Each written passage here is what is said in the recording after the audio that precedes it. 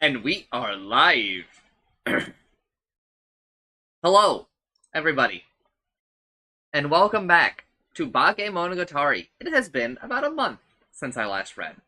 My bad. Things came up. Okay?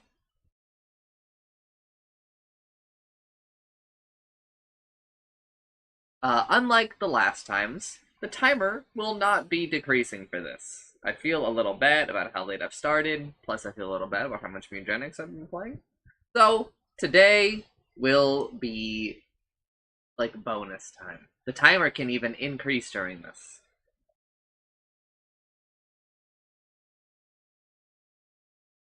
I am also on the correct category now. Isn't that cool and neat?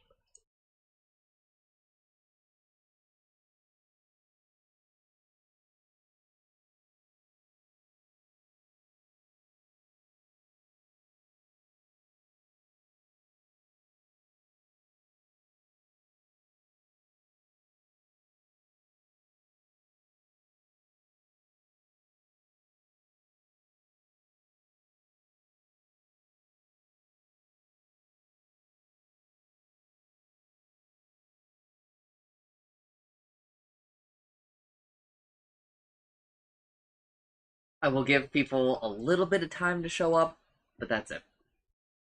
We'll be going.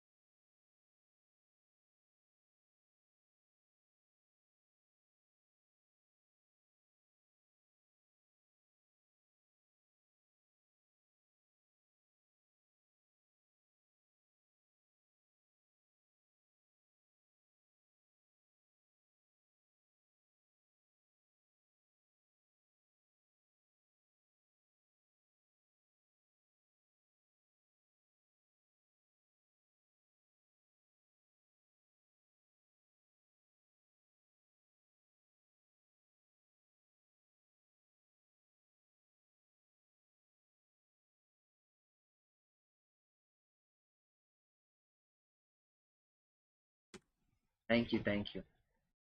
Alright. Picking up where we left off, right after like a section break. This is labeled as like page 6 in my thing, but it is actually page 156. So I don't actually know what the 6 means. Maybe it means chapter 6, but they aren't actually labeled as chapters, so I don't know. It feels like there's no need to go into a flashback after Black Hanekawa gave such a beginner-friendly explanation of herself. But allow me to invite you to the first day of Golden Week anyway. April 29th, one morning about a month and a half earlier.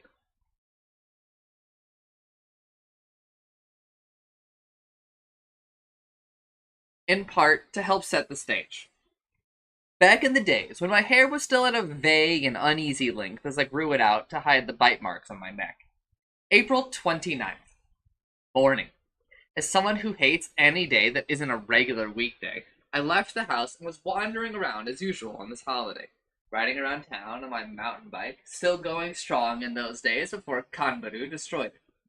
Unlike Mother's Day, and it felt as if I had a clear destination, but I don't remember very well, and even if I did, the fact that I had forgotten it means it couldn't have been that important.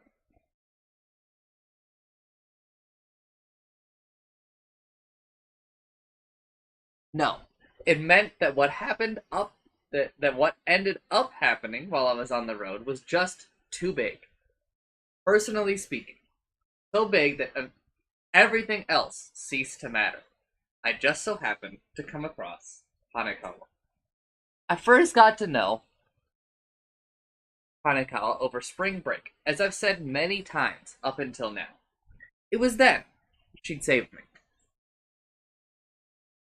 both physically and mentally. I was more grateful for the latter at the time, as I was immortal, but in any case, she was my savior. She'd saved my life, and she'd saved my mind. She'd been there when I needed her to be. That's what I think. I really do.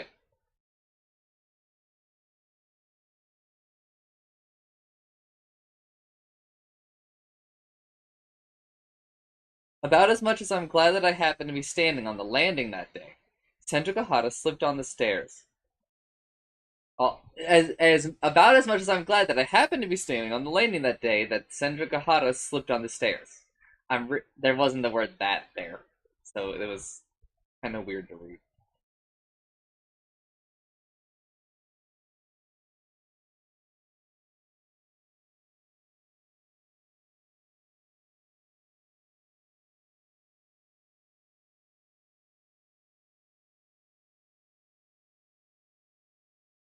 I'm truly glad that it was her, Tsubasa Hanekawa, there at that moment and not anyone else. I'd have never been released from hell. Hanekawa and I ended up. Well, anyone else and I'd never have been saved. I'd have never been released from hell. Hanekawa and I ended up in the same class after spring break. She forced me into the position of class vice president. She put me under her management because of her mistaken assumption that I was a delinquent, and that was her way of rehabilitating me.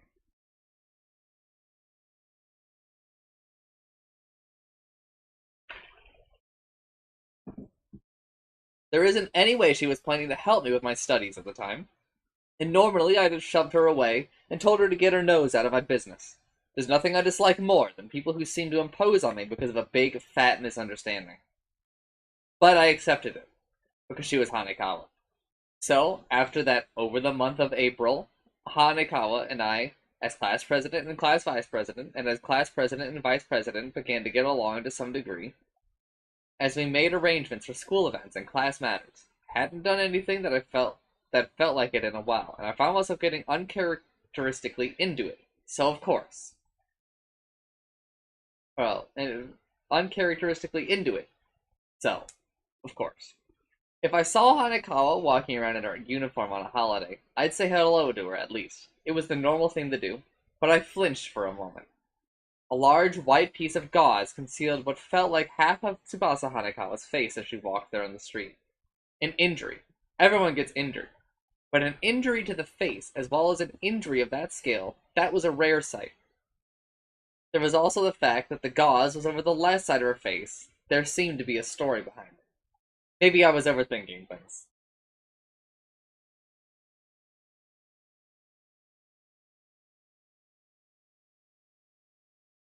It could have been that my violent spring break was driving me to brutal thoughts.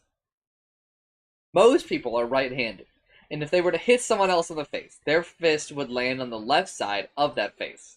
Those kinds of thoughts. But even if I didn't think of it like that, how would you manage to hurt just that part of your body and nowhere else? Hanekawa, a third year, couldn't have decided to throw herself into some after-school sport the day before. But as I was thinking, Hanekawa noticed me back. "Oh," she said, approaching me. Her attitude was as friendly as ever. "Howdy, Araragi-kun." "Howdy." "Hmm? Oh." And then Hanekawa looked as though she'd failed at something. Now that I look back at it, it seems unbelievable for any regular person. Maybe it couldn't be helped, but you could call it a major blunder from Hanekawa, the master tactician. Or no, maybe you could call it a success. And if you did, a major success. After all, Hanekawa would have been trying so hard, trying so desperately hard not to think of the gauze on her face, and so, calling out to me like nothing was amiss, without worrying about the gauze, like it was another day, was a major success worthy of the real Hanekawa.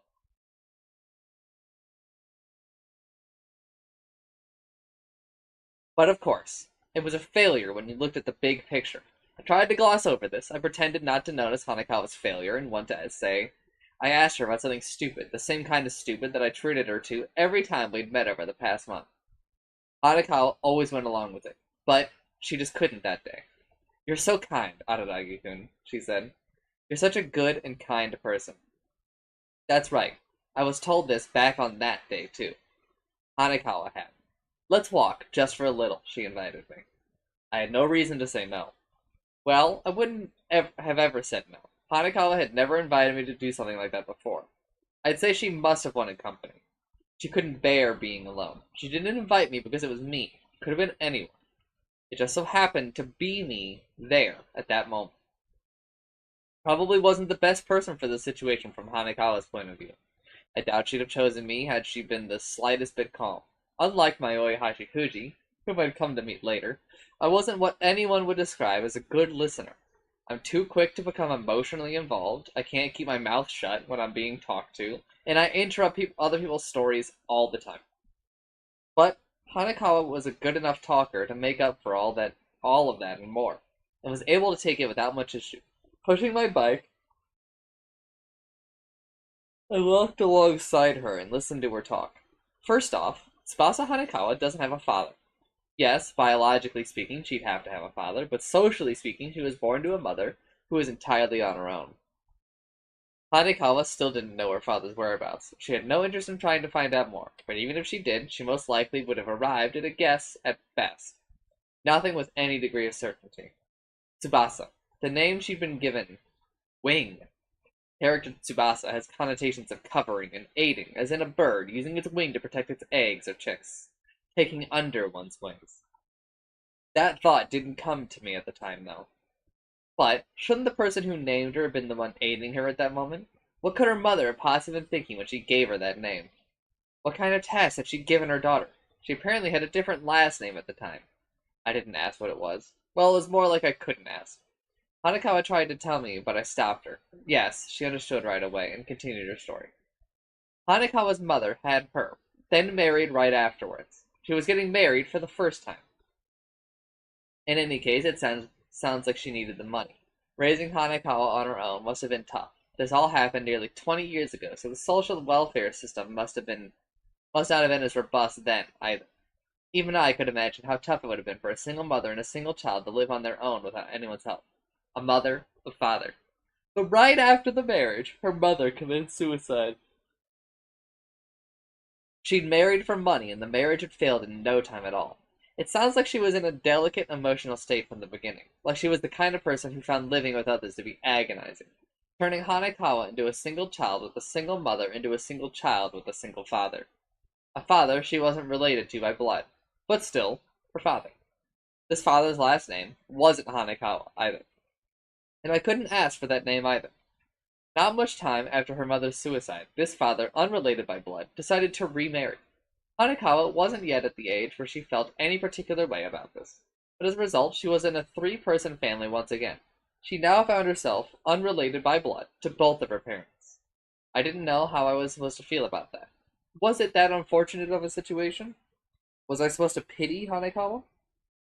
I didn't do It didn't do to declare her unfortunate simply because her life hadn't followed a more conventional path.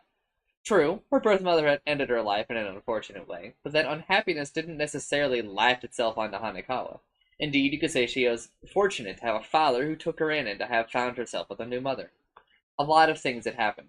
That didn't mean on its own that her life was unfortunate. So, even if her father died from overwork after that, she became a single child with a single mother again, only to find herself with another new father a year later, at last making her name Hanekawa. My opinion on the matter ought to stay the same. It didn't make sense to pity her. We might feel bad for her first mother and the first father who died, but only those two, no one else. Still, what a tumultuous life. At that point, Hanekawa had yet to turn 3. She was at an age where she didn't understand anything yet. Yes, all she could do was go with the flow, no matter how ludicrous that flow may have been. I'd misunderstood. Good people like Hanekawa must have been blessed, I thought. They must be loved by the gods, I thought. I'd had the impression until then that good people were fortunate and that bad people were unfortunate, but that's not how it is. Spending time with my family on holidays felt suffocating, so I'd leave the house. I lived the kind of life where worries as lukewarm as that counted as worries. But when it came to complicated family situations, hers was worlds apart. It sounded so fake it was almost comical. I wouldn't have believed it if anyone other than Hanekawa had told me. I'd have laughed them off, but I was at a loss for words because it was Hanekawa, someone who I knew would never tell such a crass joke. And so, after all the back and forth, she came to have two parents with no relation whatsoever to her. A single mother and a single child. A step child. Sorry, Hanekawa finished. She was apologizing to me. That was mean of me, wasn't it? How did I reply then? Was I able to say, not really? Nope. I asked her, why? What are you talking about? It was like I was forcing a confession out of her. How dense could I be? For someone as earnest as Hanekawa, it must have sounded like an accusation. Well, I'm just venting at you, she said. What are you supposed to say in this situation, right? You'd wonder. Okay, so what? It's not like it has anything to do with you in the first place, but then you start to feel a little pity for me until you feel guilty for pitying me when it doesn't make sense to, right?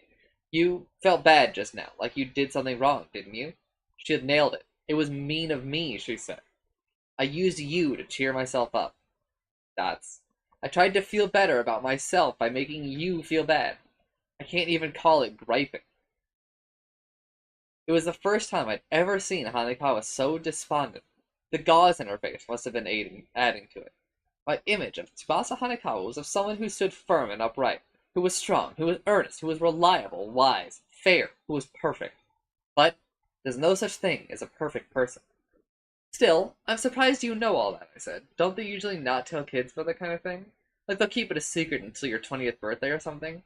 Well, I had some very open parents. I knew about it from before I started elementary school, Hanekawa said, still walking at the same pace. I really do feel like I'm in their way. Dots. But at the same time, they do have to consider how society sees them. They can't toss your child. You can't toss your child away because your partner dies, and you can't toss your child away because you're getting remarried either. I hear she tried to put me in a home in the end, though. She didn't feel like she could take people criticizing her because she let go of a tiny child for her own selfish reasons. Dots. What was I supposed to say to that? But it happened, even in families related by blood. In fact, you could say it's rare to find a family where everything is smooth sailing. All families hide some kind of discord and strain. That's why I tried to become a good girl, Hanekawa said. I tried to become a serious class president ever since I was in elementary school, and I guess I have. What a well-behaved child I am, haha. Those words remind me of what I'd hear later about Hitagi Senjukahara's life. Hitagi Senjukahara in middle school, and Hitagi Senjukahara in high school. Is that what it meant?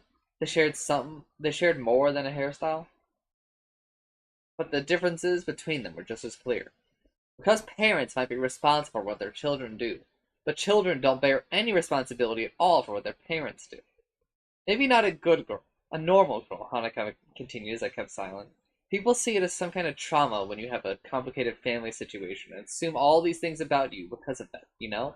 I didn't want people to think of me that way. That's why I decided I wasn't going to let something like that change me.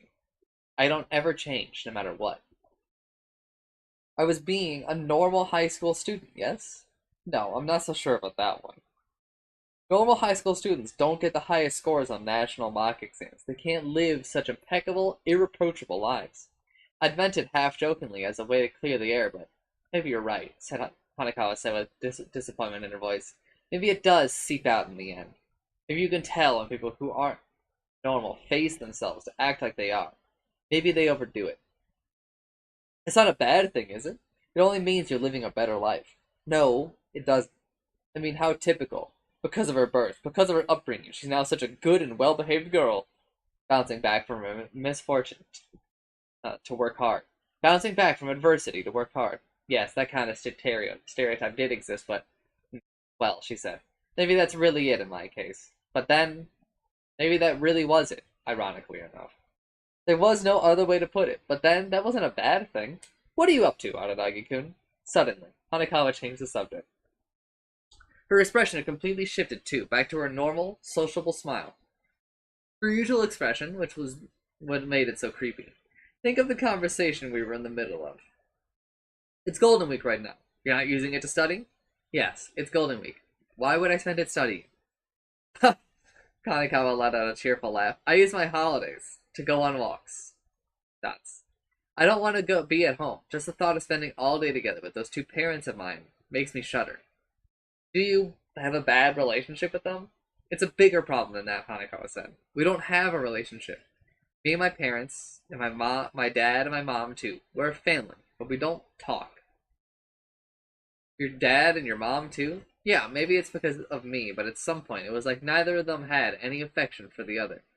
I think it'd be better if they split up, but again, society. You do have to worry about how society sees you. They're waiting until I'm an adult, is what they say, even though they don't have any relation to me whatsoever. Don't laugh. You shouldn't be talking about that kind of thing while you laugh. Wasn't like her. But what would be like her? If the normal Hanekawa was the respectable, honorable Tsubasa Hanekawa, was this Hanekawa not those things? Either way, I realized something then. I figured it out. Why I had met Hanekawa during spring break. If she used her holidays to go on walks, it didn't mean just Golden Week. She'd walk during spring breaks, summer break, and more and more. Meeting her there was that day was of course a coincidence, but there was a reason behind the coincidence. So that's why I use my holidays to go on walks. I do think you're being too sensitive, I said, offering a harmless opinion. It was the only thing I could bring myself to say. I hated how shallow I was. Family that didn't relate to one another wasn't a rare occurrence either. What was rare was that a girl like Hanekawa had grown up in that kind of family. Though I was sure she'd hate that kind of rose-colored view, too. I felt like I now had a decent understanding of why Hanekawa hated being treated like a celebrity, and why she insisted on thinking of herself as an average girl whose only notable quality is being a little on the serious side. That could have been my imagination talking again, a mistaken feeling of understanding, or something like sympathy. Dots. But that's when I realized all of a sudden that unimaginable and complicated family situation that Tsubasa Hanekawa, a model student and class president among class presidents, had to deal with. I understood that it had been a little too complicated for me to fathom at first, but I now had a clear grasp thanks to her cogent explanation. The idea that her background might have acted as the backbone of her personality, her excessively serious nature, and how she didn't want people thinking that. I'd been persuaded of that too. But, line break, but, that didn't explain why half of her face was covered in gauze. It didn't begin to explain that. Wasn't that what we were supposed to be talking about? Right, she said. And again, Hanekawa looked as though she'd failed. This time it seemed like she'd failed plain and simple. What am I saying? Dots, she muttered. I actually am just venting at you. I mean, it's fine with me. Promise you won't tell anyone? She didn't have to tell anyone. She'd only happened across me and didn't want to go that far. It was fine if all she'd done was vent. But no matter who she was with, she tried to be irreproachable, to be right, to be sincere, so now she had to tell me why the gauze was on her face. Even though there was no need, even though I had no right to hear it. I promise. My dad hit me this morning. She let the words out with a smile. A bashful, almost embarrassed smile. That, too, was the same as ever. I only seem to be able to notice these things in hindsight, but I think this might have been the last straw that triggered Tsubasa Hanekawa. Not that her father hit her, her telling me about it. That I learned about it. If that wasn't stressful, then what was? He hit you? That's... But I didn't realize that. I was just surprised. No, you could go as far as to say I was scared. A father hitting his own daughter? It seemed impossible to me. No, I'd never even considered the possibility. I thought it was something they made up in dramas and movies, regardless of blood relations or family situations. It was something that should never happen. I looked at Hanekawa's face, the concealed left side. It wasn't an injury from too much loving, playful contact. That's not alright. She had to deal with discord and strain at home. That in itself wasn't tragic. Everyone carries some kind of baggage. Just as you shouldn't discriminate against someone for their birth or upbringing, you shouldn't pity or envy them either. Even if they're obvious, noticeable issues, it isn't necessarily tragic or anything. That much is true. But not if they get hit. That wasn't alright. Hanekawa explained why. Why she got hit. It didn't begin to placate a third party to it. But I knew quite well that you shouldn't interject yourself into someone else's family life. Whether I was placated or not, my feelings didn't have anything to do with it. Basically, the same thing sometimes happened at school, too. Hanekawa always wanted to be in the right, so it wasn't rare for her to clash head-on with others. She just so happened to clash with her father this time around, and he just so happened to answer her with violence. I thought you said you didn't have a relationship with anyone in your family. Maybe too much so. Or maybe I thought I could start one. Despite everything having balanced itself out, I guess that puts me in the wrong. I mean, just think about it, Araragi-kun. If you were about 40 and some 17-year-old complete stranger starts mouthing off to you like she knows it all, you wouldn't blame yourself if you got a little upset, if you lost your temper, don't you think? But still! A 17-year-old complete stranger? What was that supposed to mean? Why would she put it that way? They may not have been related by blood, but she lived in the same house with them since she was 3. Weren't they family? You're saying you can't blame someone for getting violent? Are you sure you shouldn't be saying that? Isn't it the most unforgivable thing you... Well, why not? It was just once. I'd flown straight off the handle. I didn't know why. I was probably mad at the way someone had treated Hanekawa, my personal savior. But all my anger did was chase her into a corner. She was trying to come up with some kind of compromise, while I was brandishing my pure, unrefined truth at her. The truth hurts. It always does. It was just once, she said. If anything, I shouldn't have made her say that. What's bad is bad. What's inexcusable is inexcusable. It was Tsubasa Hanekawa's style to be blunt about such things, whether it was a friend or a teacher. So if she bluntly told one of her parents that what's bad is bad, what's inexcusable is inexcusable, then, even if she got hit for it, she'd have been able to stand tall and remain Tsubasa Hanekawa, if that were all. And yet, I made her say it. Why not? It was just once. The words were a rejection of her whole life. They were a rejection of herself. Of herself. You promised, Araragi-kun. You won't tell anyone. You promised, okay? Never bring it up again. Not to the school, not to the police. No, more than anyone, not to Hanekawa. But how am I supposed to promise something like, please, Araragi-kun, she said, then maybe because she thought a promise wasn't enough. She bowed her head. Don't tell anyone about this. Please. I'll do anything if you stay quiet. Dots. Please. Yeah, I get it. Dots. This was the way she was pressuring me. It was the only way I could answer. I couldn't bring myself to press her any further. Not after being asked something as absurd as that. Not after making her ask me something as absurd as that. She'd rejected me, and if I'd been rejected, I couldn't help her. People went and got saved on their own. That's all. But at least go to the hospital. You put the gauze there yourself, didn't you? I'll admit that you're good with your hands, but even so, that looks a little on the unnatural side. Yeah, okay. I guess I'm not doing anything over Golden Week anyway, so maybe I'll have a doctor look at it. I should get some use out of my insurance now and then. And also, if anything happens, call me. I'll come and help you no matter where I am or what I'm doing. Ha! Hanekawa laughed. Where did that come from? Look at you, sounding cool. The same smile as ever. What do you mean by anything? Well, you know. Yeah, I get it, Araragi-kun. Then she added, I'll call you right away if anything ever happens. Would a text be okay too? That's what she said, but in the end, I didn't get a single call or text message from Hanekawa all Golden Week. I said I'd be there when she needed me, however. Hanekawa, the woman I owed my life to, never once needed me at that point. She wanted company, but only an event, to help her feel better. She didn't need me, but I was there being useless anyway. What she needed was a cat.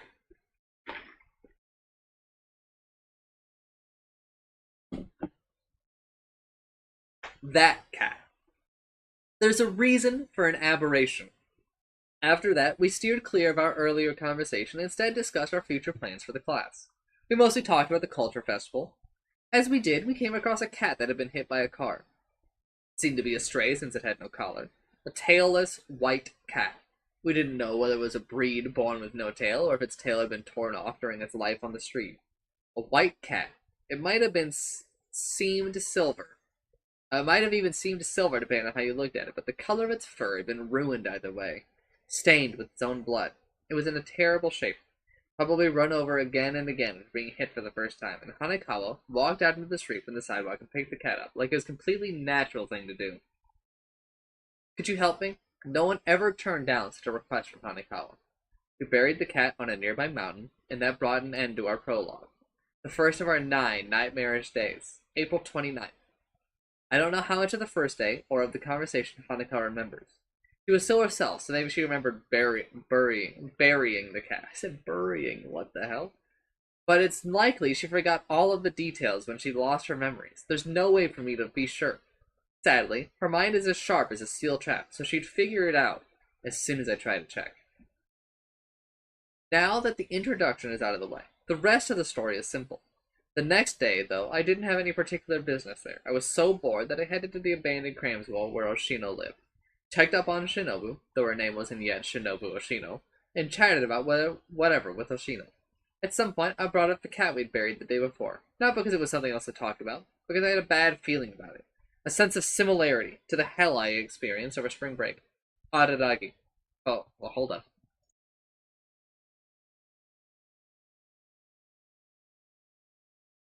Araragi-kun. Don't tell me, dots. Oshina's eyes narrowed as he asked to make sure. This was a silver cat? The chat was productive in the end. It let us capture the aberration, the hindering cat that transformed into the white-haired, white cat-eared, black Hanekawa. Named such by Meme Oshino on May 7th, the last day of Golden Week, after it had spent night after night wreaking havoc in town to its heart's content. 9 days. It would have been dangerous had the 10th day come. Apparently. A speedy resolution depending on how you looked at it, but we just made it in time. With Shinobu's help, her service then was what earned her the name Shinobu Oshino. We were able to seal away the hindering cat that had bewitched Hanekawa, solving the problem with unexpected ease, you could even say. The more complex the problem, the more likely it is to be solved with unexpected ease, because solving the problem doesn't mean it disappears.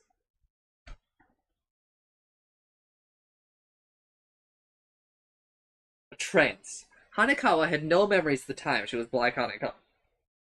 That meant she didn't know the first people to be attacked by Hanekawa were her own parents. Had those memories returned to her too? That's what I was worried about. Oh, the issue of her memory? When Black Hanekawa showed herself a week and a month since Golden Week, we managed to tie her up immediately, making use of lessons learned the last time. Heard what she had to say. It's barely meant a thing to us with the incessant mews, meows, gnarls, and purrs she used when she talked. It left her bound body behind in the classroom, ignoring all the curses she hurled at us. Then Oshino and I moved to one of the classrooms on the fourth floor, where the man immediately stuck an unlit cigarette in his mouth and began to speak. We were now face to face. It was me and Oshino talking now. I don't think it's fatal. Her memories, while she's Black Hanekawa, aren't compatible with her as class president Ojo-sama. Her memories as class pres, though, could be an issue. I doubt they'll disappear this time around. Because, unlike last time, she's completely self-aware right now. Is it bad if she's aware of what's happening? Not that bad, in and of itself. The problem is that this is our class president we're talking about, Araragi-kun. As you're aware, she's a little too bright. Her brain works about 100 times faster than the average person. Give her the materials and it'd be easy for her to connect all the dots and to construct the memories herself. Construct the memories? We were able to wipe out all the memories from last time, both Black Hanekawa's and class president's. We left her without a clue. We managed to seal that whole aberration of it, which naturally meant any memories related to it disappeared too. In other words, when we got rid of the effect, we managed to get rid of the cause, too. So it's fine if her memories are incoherent because she doesn't even realize there's anything that needs to be coherent. This time around, though, you could say it'll become a fill-in-the-blank problem. Like some important words are missing here and there from a sentence. It'll be impossible to give a perfect answer. But you could figure out the general kind of words that should go in if you're perceptive enough, right? Oh, so like a language arts test. I didn't do well on that subject. But Hanekawa did well on every subject. There's nothing we can do about it. But we ought to think of it as a silver lining that her memories from last time won't be returning. So it'll seem more like a dark cloud to her. We could call last time a lucky break, but this time it was a silver lining. From my point of view, though, it might be a good thing for her. Drawing an aberration toward yourself makes it easier for aberrations to become drawn toward you in the future. It's what you're experiencing right now, Araragi-kun. So if it's going to happen to her, then it's important for her to know about aberrations. You have to be aware, Oshino said, and maybe he was right about that. There are some things you can't handle without knowing about them first, while other things are unmanageable even if you do. Knowing means you can at least run away from them. In other words, that's how you maintain a balance. But Oshino, I said as I thought about Black Hanekawa, still tied up 2 classrooms down, why did that thing appear again? I thought we sealed it away during Golden Week. Wasn't it never supposed to appear again? I didn't say that, Oshino tilted his head. A hindering cat, you see, is a bit different from the other aberrations you know about. If I had to compare it to one, it might be closer to Sappy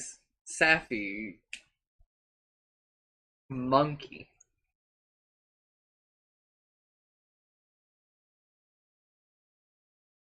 Sappy-san. That's the honorific one.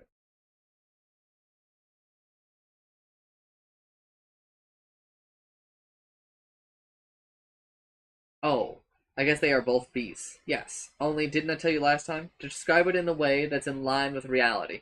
The Sawadi Neko is like a multiple personality disorder.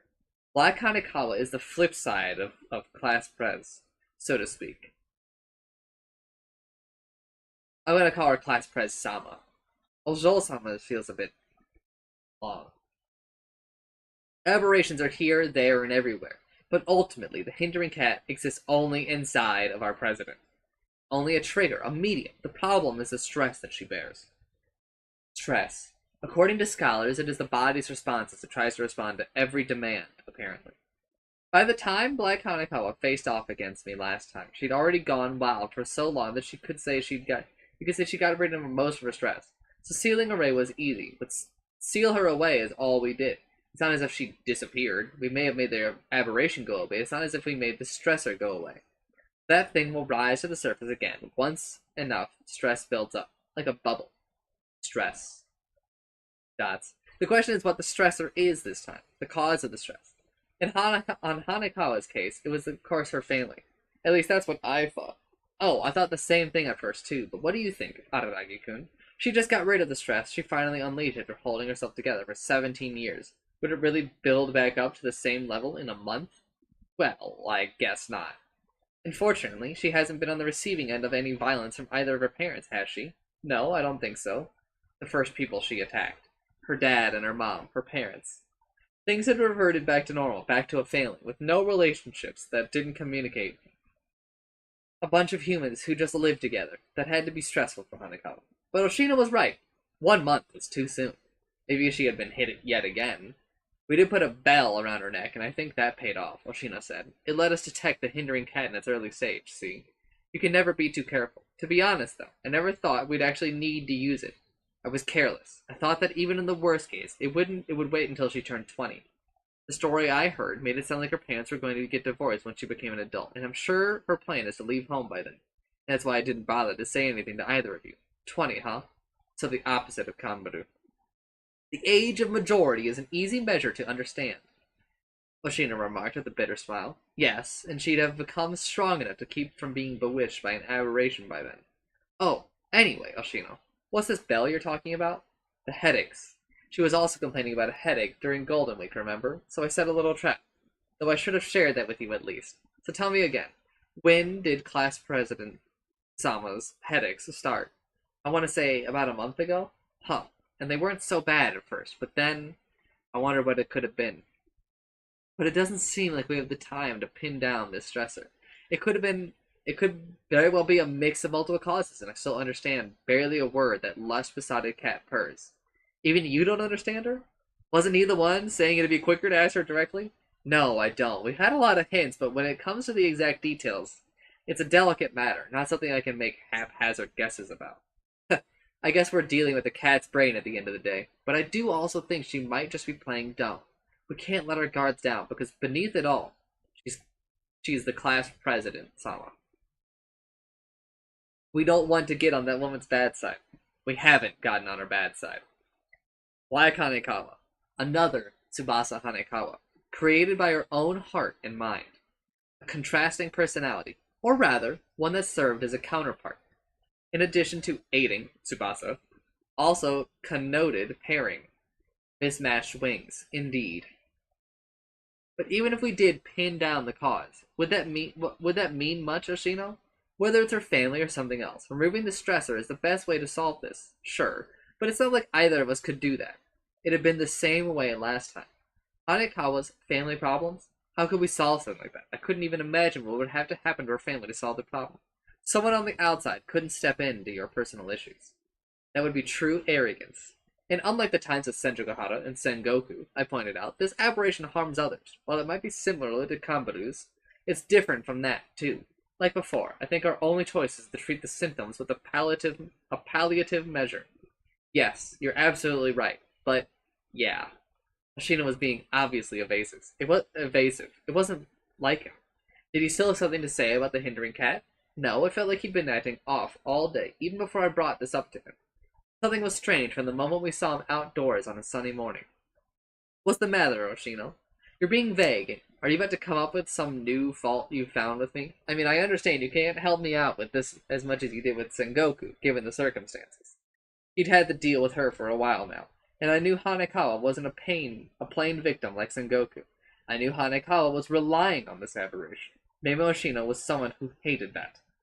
Relying on others as you need them, as long as you need them, then treating them like a burden once you don't. You need to have more respect than that, he'd say.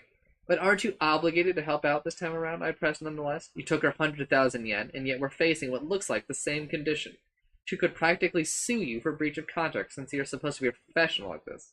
You needed to give her more aftercare. If you told me about the bell you said you put on her then, well, I suppose you can say that. Surprisingly enough, Oshino didn't argue with me. It was an unthinkable reaction. Though I have to say, Arabagi, cat ears do look good on her. You know, what manga she reminds me of? Neko Neko Fantasia. You know, with the girl with the cat ears by, Neko Nekobe. Neko Nekobe wrote Goldfish Warning. Don't confuse the two just because they both include the word cat. Hold on, Oshino, are you trying to dodge something right now? What are you talking about, dodge something? I'd never do something that deceitful. Oh, that's right, speaking of cat ears, Arale from Dr. Slump used to wear them all the time too, didn't she? That manga was really ahead of its time now that I think about it. A little girl with purple hair and a weird speech tick who's also a robot, and a little sister wearing cat ears and glasses, all in one. Little sister, hold up. I never thought of that. But yeah, you're right. I want to tell you good job for noticing, but does it have anything to do with Hanekawa's case? He was trying to dodge the subject. He definitely was. Hey, Oshino, cut it out, and Kupipo. Is that any way for a grown, experienced adult to dodge the subject? That's most grown-ups for you. I don't ever want to grow up. But putting aside, resorting to another Dr. Slump illusion, what exactly was he trying to distract me from? I couldn't figure it out. And if I couldn't, there was no point in continuing to think about it. I had no choice but to keep the conversation going, even if it was half dragging it along. Anyway, Oshino, hurry up and bring Shinobu in. We're up against a cat monster, our only option is to ever deal with it, right? I'm sure Shinobu is going to be reluctant, but if I offer to trade my blood for her help... yes, maybe. But, you know, disasters always strike at the worst times. Misery always travels with company. Dots. He was getting to be too evasive for me. I wish he would take this seriously. I was panicking. This was about Hanekawa. I wasn't needed last time, but she specifically asked for me this time around. So I had to be there for her. I'd be there when she needed me. Dots. Huh? And then. That's when I remembered again. Right. I'd been meaning to ask Oshino about what Hashikuji told me about Shinobu in the morning, though I now had a sinking feeling about it. Not that I ever had a soaring feeling about any of this. Hey, Oshino, there's something I wanted to ask you. What a coincidence, there's something I wanted you to ask me. What's going on with Shinobu? Yep, that's the one, Oshino answered, a refreshed smile on his face, like he'd gotten something off of his chest at last, as if he were a criminal finally allowed to confess to his crimes. Our Shinobu has gone off on a journey of self-discovery. And there's a page break.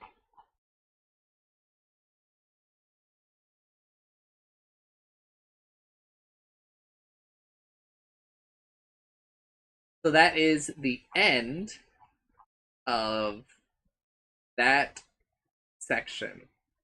I'm currently looking at section 8 to see how long it is. And wow, it is long.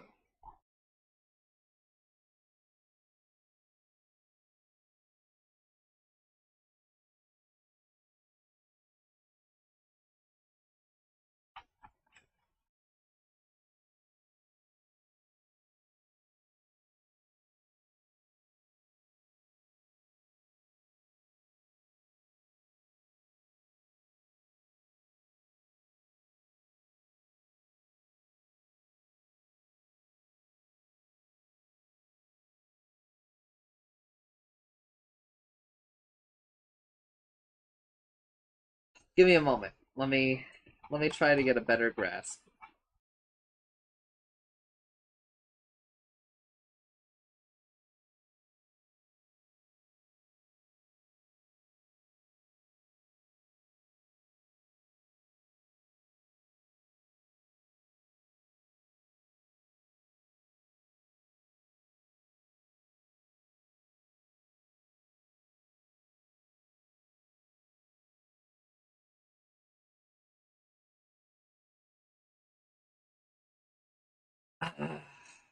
It's such an awkward place because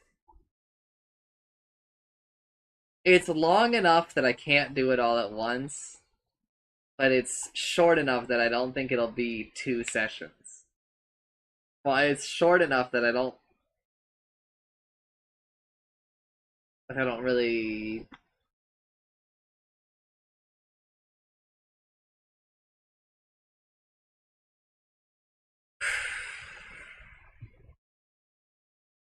I'm gonna take a short, like 10-minute break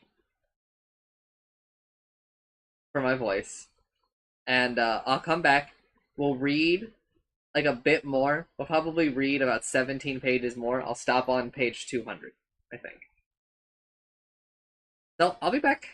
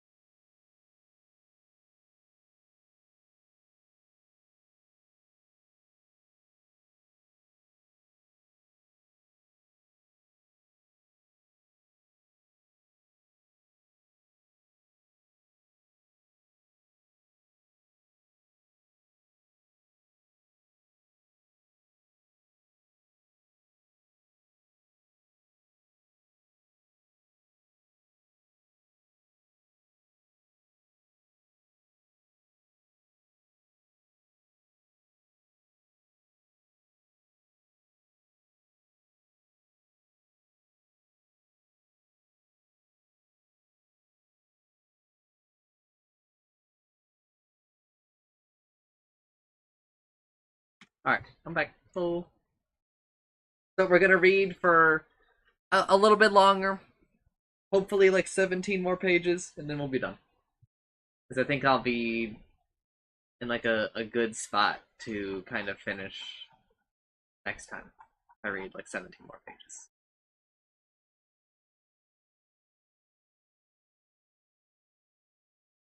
Maybe a little bit more. We'll see. It was night before I knew it. I ran around town on my bike, going everywhere I could think of, but that wasn't enough.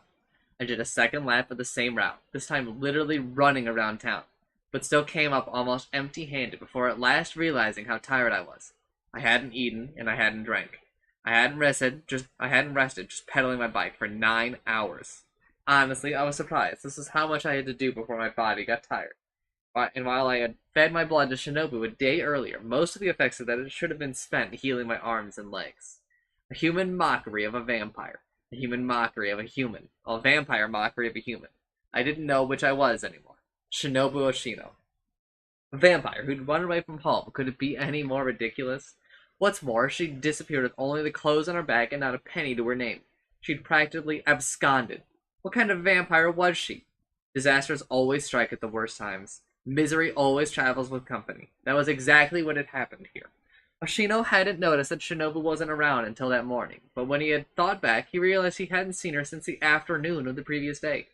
According to Hachikuji's testimony, a blonde girl had been sighted near the Mr. Donut by the highway at 5 in the afternoon, a day earlier, which would mean that Shinobu Oshino was already busy absconding then.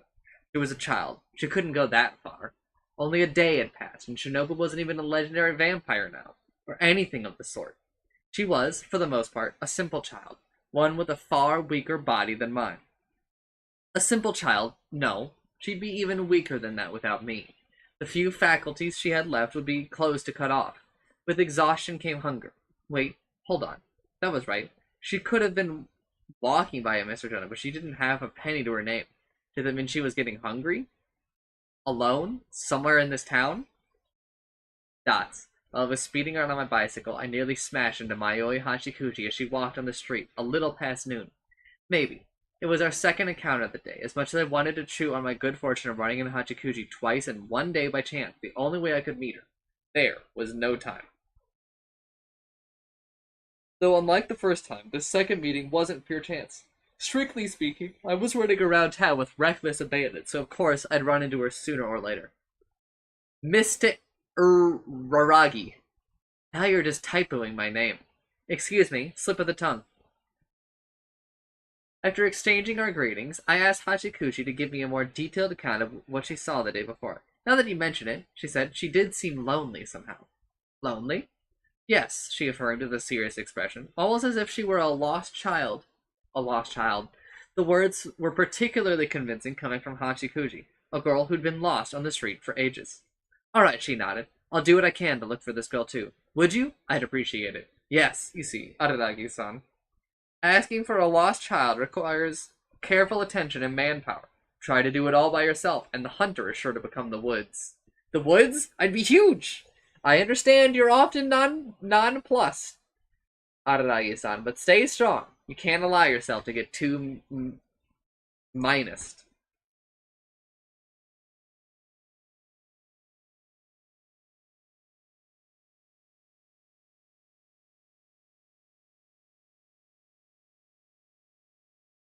I know you get words wrong a lot, but you're crossing a line right now. You must stay calm. When you search for the lost child, time is obsolescence. I agreed with you until the end there, but come on, time is of the essence. I won't be able to approach her if I do find her, but I'll contact her cellular phone, if I do, from a payphone or the like. Dots, do you know how to use a payphone? Of course I do. I'm very good with mechanical devices. That's not what you said this morning. What are you talking about? I have all the tools you need to watch television, even after 2011. Oh, so by good, you mean figured out digital broadcasting. A one seg is something you have for breakfast, correct? She's an idiot! All joking aside, however good or bad she was with tech, she must be able to use a payphone, right? I was in the one situation where I felt glad I lived in the countryside where payphones were still alive and kicking. Yes, this was the town I lived in. A place where every convenience store that dotted its map had a parking lot, and even pachinko parlors failed to flourish. Anyway, Hashikuji and I split up. Just as I began to feel more positive, sure that if I met Hashikuji, I'd meet Shinobu too, I thought of something. While I appreciated her offer to help, Hashikuji was almost the same age as Shinobu as she appeared now. I couldn't allow myself to expect too much from her. Yes, there were some places that only children would think to search or hide in or enter into, and she could help in that aspect. But while her field of activity might have been far broader than the average child's, it was still limited. She could only do so much and go so far as a child. Meanwhile, I needed manpower. Hachikuji was right about that, at least, and so I called Sengoku's home when it was close to 4. She was going to my old middle school, so I knew she'd have returned already unless she'd taken a detour on her way back. Yes, and I think she told me that she was in the no extracurriculars club. My chances weren't all that great, but luckily she was home. Oh, Oni-chan! Sengoku's voice sounded lively to me. She seemed more energetic when she was talking on the phone, where you didn't have to be face-to-face with another person. I thought she ought to get a cell phone soon. You're calling me already, she said. I'm so happy. Yeah, sorry for calling you so soon. Where should I be starting? Unlike when I talked to Hashikuji, I needed to explain everything from the beginning with Sengoku. What's the matter, Oni-chan?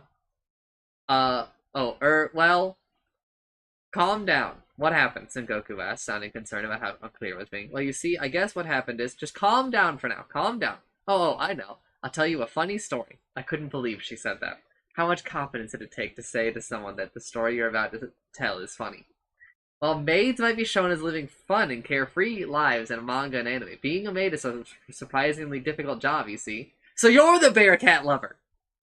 No wonder the story was so hard to understand. There's no way she'd ever been to a mixer either. She'd taken on a different persona in her listener's letter. Did that calm you down?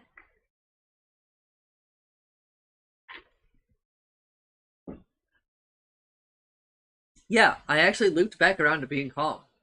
Not that I wasn't calm from the beginning. You couldn't blame me for being careful about what I said, though. So, she ushered, you wanted to tell me something? Yeah, Sengoku, I wanted to ask you a favor. A favor? What is it? I want you to find Shinobu, I said rather directly. You're one of the few people who've seen her with your own eyes, so to be frank, you could really help by pitching in. Find her? Does that mean Shinobu disappeared? Yeah, are you sure she's not out on errands? She never came home last night. Oh, is that so? From across the receiver, I thought I could feel her hesitate. That was right. I'd carelessly forgotten. Shinobu glared at her persistently, according to Sengoku. She was scared of Shinobu on an instinctual level. I made up my mind. Sengoku shouldn't have anything to do with aberrations again, no matter how indirectly. Hadn't that already been my decision? Regardless of the circumstances that I was pulling her into? What was I doing pulling her into this? Sorry, Sengoku. I should be taking care of this myself. No. It's not like that. It's not like what? I just thought it might sound false if I answered you immediately. Let me help, please. Oh, are you sure about that, though? Yeah, Sengoku said with conviction for a change. Could it really be because we were on the phone? Because we weren't face-to-face? If I can pay you back that way, then I'll do it. You're searching for Shinobu, just like you helped me, right? Well, yeah. Then how could I not help you? So she was going to put it that way for me. How could she not help? I don't think anything wild is going to happen, I assured, but I can't guarantee your safety no matter what. She might have lost most of her power, but she is a vampire. It's okay, Sengoku said. That reserved girl said it with true conviction. It's fine. Let me do it. Now I was almost starting to feel awkward despite being the one to ask her in the first place. But Sengoku left to search for Shinobu moments later. I felt like breathing a sigh of relief. I found myself quite glad to have had the help of someone who'd met Shinobu, but I wasn't ready to breathe that sigh yet. Sengoku couldn't ride a bike. Well, she didn't even have one. That was why Sengoku never touched a bicycle when traveling to that abandoned shrine the other day. She'd been searching on foot, making her only as mobile and dependable as Hachikuji. Mobility, huh? Yeah, mobility. I felt bad about asking for her time and time again, but case after case, but I had to now if I wanted to save Hanekawa. To begin with, there were only 6 people who'd seen Shinobu in her current form, and that included me. As for 2 more of the 6, Tsubasa Hanekawa was tied up as Black Hanekawa, while Mimi Oshino was busy standing guard over her. That left 4. Subtract me and Sengoku and you had 2. I decided to start with the easier one to deal with, Tsuruga Kambaru. I selected her name on my phone's contact list. Her cell should have been on by now, with school already over. Or maybe not. She'd only gotten one a few days earlier, so it was hard to say how familiar she was with the precise wording of the school's rules yet. Tsuruga Kambaru here. As always, she answered the phone with her full name. I had gotten myself worked up over nothing. Suda Kambaru, my special move is holding B to dash. So that's how she saw it. Not Takuro or Flash Step. Well, I couldn't exactly call her a liar over that. Suda Kambaru, employed as my senpai, Araragi's perverted slave. I'm going to call you a liar over that. Oh, I'm absolutely going to call you a liar over that. Judging by that voice and that retort, I'd say I'm talking to you. Did you really say that without even knowing who you were talking to? Oh, did the sexy slave part displease you? Well, I do understand. I was thinking of a different, more appropriate title for myself, but I decided to self-censor because it was a little too extreme. If you find it too extreme, I shudder to imagine it. And hold on, she needed to hurry up and learn how to use a contacts list. Are you at school right now, Kambaru? No, I already left. What? Really? What about preparing for the culture festival? It wasn't my turn today. Oh, so your class takes turns. I'm jealous. You guys sound really well organized, right? Her phone wouldn't have been on if she was at school. Oh, so does that mean you're at home right now, Kambaru? No, not that either. It's not like you to guess wrong twice in a row. Is something the matter? So it's true, even the mightiest can fall? Right now, I'm amusing myself by playing fashionable witches, Love and Barry, in the neighborhood supermarket's game room. How was I supposed to predict that? Damn it, she was always undermining my expectations. Couldn't she ever act like I thought she might for a change? I'm not super familiar with that game, but is that actually fun for the high schoolers to play? What are you talking about? Great games can be enjoyed by people of any age. I've already spent nearly 3,000 yen today alone. There's a small line of kids behind me, but I don't have any intention of giving up my seat. You're acting like a terrible person just because you have some money. What are you doing? Stop right now and let those kids play. My senpai, of all people, saying the same thing as that clerk who just kicked me out of the store. You got kicked out? If someone gets angry at you for real, the only thing to do is just get just as angry back at them. No, you need to apologize for real. Even if I'm being told the same thing, an order from you is different. Fine, I'll go to the next machine down and start playing Mushi King. Oh, Mushi King. Stop playing them. It's important to always stay playful, Araragi-kun.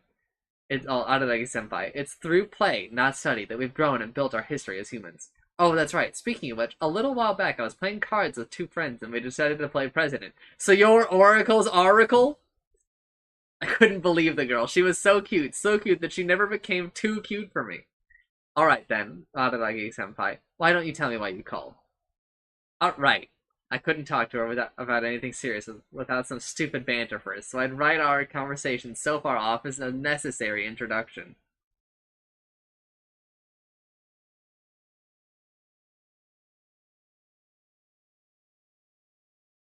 Kambaru, I want you to lend me your strength. Lend it to you? Don't be silly. My strength belongs to you from the start. All you have to do is tell me how to use it. Dots. That was actually cool. Dots. It was a cool grown-up thing to say, even though she was amusing herself by playing video games meant for children. I began to wonder, why did she have such a hard-boiled personality? That at least couldn't have been Senju influence. I want you to find Shinobu. That twerp ran away from home. She ran away from home? She absconded, in other words. Oh, okay then. That's all I need to hear. So you're saying I need to strip. If you're that desperate to, then you're welcome to take off all the clothes you want next time we're alone. We can both do it. We'll make a contest out of taking it all off and showing it all off. Hey, you're going to be blown away if you ever see me strip. So please, Kamadu, hold off on that for now and just find Shinobu like a normal person would find someone. I hate to say it, but I'm putting more hope in you than anyone else. I need you to lend me those legs that can run faster than a bike. Lend them to you? Don't be silly. My calves, thighs, knee pits, shins, ankles, and groin all belong to you from the start. It doesn't sound very hard-boiled to me. What was that? The soles of my feet? Now there's the man I've come to know. So kinky that you fear no gods. Dots. I never said that. She was a total pervert. She just ruined all of Senju careful spin. You're overestimating me. I'm not that much of a pervert, denied Kamadu. The words women-only train car get me terribly excited, but that's where it stops. That already makes you unique. Ah, so you acknowledge me as your preferred slave at the end of the day. No, I never called you my slave. I just remembered, speaking of kinky acts, that's how you keep this conversation going? You do realize we're still in high school, Dots. Fine, then we can say indecent acts instead. I understand that you engaged in an indecent act with her last night. Dots. Why did Kanbaru know? Well, actually, if she knew, that meant... That's right, I heard it straight from her. She said that she engaged in an indecent act with you under the stars. There's nothing indecent about a kiss, is there? Maybe it was on the far reaches of a scale of indecency. Did I not want to see it that way because I was a little boy? And wait, Senju goes around talking about stuff like that? When an open person does. Well, what an open person does. There was nothing about it to feel guilty over. We were boyfriend and girlfriend, but it did feel like she could afford to be a bit more tactful. Did she tell you today at school? No, I heard about it last night. Well, I say I heard about it, but it's more like she forced the information on me, calling me in the dead of the night and bragging about it for 5 hours or so. What an annoying senpai! Then at Senjukahara had been up nearly all night. Even if she called right after getting back from the observatory, she didn't show any signs of being sleepy when I met her in the morning, though. Did she wear an iron mask or something? You can only be so expressionless. Still, Senjukahara was bragging, so it was something to brag about?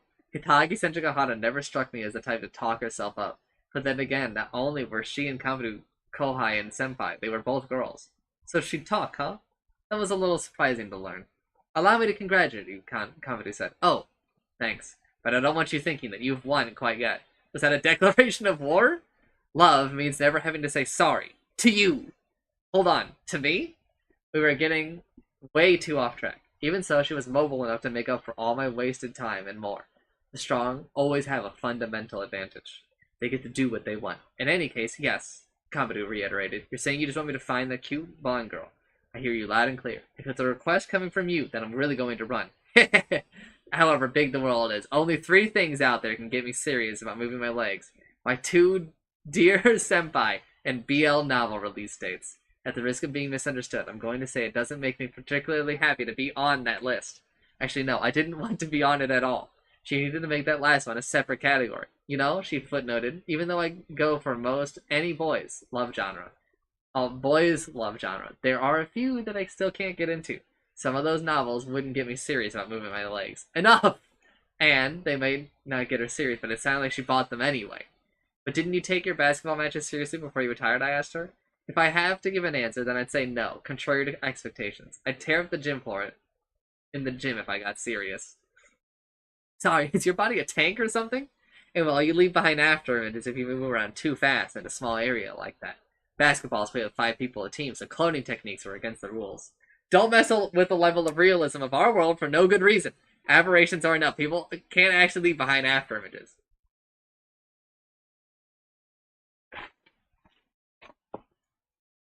Being called for traveling will be a more pressing issue than the number of players.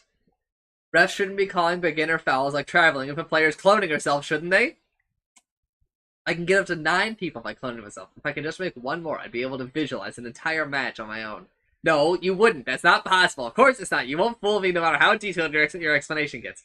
A request from you is a different story, though. I think I'll try taking off my limiters for once and running like I mean it. I don't know. Part of me feels like it wants to stop you. I wasn't sure if she was kidding. She was as dangerous as a Kohai could get. A ballistic missile. There's no point in trying to stop me. I received an order from my senpai and nothing could make me happier. I'll vow to you right now. I'm going to run until I can't move another step. Listen, you don't need to push yourself. I know you're fast, but you didn't tell me before that you weren't good at running long distance. But didn't you tell me you weren't good at running long distances or something? Huh? Oh, don't worry. That was part of my character and background story when I first appeared, before I really started to take shape. Don't say that kind of thing out loud. If it really bothers you that much, then I wouldn't mind reverting back to those defaults. Stop talking like you're a video game options menu. Well, when Kamadu said she wasn't good at running, it was different from when I said it. I didn't have too much to worry about. Now that I've received an order from you, my old name won't do. Having evolved, I should assume a new one. That's right, I'm no longer Suruga Kamadu. I'm Omega Kamadu. Be still, my heart. Incidentally, if a marina evolves, it becomes a mariner. Sounds both tougher and fouler. And if a caution falling rock sign evolves, it becomes a caution falling meteor sign. Hold on, I don't need that much evolution. What would happen if I evolved? I actually wanted to give that a little thought. Anyway, Kamadu, if you find Shinobu, actually don't know about you. There is the stuff with your left arm, so I wonder if you'd be okay. No, you'd still be in danger if that's all you had. Okay, so if you find Shinobu, do not approach her, just contact me immediately. What? You're saying I can't run up and hug her? No! In more ways than one, because none of them would turn out well. Hold on there, complained Kamadu. I can't have you making light of me like that. My life isn't so dear to me that I wouldn't trade it in to cuddle with a little girl. Well, it's going to have to be dear to you for now. And what's so great about getting to the cuddle with a little girl anyway? How could you need anything more to be happy in life? You're mad at me? My own Kohai, mad at me over not knowing I only needed a cute little girl to be happy in life. Putting your principles and beliefs aside, Kamadu, I think I'm the only person in the world right now who could stand up to Shinobu. Realistically speaking, Oshino can't for his own reasons, okay? Okay, Sengoku is helping out too, so fill each other in if you happen to meet. Alright, Sengoku gave me your volleyball shorts and school swimsuit to hold on to. Oh, thank you. They're not washed, are they? I think they are. Excuse me? She'd shouted. She'd really needed to do something about her characterization. Foolish, she muttered. It was all meaningless if they're washed. It's unlike you to allow such a misdeed. How exactly do you see me? Do you expect me to stop a middle schooler from washing a pair of volleyball shorts and a school swimsuit that she wore? I can't believe you, Dots. How could you be this cruel? You gave me hope, only to snatch it away seconds later.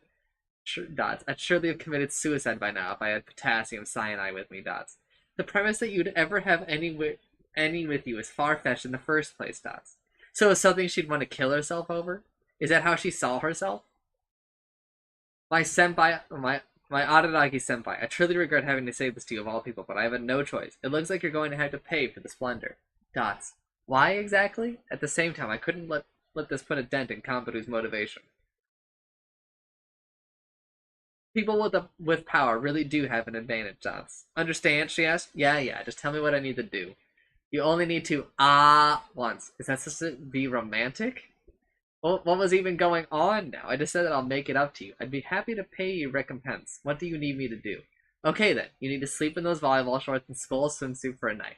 Sweat like crazy into them and return them to me unwashed. If you do that, I'll forgive you. You do realize that actually doing that would make us both perverts of the highest order? Actually might make you even worse off than me. Sounds like a fun path to walk down, so long as you're by my side. I'm sorry, Kambaru, but I'm not ready to die with you. That I could always make it a forced lover's suicide. That's called a murder-suicide. Better think of how to go about this some other time. No, think better of it right now. Anyway, you said Sengoku's helping us out too. In that case, it feels like there are a handful of people on this. Yeah, I know this might not sound very convincing after all the time we've wasted talking nonsense, but every second counts. Please, Kambaru, help us.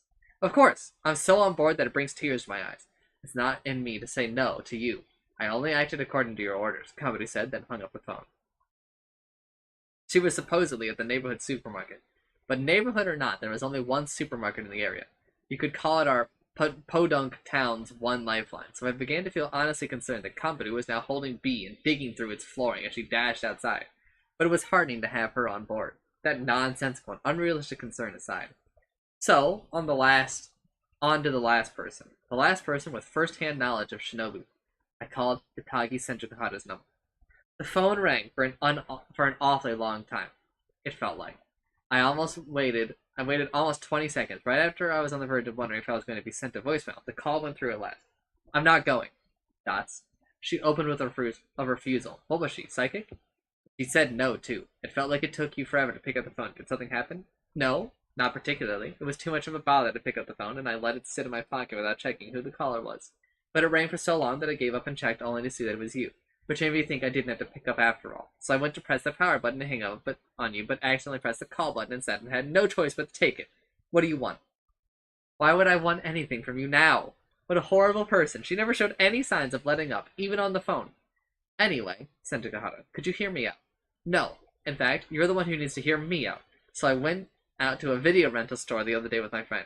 So you're ain't nothing like a found dog? You haven't had a single friend for years. Now that I know you pretended to have one to write into the radio station, what was meant to be a funny letter just sounds sad to me. And what kind of ratings was this radio show getting? Was everyone listening to it? Everyone except me? Popular culture had left me behind?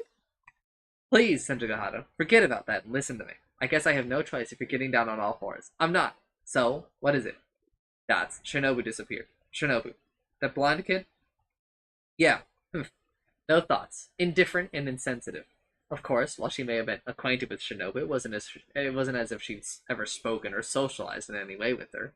And not just Senjukuhara. Kambaru and Sengoku, too. Of us all, the only people who knew what Shinobu was like on the inside were me, Hoshino, and Hanekawa. You went so far as to play hooky to find this girl? Yeah, which is why I want you to help out. The only people who've met Shinobu in person. He gets cut off. But, Senjukuhara cut me off. That couldn't have been what you meant by humanitarian aid this morning. You'd never refer to that kid as human. Dots. Hanekawa took today off from school, Senjukuhara added impassively. She didn't betray any emotion. I could particularly see her ever-expressionless face from across the call. Had this girl really called Kambaru to brag all night about what she'd done? Could it be related in any way? Oh, you don't have to answer that. Your silence is eloquent, she said. Even if it is, I'm going to answer you. Yes, you're exactly right. Hanekawa's. Now that you mention it, Hoshino-san did say something about that. The, that girl did the girl did good work during Hanekawa's case or something. Is that what this is? You know that girl's abilities for Hanekawa's sake, but she's absconded for other reasons. You have really good intuition, you know that, and a good memory too. I'm confident about my memory. I even remember when the Kamakura shogunate was founded. Only the most generic Japanese history question ever. In 1192, they formed that baseless Bakufu.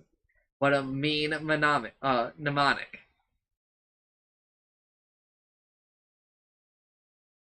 You know, Araragi-kun, you sound equally worried about the two, Hanekawa and the kid, impartial in your concern, even though it's obvious whom you ought to be prioritizing. That's so like you. Dots, with a question mark. What was she saying? I was supposed to be prioritizing? What did that have to do with the situation we were in? It wasn't like what happened with Sengoku. We weren't in a position where we had to choose who to save, were we? I'm not going, Senju repeated. I won't be going anywhere. Hey, Senju, I need to prepare for the culture festival after all. Well, okay, I understand that, but right now Hanekawa entrusted me with this. Those were powerful words. Powerful and steadfast like a drawn sword. How could I possibly sneak away? And the more danger Hanekawa is in, the more I'm needed here to fulfill my role. He was right. It was no ordinary case of being asked to help. Hanekawa had entrusted Senju with those duties under pressure from an aberration. How could Senju skip out on that to look for Shinobu? Not to mince words, the chain of command is in chaos without Hanekawa here. Nothing is working right. She was dealing with all of this. She has to be insane to put together this schedule.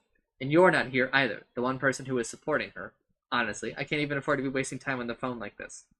Well, Hanekawa was doing most of it by herself. Just how much of herself had she devoted to our class? And just how hard had she worked to keep them from noticing? She never showed them any of the toil she was going through. She could have easily been swamped with all the work she had, yet she never showed any sign of being busy. Not a single complaint escaped her lips. It was that way with everything she did. What was impressive wasn't how hard she worked, but how she never allowed anyone to catch on. I was right by her, supporting her all this time, and even I had a hard time saying I fully grasped everything she was going through. Honestly, she and no one else really was the real deal. Dots. Though I did wish Miss Hitagi-san would dismiss speaking to her boyfriend on the phone as a waste of time. I doubt I'll be able to go home until pretty late, she said, and it looks like there's no way I'd be able to finish by the time school closes. I'll probably have to take this home with me and work on it there. I'm almost astonished she was doing this much during school hours. Listen, Araragi-kun, you just need to do what you always do, and I'll do what I always do. Yeah. Alright then. I relented, having understood the situation very well. You take care of school. Let's make this a good culture festival. Yes, I'd like that. The same flat tone as ever. She seriously didn't betray a single emotion. That was still what Senju said, though. Okay, I'll call you again later, I told her. Oh, Araragi-kun, just one more thing. What is it? Your tsundere bonus, she wrapped up in her flat tone. Don't misunderstand. It's not like I'm worried about you or anything, but I'll never forgive you if you don't come back, okay? She cut the call off there. She nearly took my consciousness with her, but I somehow managed to endure. Oh God. God, I really didn't know what to say. Every single time I talked to her, No, I don't mind being told my vocabulary is lacking. God, I just don't have any other words for it. I loved her so much. So much I didn't know what to do. Of course I'd come back.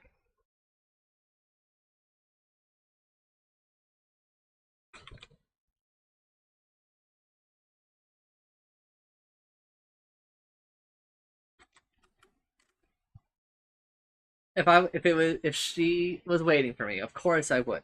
Don't worry, you can count on me. He actually said that out loud, by the way. In any case, I had now asked everyone I could for their help.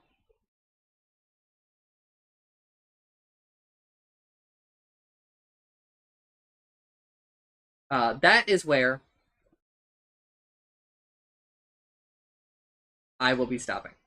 I feel like that's a good spot. I actually read a little bit extra because Senju Hata showed up. But for the Bakemonogatari gamers in the chat, thank you for listening or watching or whatever.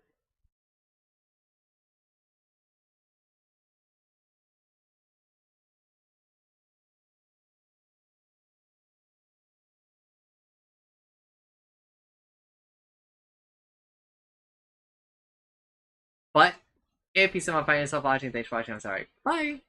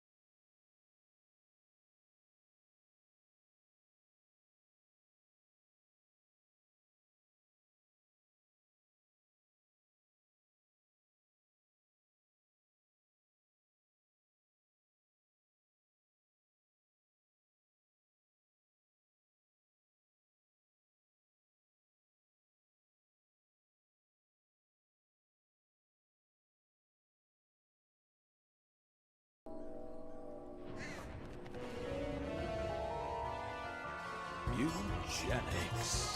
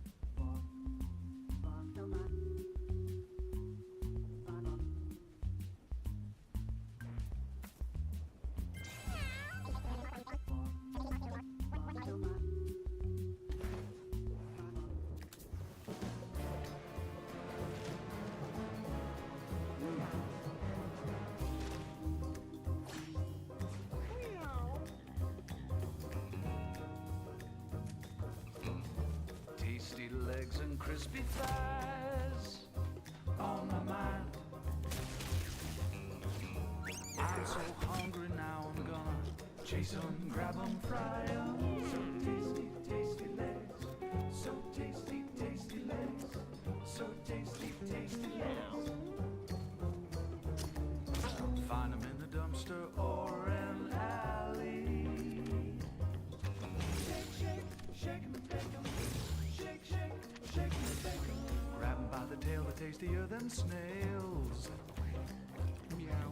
Grab 'em, stop 'em, skin 'em, crunch 'em. Grab 'em, stop 'em, skin 'em, crunch 'em.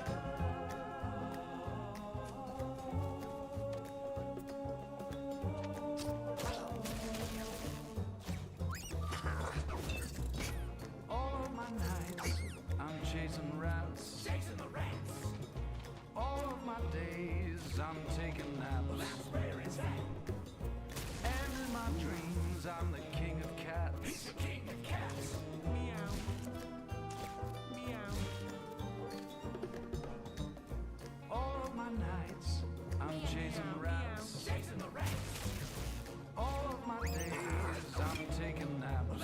Where is that? And in my dreams, I'm the king of cats. He's the king of cats. I will hunt you down. There will be nowhere to hide. Bones littered at my feet. All I've got is rats to eat. Pile of bones at his feet. I'm not the cat you want to meet. He's a bad, bad kitty. A bad, bad kitty. What's your business on my street? You better believe.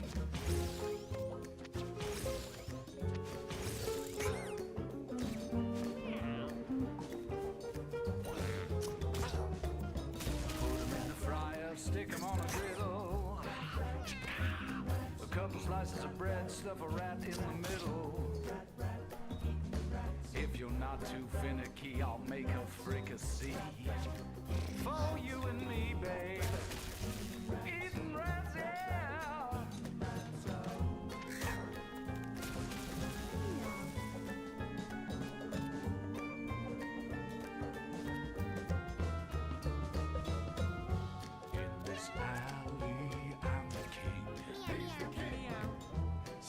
Salmon and onion rings. Got no time for fancy things. Chasing rats when my belly sings. Like a hobo with grimy claws. Tetanus shoots from my claws. Into you, out of me. Into you, out of me.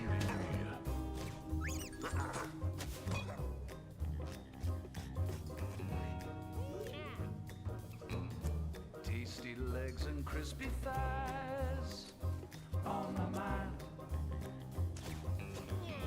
I'm so hungry now, I'm gonna chase 'em, grab 'em, fry 'em. So tasty, tasty legs. So tasty, tasty legs. Find 'em in the dumpster or an alley. Shake, shake, shake 'em and bake 'em. Shake, shake, shake 'em and bake 'em. Grab 'em by the tail, they're tastier than snails. Grab 'em, stop 'em, skin 'em, crunch 'em. Grab 'em, stop 'em, skin 'em.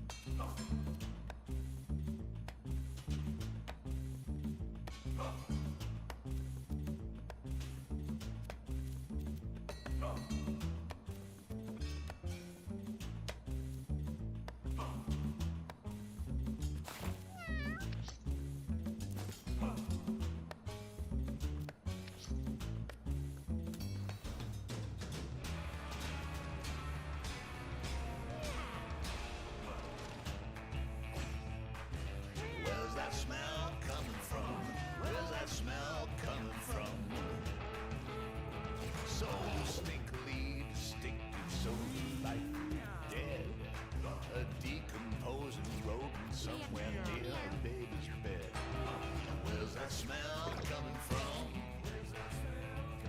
Well, it may not be your cup of tea, perhaps it's kind of mean, but you can have the birdie if you'll give me the spleen. Where's that smell coming from? Where's that smell coming from? I'm a chum bucket kitty, baby, living in the city. Maybe you can throw me something now, throw me something, mister. I'm a chum bucket kitty, maybe living in the city. Maybe you can throw me something now, throw me something, mister. Come on! Throw me something smelly, toss me something kind of dead. If you really, really love me, you'll let me chew off its head. Where's that smell coming from? I know it's not fair, everyone, but tell me where's the charm? Starting on a leg before you finished with the arm. Hey, where's that smell coming from? Where's that smell coming from? I can use a little flesh, and it don't need to be fresh. Spin around a little while, that'll sure make you smile. Come on, give me a leg up, right to bear on. It's mostly dead anyway, so really, what's the harm? I'm a chum bucket kitty, baby, living in the city. Maybe you can throw me something now, throw me something, mister. I'm a chum bucket kitty, baby, living in the city. Maybe you can throw me something now, throw me something, mister. Come on! Where's that smell coming from?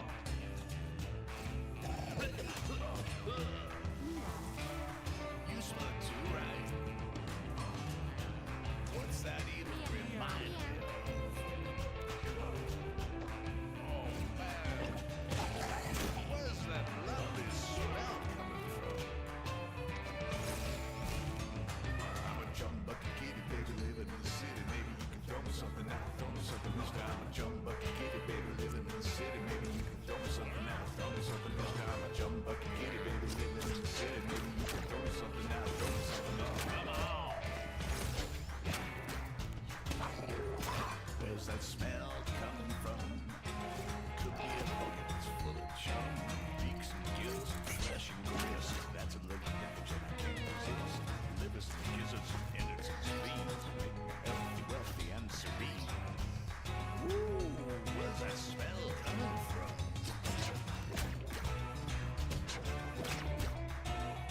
Where's that smell coming from? Ooh, that's nice.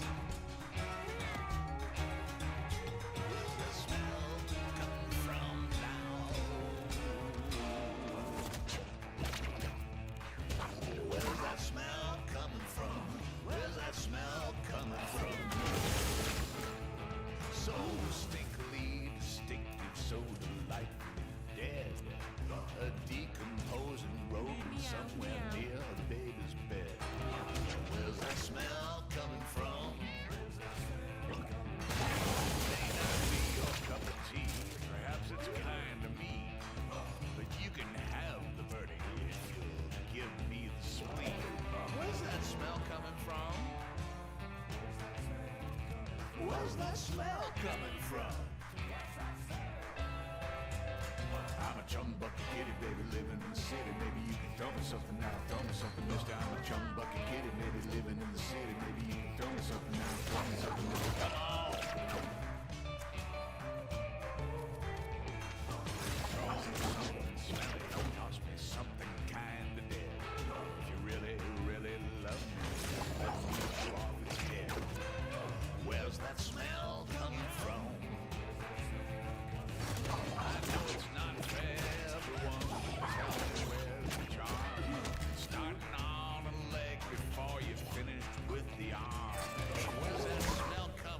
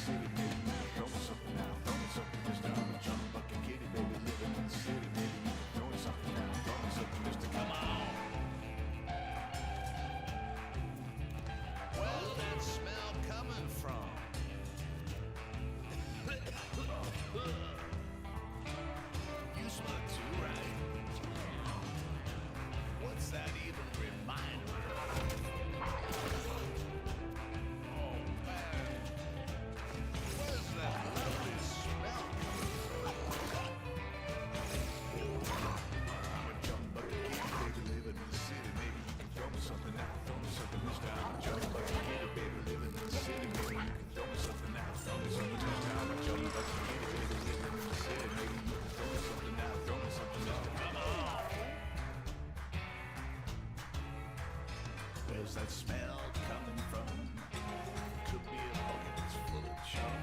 Beaks and gills and flesh and grist. That's a look image and I can't resist. Livers and gizzards and innocent sweet.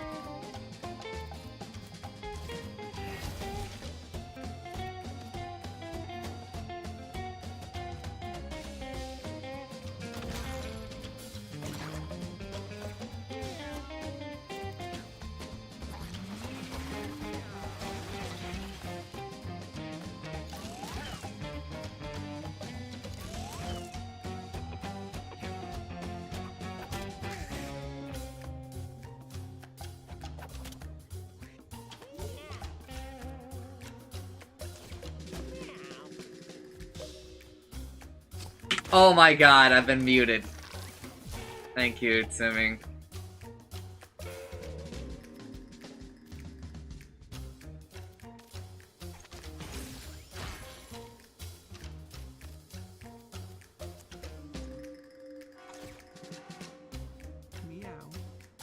It just doesn't fucking work.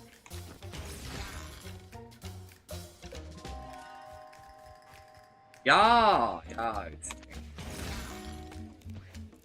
I didn't have faith in this squad earlier, but I mean, I still don't really have faith in them.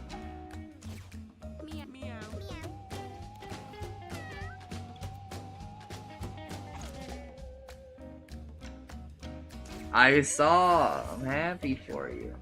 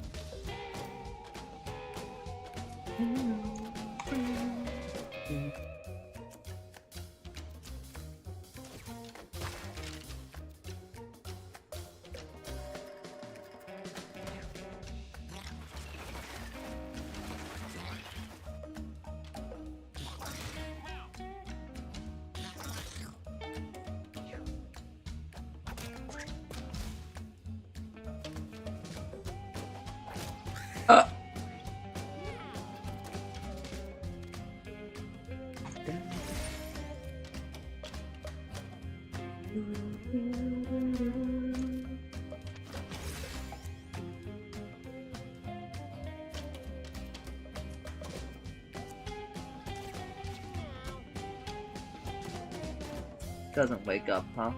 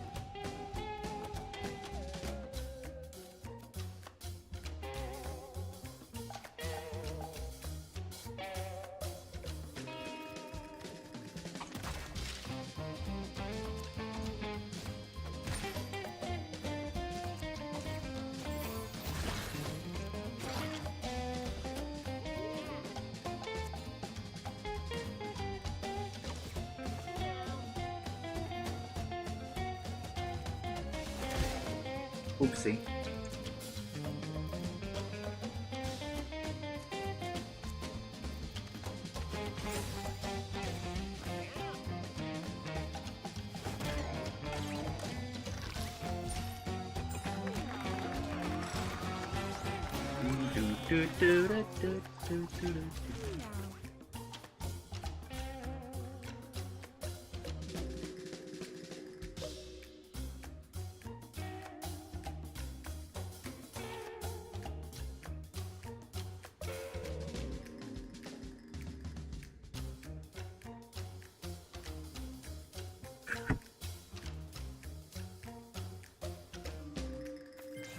I don't know, Druid is really not impressing me.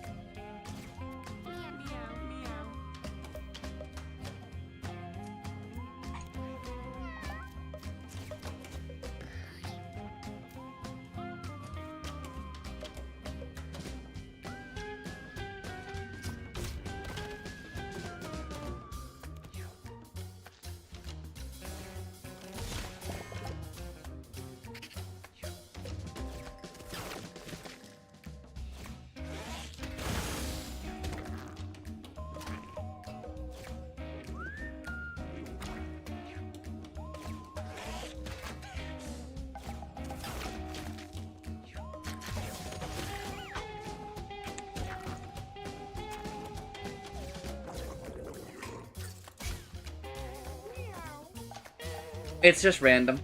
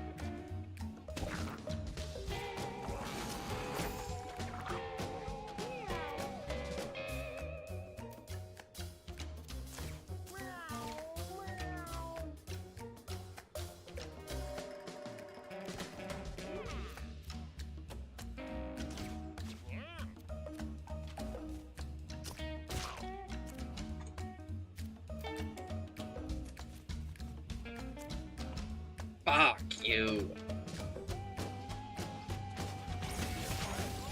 Fuck you.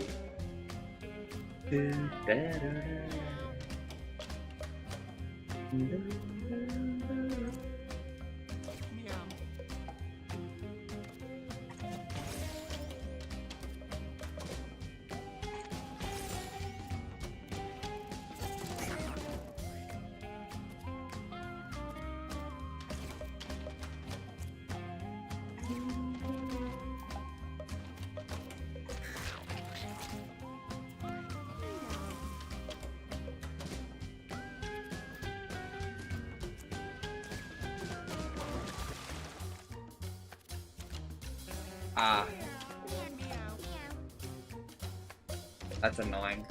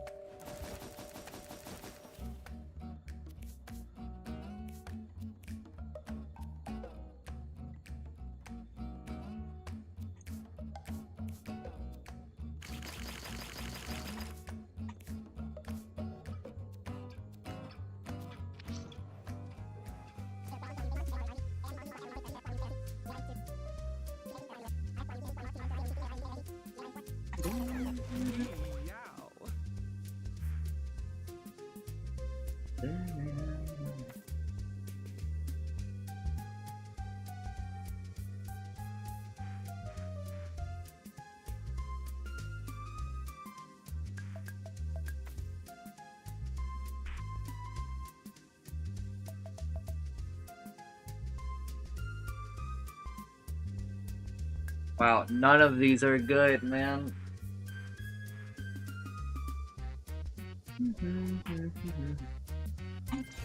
I don't know, Druid right now feels not good.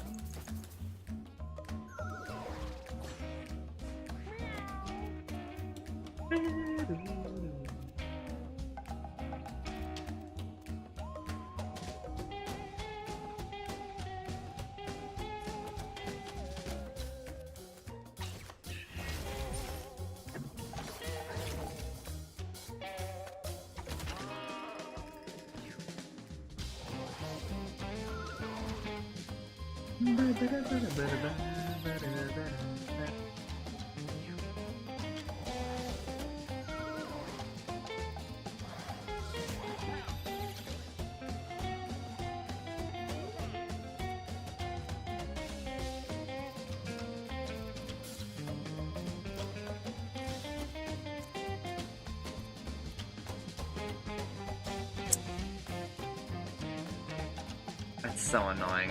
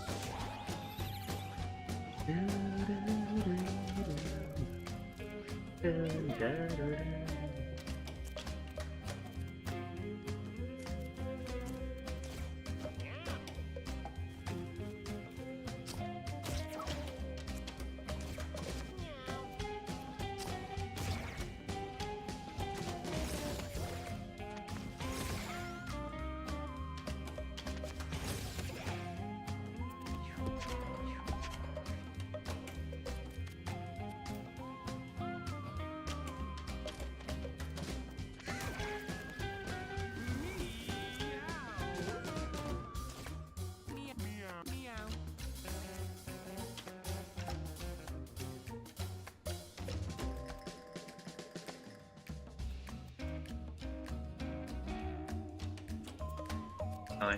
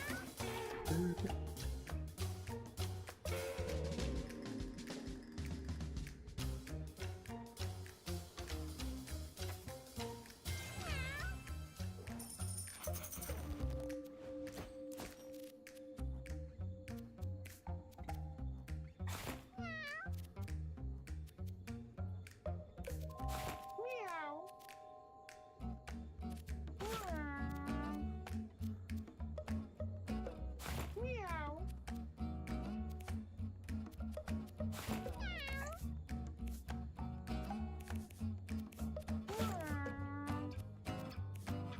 Meow.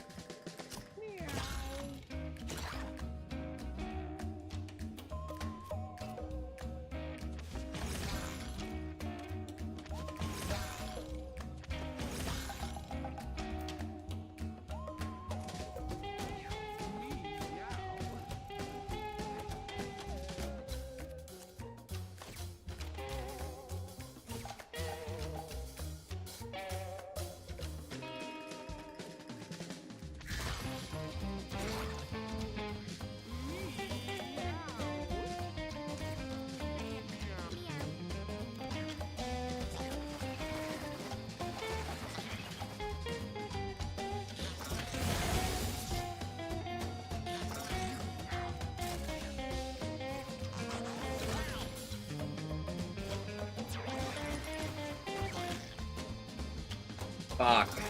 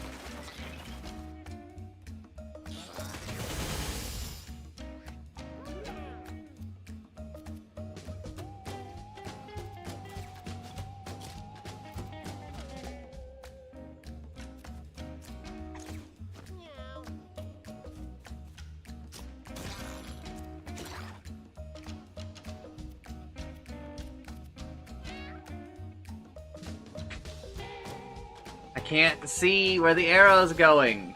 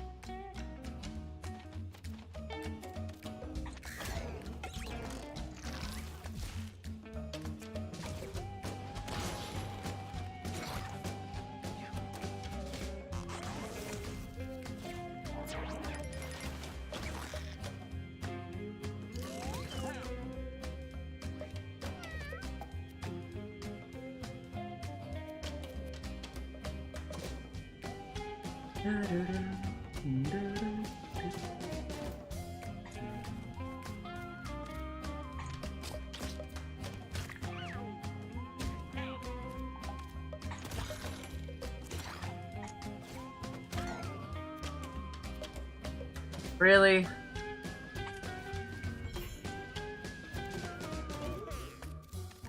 Oh. You moron. That's not how it works.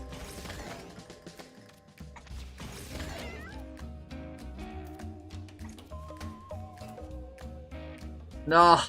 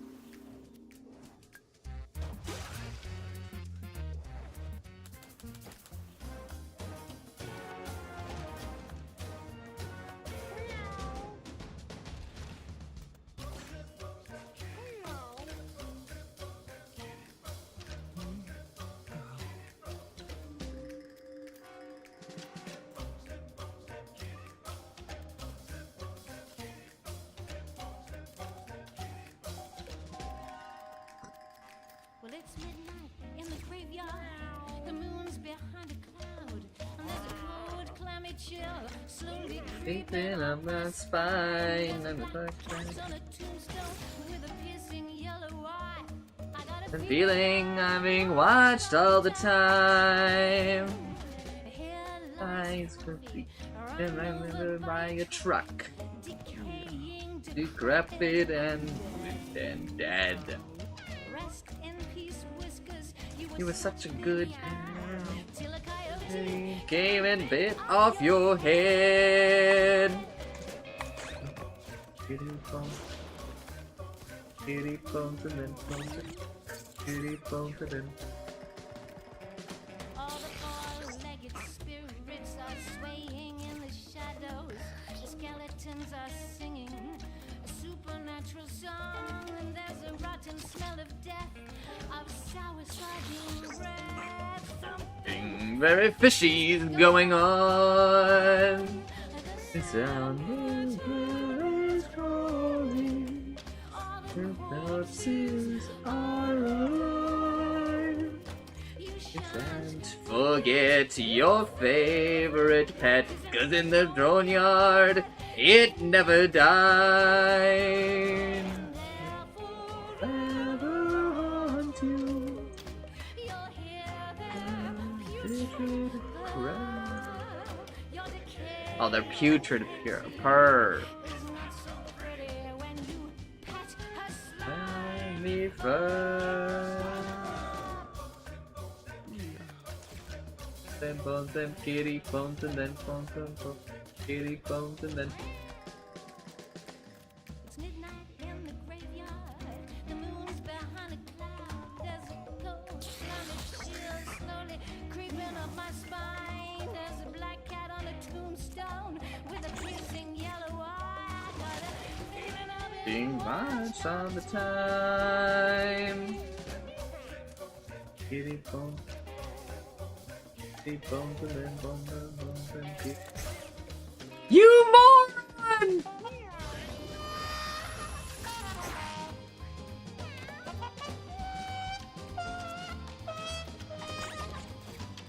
Yeah.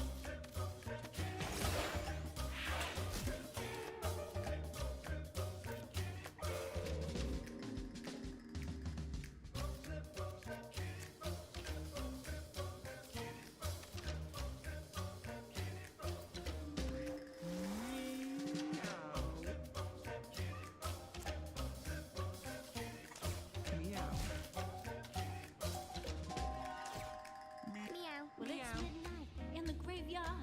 The moon's behind a cloud, and there's a cold, clammy chill slowly creeping up my spine. There's a black cat on a tombstone with a piercing yellow eye.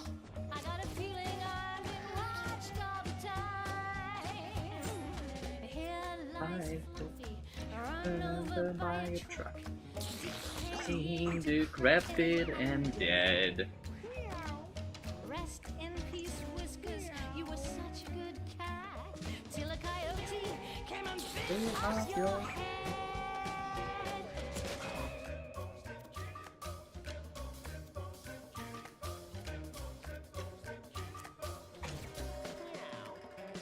All the four-legged spirits are swaying in the shadows.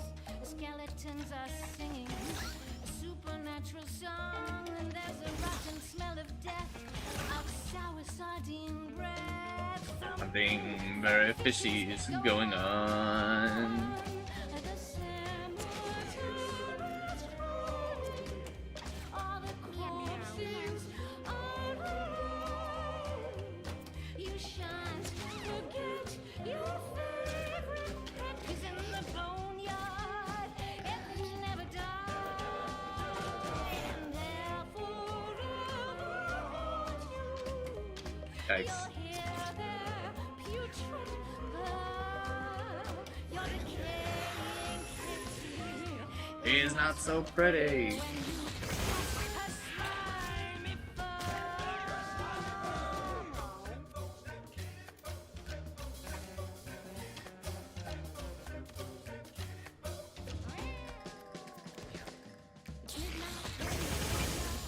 The moon's behind a cloud. There's a cold, clammy chill slowly creeping up my spine. There's a black cat on a tombstone with a piercing yellow eye. Got a feeling I've been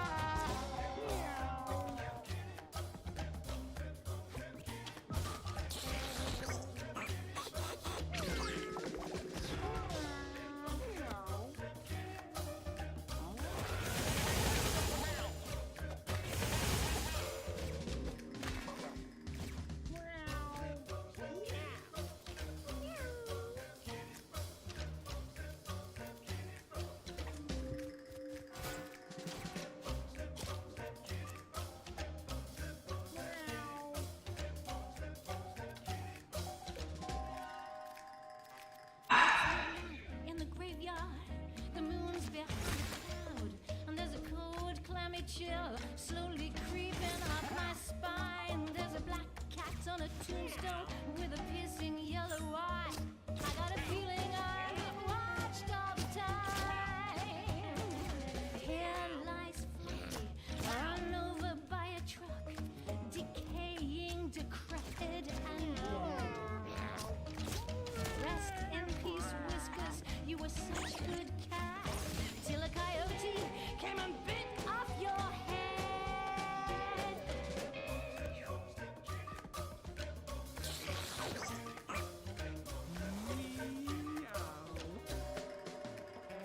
All the four-legged spirits are swaying in the shadows. The skeletons are singing a supernatural song. I don't know. Smell of death, of sour sardine breath. Something very fishy's going on at the cemetery. All the corpses are gone. You shan't forget your favorite cat, 'cause in the boneyard it never died. And they'll forever haunt you. You'll hear their putrid love. Your decaying kitty is not so pretty when you pat her slimy fur.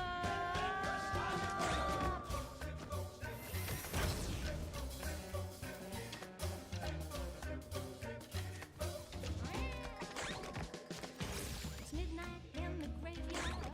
The moon's behind a cloud. There's a cold climate chill slowly creeping up my spine. There's a black cat on a tombstone with a piercing yellow eye. Got a feeling of it. Being watched all the time.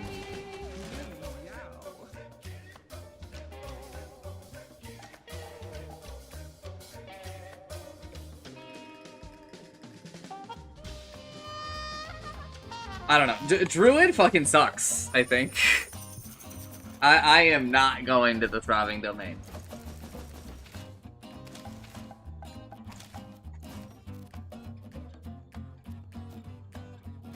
That is not happening.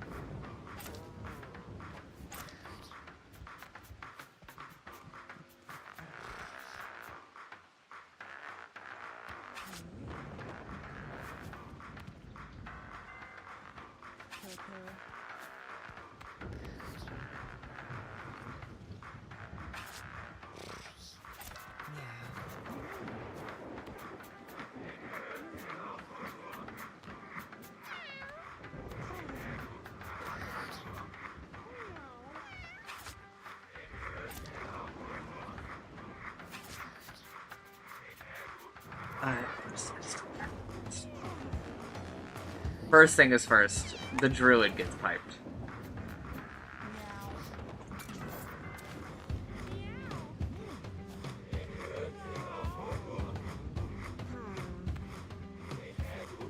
The cleric was also, like, not great, but good enough. You definitely get piped. And the tank wasn't anything special.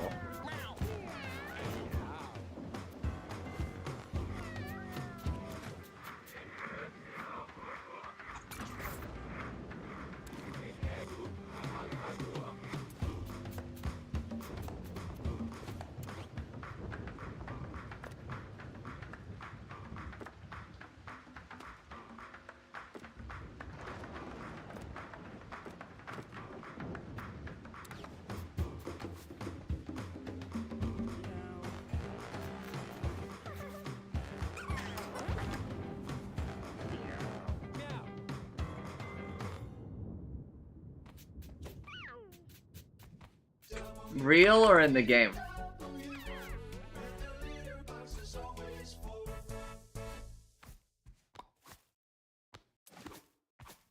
all you itchy listeners, this one's for you. It's called Calamine Smoothie.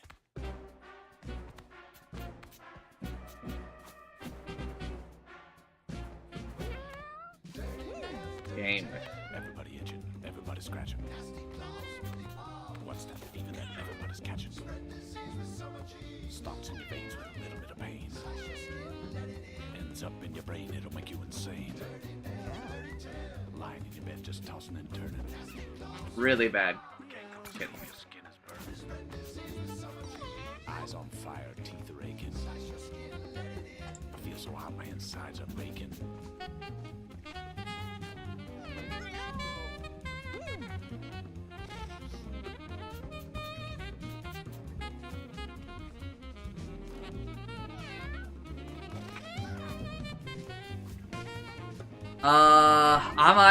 I don't really know.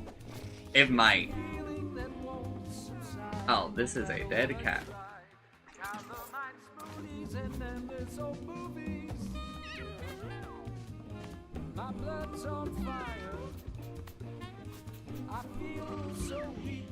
One, two, three, four. We technically have enough for our next expedition.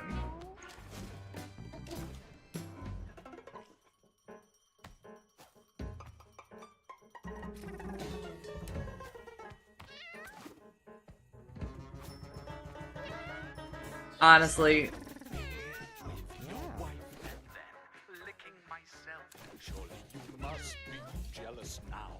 I'm merely a kitty, hardly a man like yourself. Look in my eyes. Are you surprised? I'm not just your pet.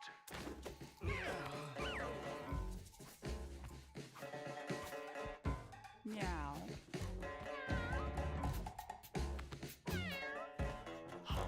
Anything that moves, even your face, you can't erase my purring loins. Let's suck on a rotting mouse here in the house. I'll let you off and make you cough up my black fur.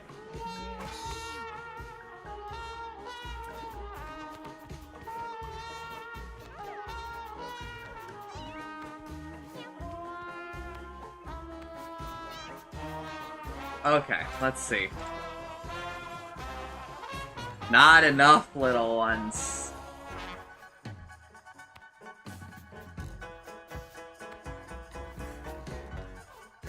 Honestly, this one's good enough.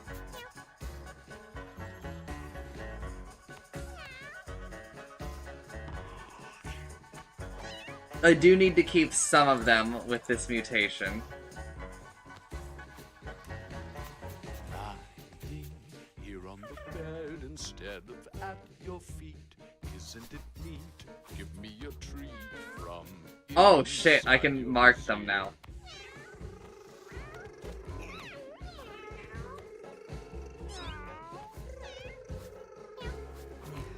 Okay.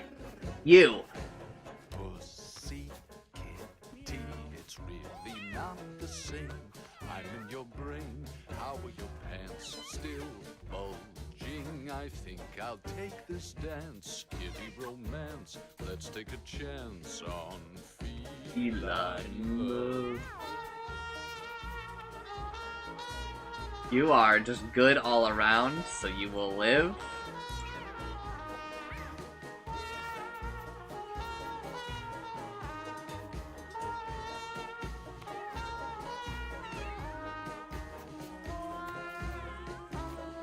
You can also live. Kitty girl.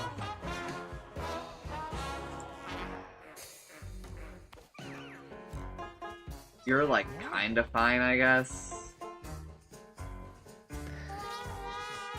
Make a square.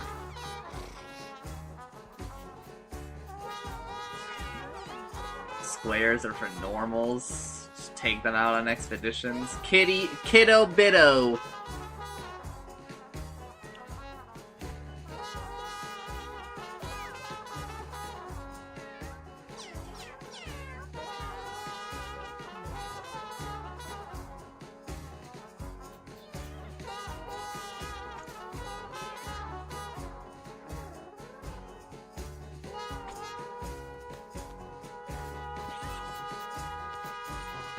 And indie. Still bulging, I think I'll take this dance. Kitty romance, let's take a chance. On feline love.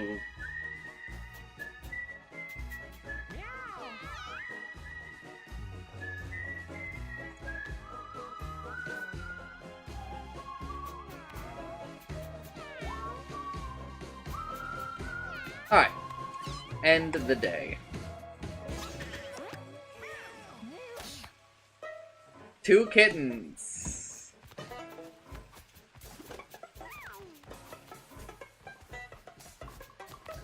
Alright, first, you guys gotta leave there.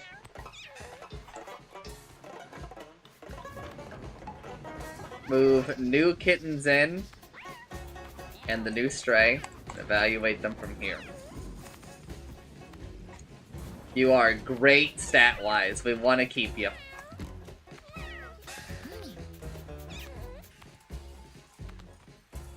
You kinda suck all around, so get piped.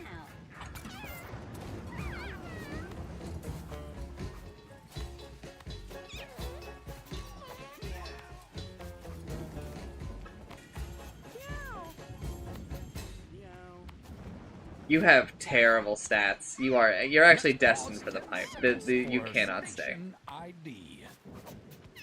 No toxin, for when the nosy neighbors get a little too close.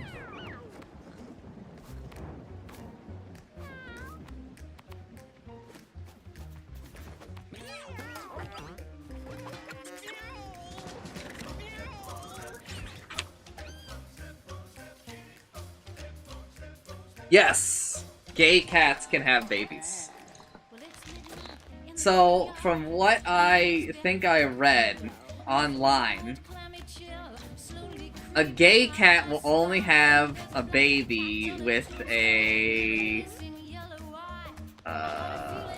so some of the cats are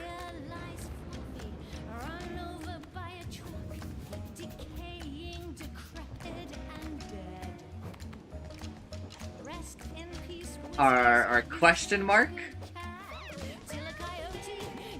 and question marks I think can be both.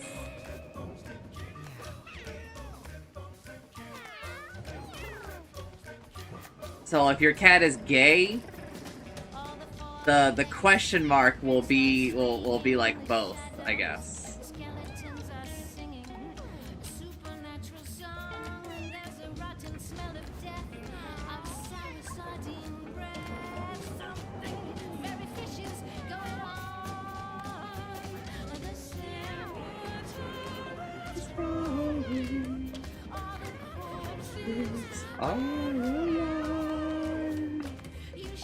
Don't forget your favorite pet. It never died, never ever haunt you.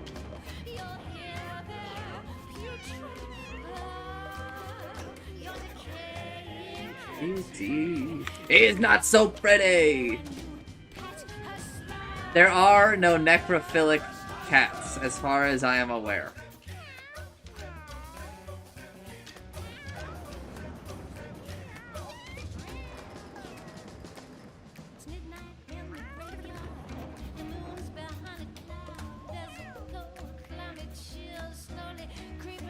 What do you mean, beam?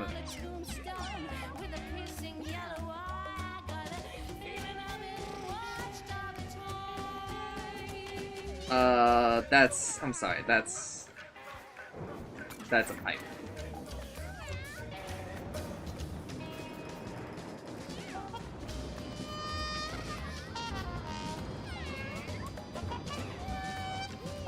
Huh? Simi, I think you're spending too much time with Okuda.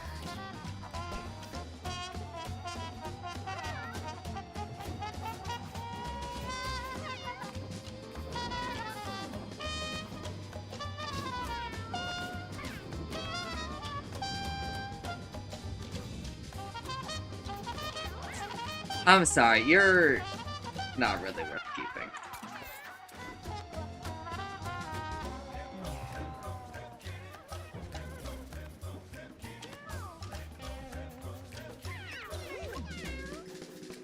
You have great stats, so we'll keep you. And you, I think, are also maybe a great stats.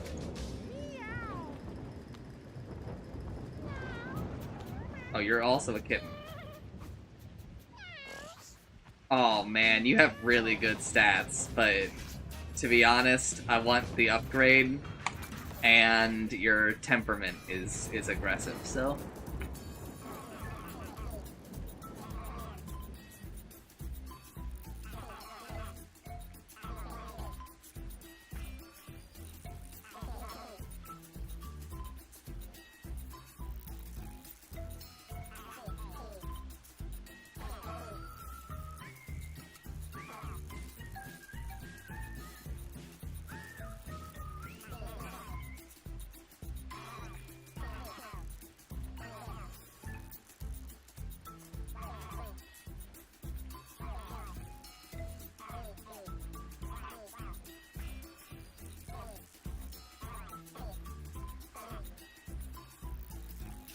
Everyone, a sultry one coming your way next. It's called Black Pussy. Can I even say that? Alright, I think I now have all of Tink's upgrades.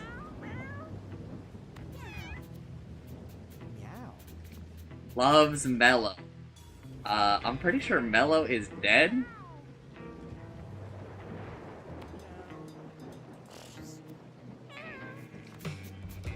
Child of night, magic eyes swirling round.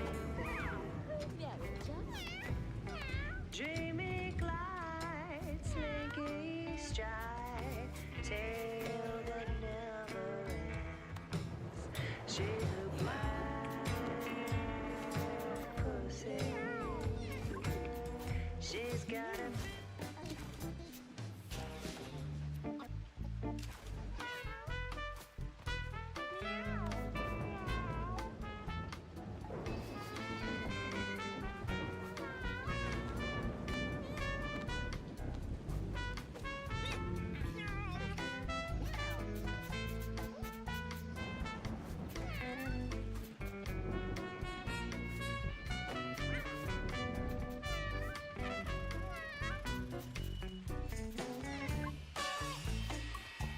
Ba-da-ba-ba-ba-da-ba-da-ba-da.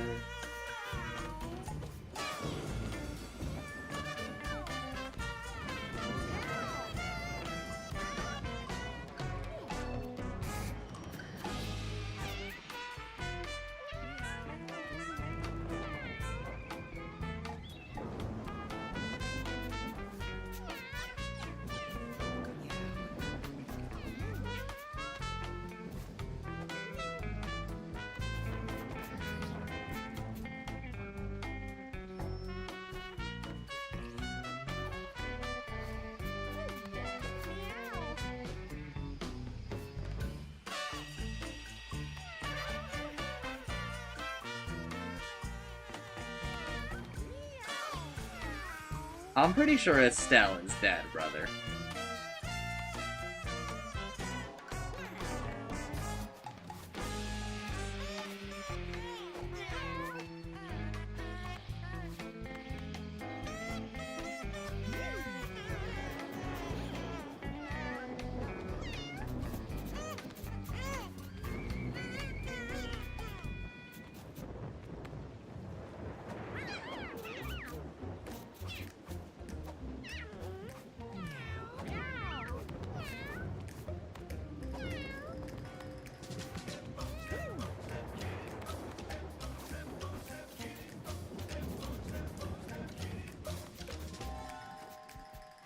Well, it's midnight in the graveyard. The moon's behind a cloud.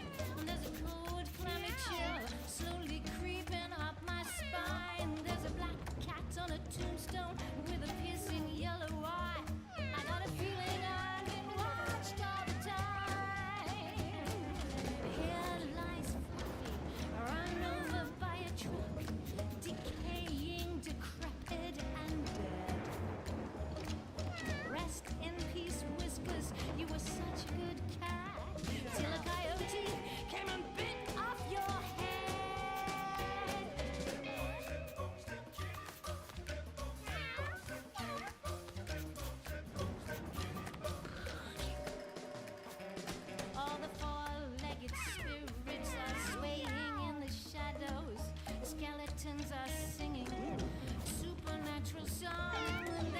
rotten smell of death, of sour sardine breath. Very fishy going on. The Cemetery's calling. all the corpses you shan't forget your favorite pet is in the boneyard. It never died, and therefore you'll hear their putrid blood, your decaying kitty. He is not so pretty. When you pet her slimy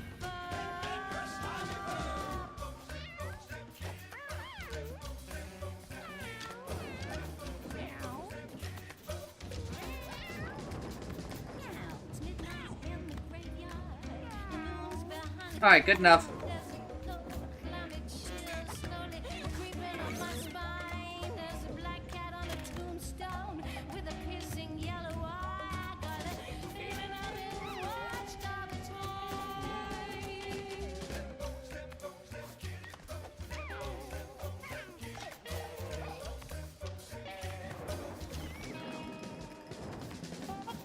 Okay,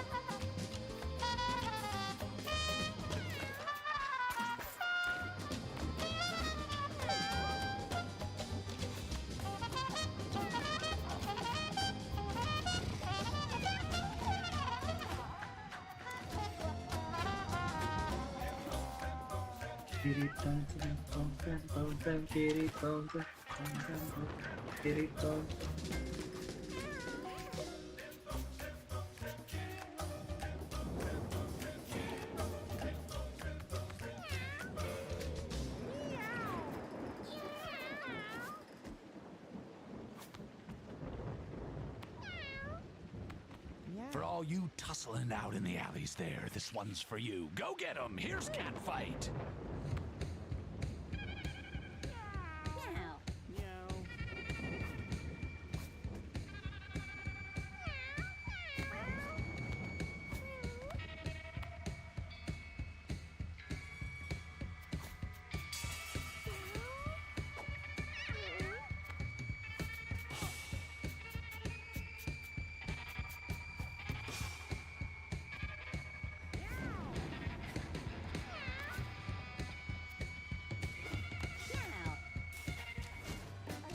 One's called Ninth Life, kiddies.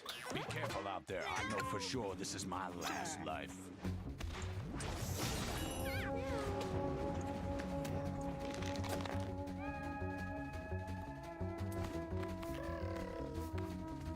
goodbye, Chirp.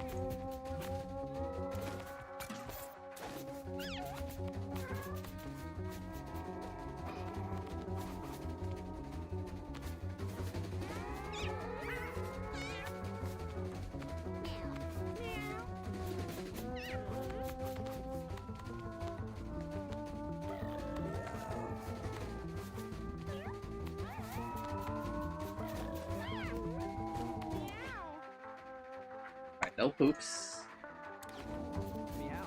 First thing, is we look at all of this. This next one's called Meow, Meow, Meow. And as you can guess, the lyrics are utterly stupid.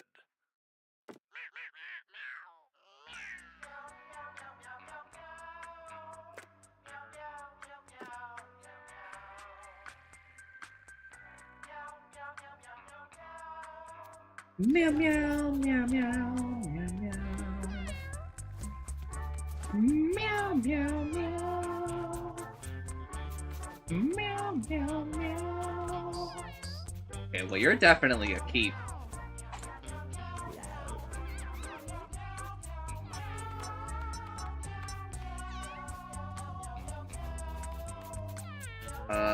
You are a new symbol that we will say for sending to Tracy when you get old enough.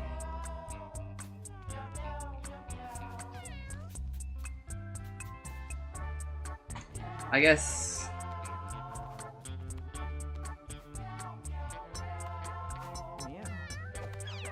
I guess we can keep you. Holy! Yeah. I already looked at them, but I am now realizing that they're pretty good.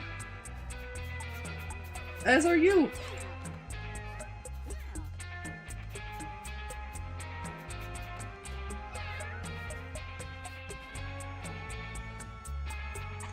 You can get piped now.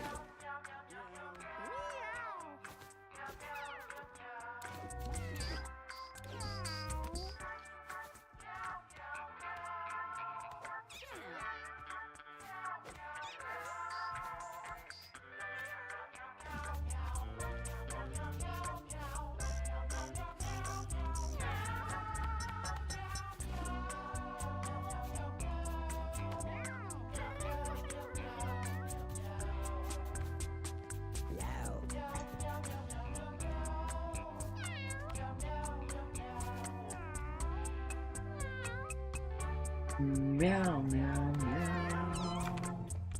Alright, sorry, I didn't see your message. How old is considered a kitten? They're only a kitten for a day.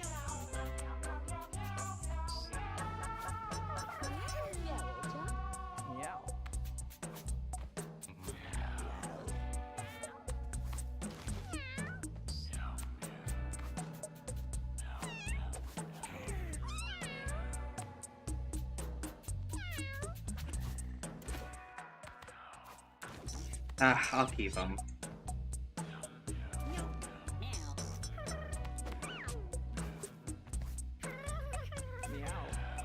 This guy, I think goes to Tracy, actually.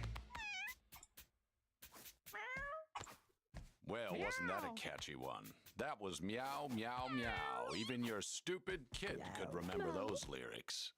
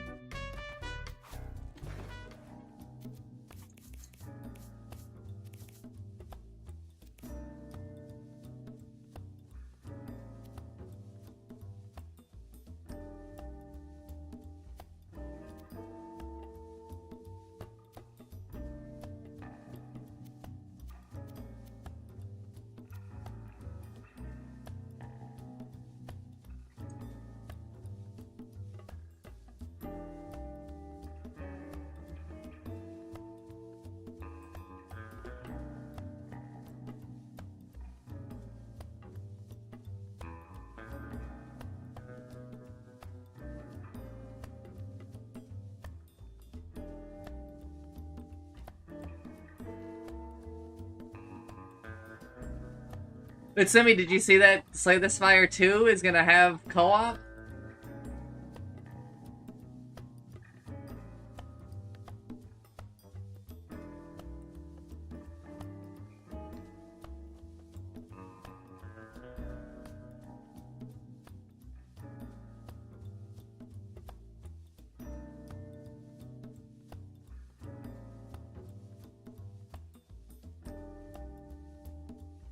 Slay the Spire 2, gonna have co-op.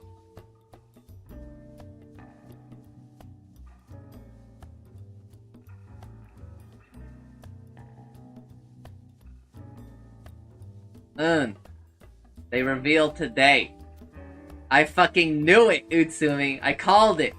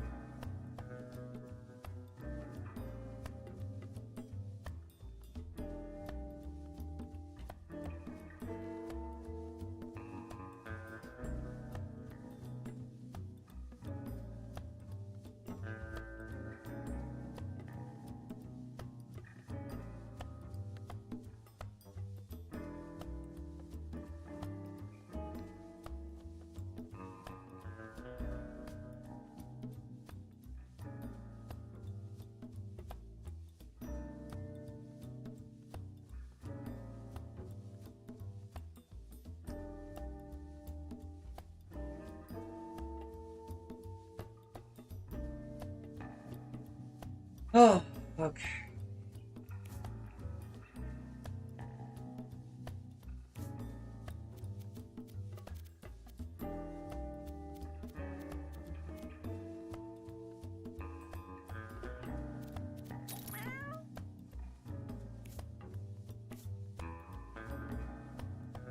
Whew.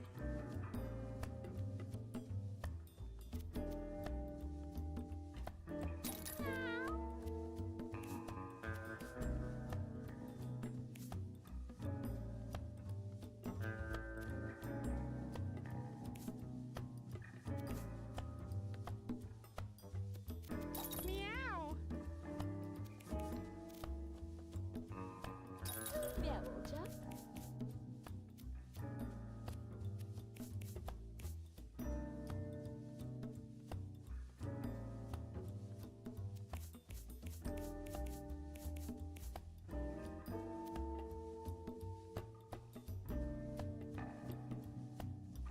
Alright, sure. Whatever. Oh!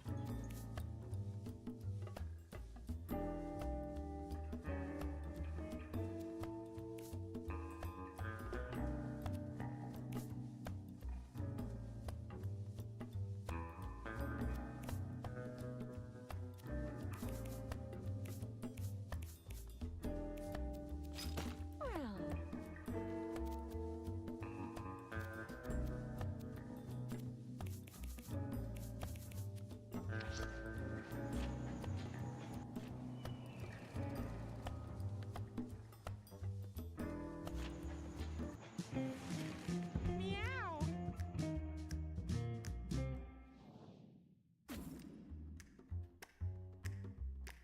This we're gonna stop this one, I think, at the boneyard and or at the junkyard, unless. Meow.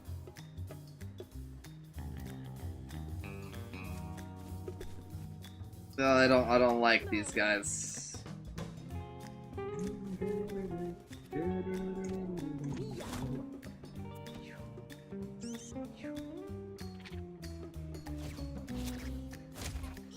They're great stat-wise, but everything else, I kind of feel like they just let me down. Okay, well, they're okay stat-wise. I shouldn't say they're great.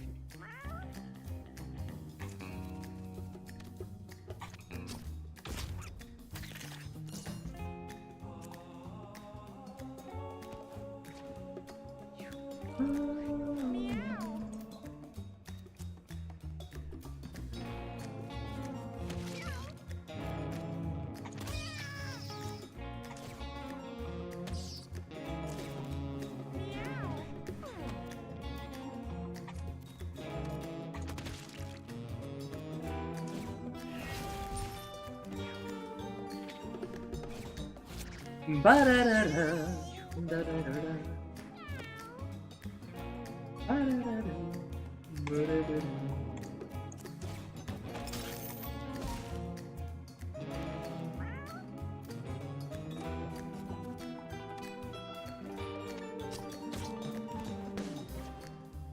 Meow. Meow.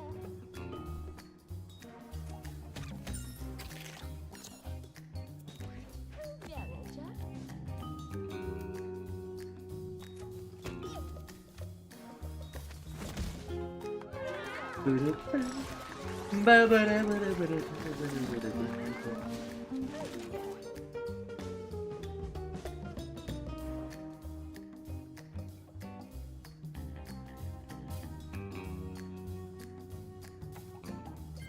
Meowja.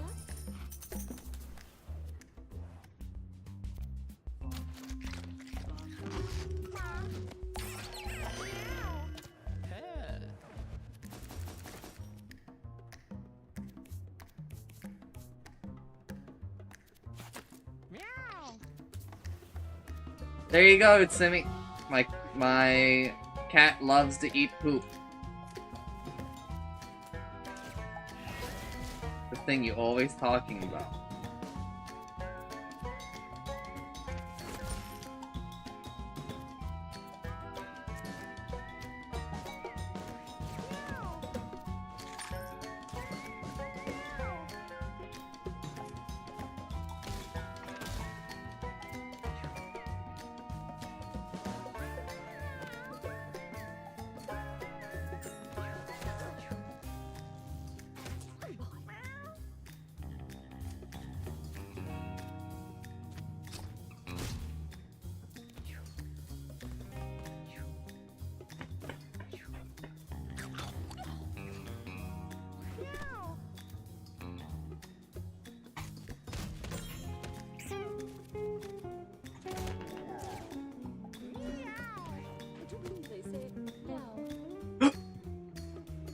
This cat speaking Eagle.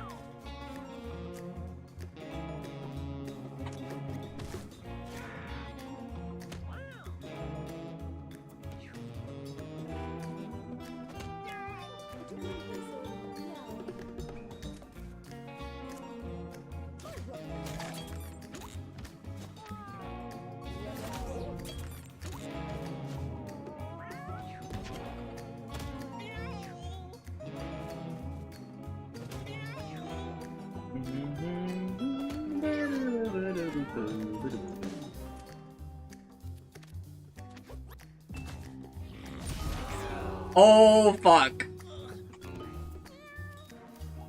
Yeah, we're maybe we'll stop after this fucking area.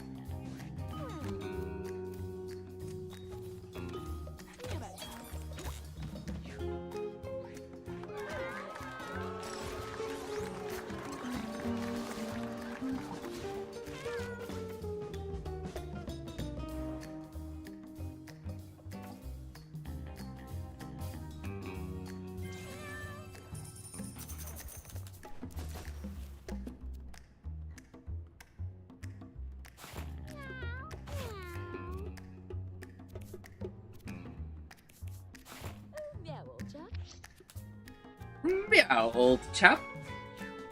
So true.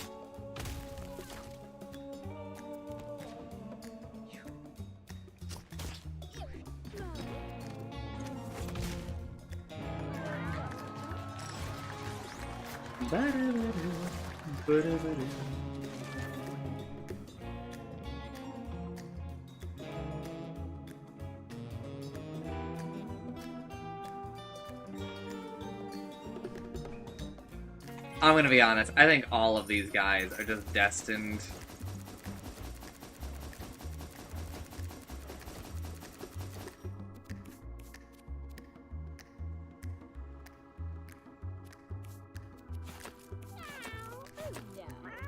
Are just destined for the pipe, so.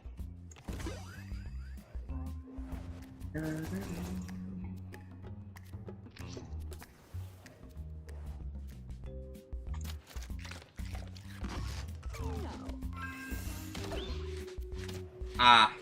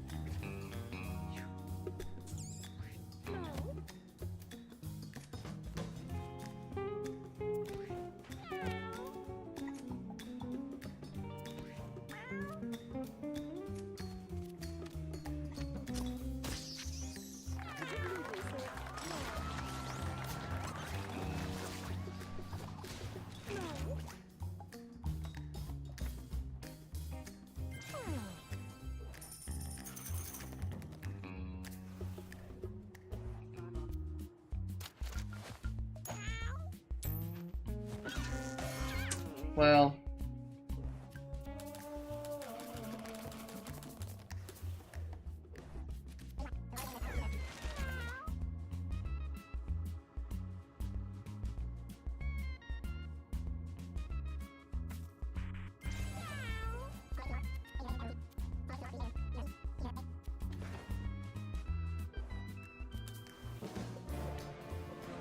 No, dude.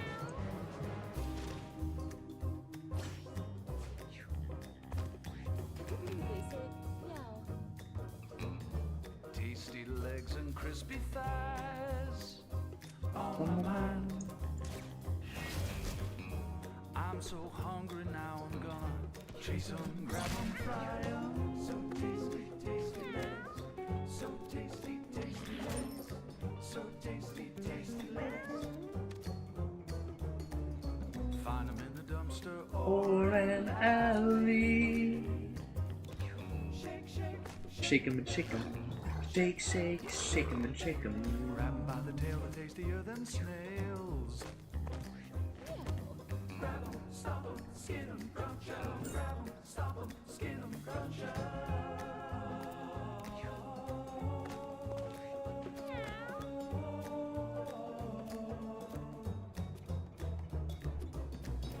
All of my nights, I'm chasing rats. Chasing the rats. All of my days, I'm taking naps. Where is that? And in my dreams, I'm the king of cats. king of cats.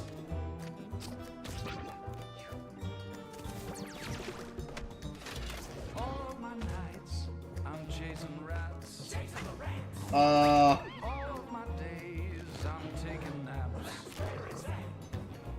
And in my dreams, I'm the king of cats. King of cats. I will hunt you down. There will be nowhere to hide. Bones littered at my feet. All I've got is rats to eat. Bones at his feet. I'm not the cat you wanna meet. He's a bad, bad kitty. Bad, bad kitty. What's your business on my street? You better believe.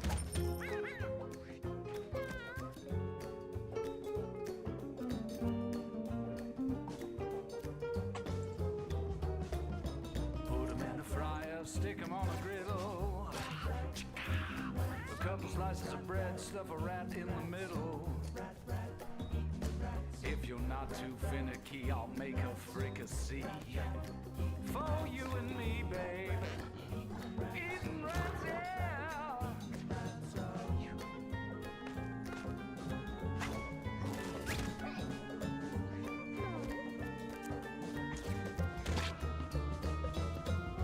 In this alley, I'm the king.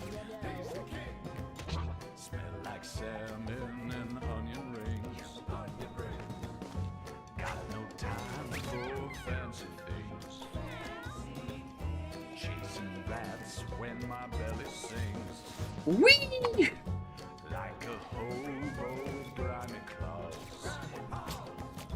Tetanus shoots from my claws. Into you, out of me, into you, out of me.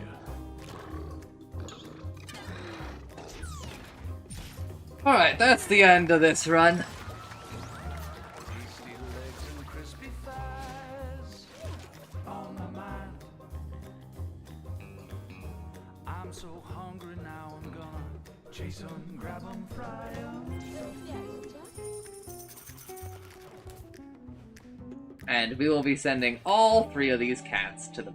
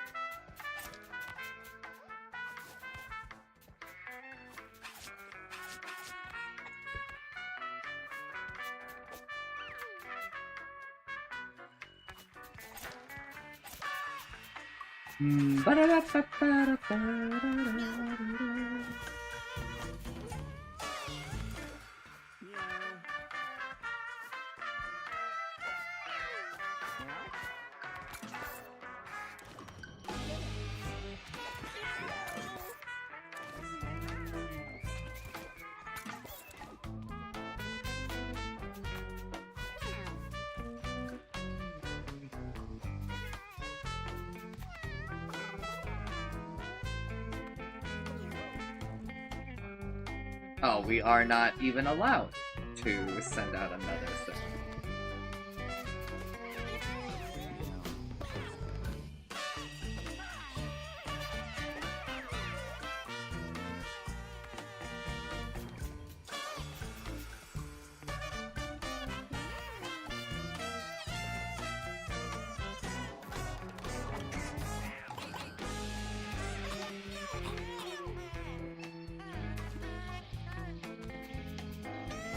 Who did it say evolved?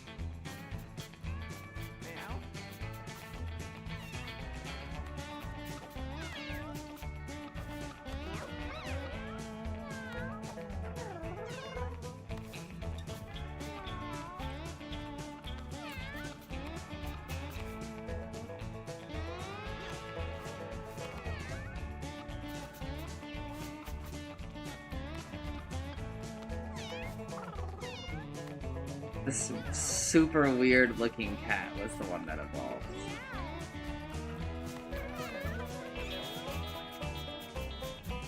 This guy. What did you get? Oh, fuck ton of things. We love that for them.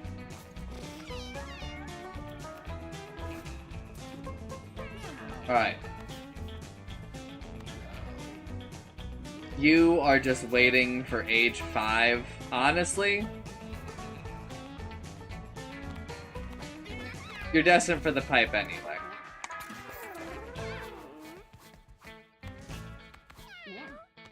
Kittens come in here.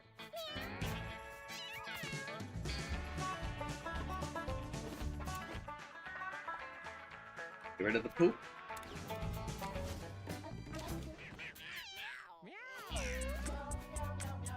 Start evaluating. Great cat for keeping. Apparently you're a keep, and apparently you're a keep.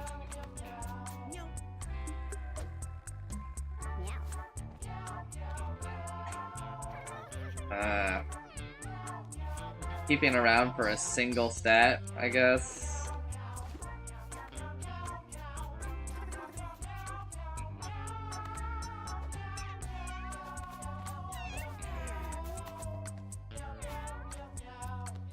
Immediate pipe. 2 inbred.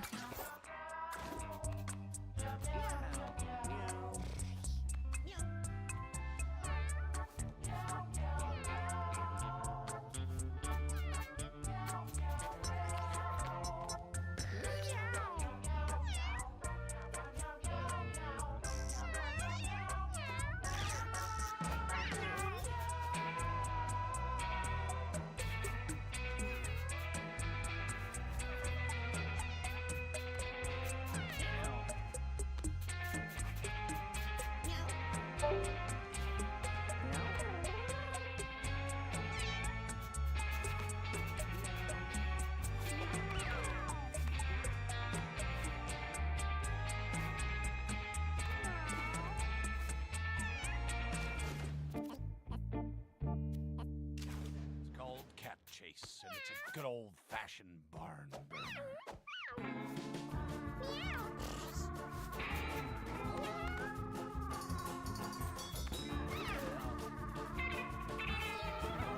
I want to be honest with you. Just go to Tracy.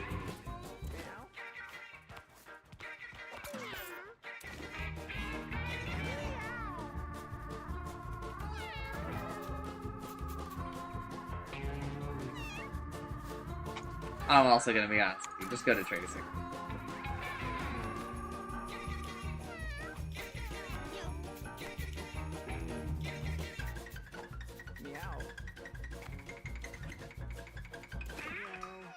Crazy.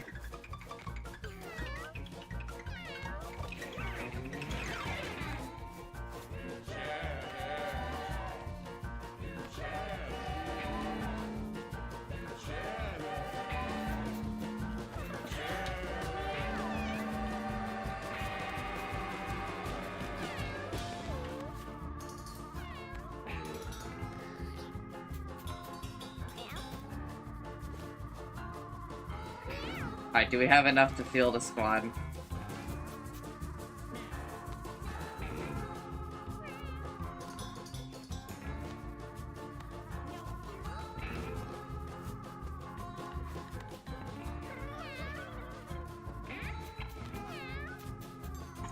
We do.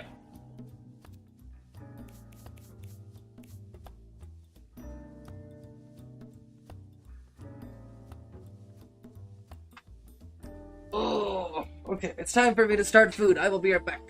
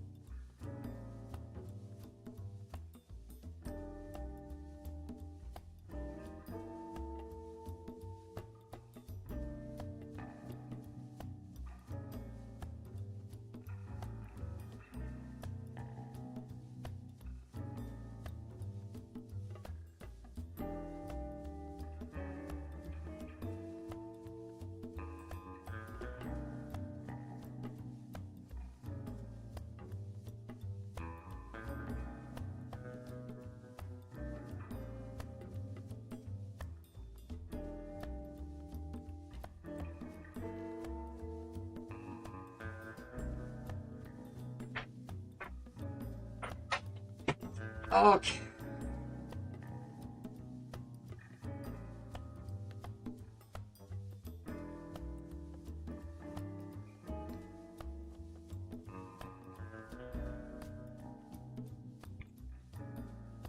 Alright, I have my headphones on now. I think you were talking to me. You probably want me to share my screen. Oh, I love you so much, Utsumi. Love you too.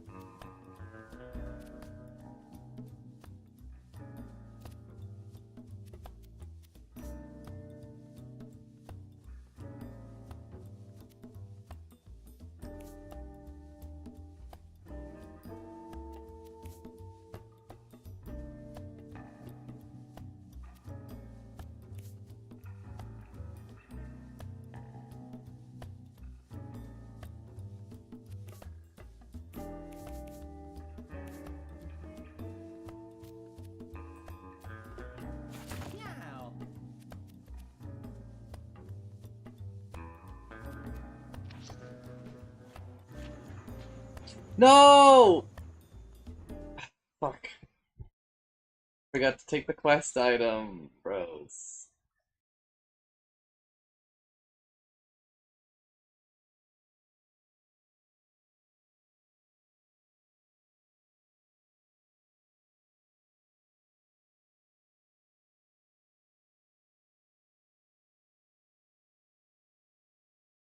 You scum!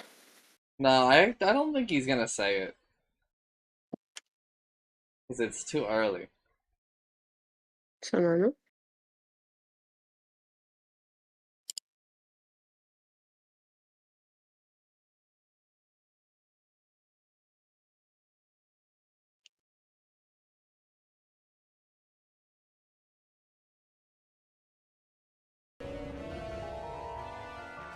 Mewgenics.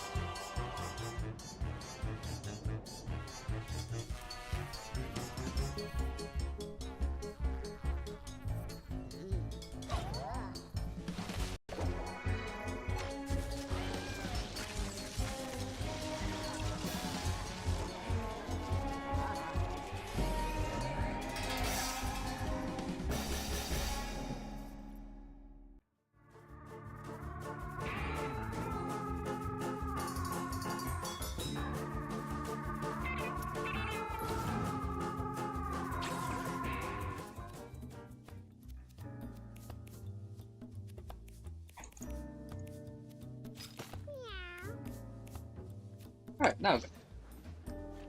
Share Squeeze is struggling.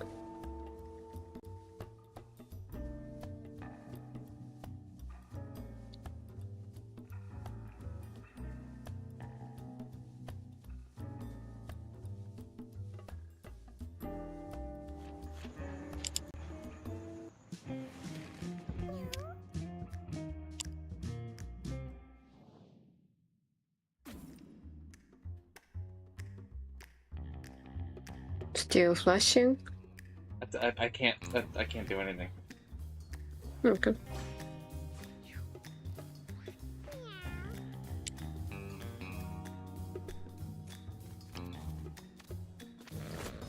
Ding, ding, ding, ding, ding, ding.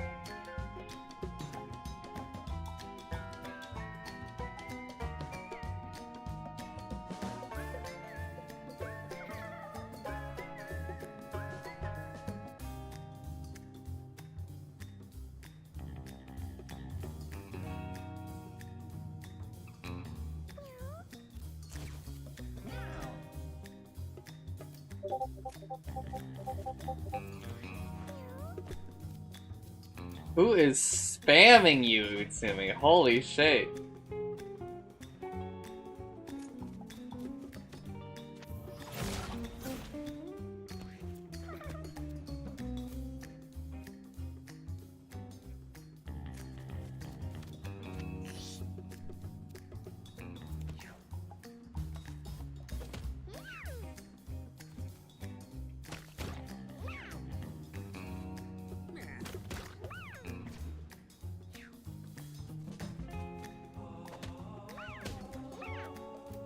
わかんない。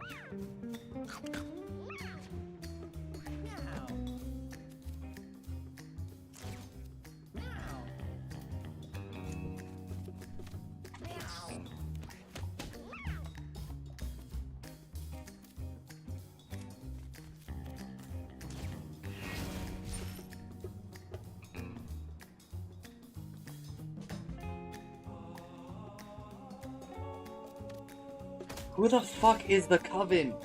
What are you talking about?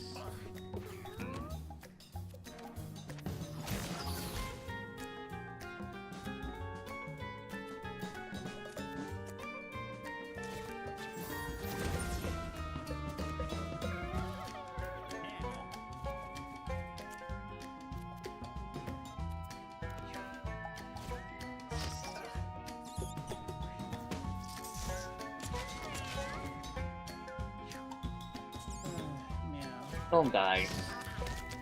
You fucking dumbass.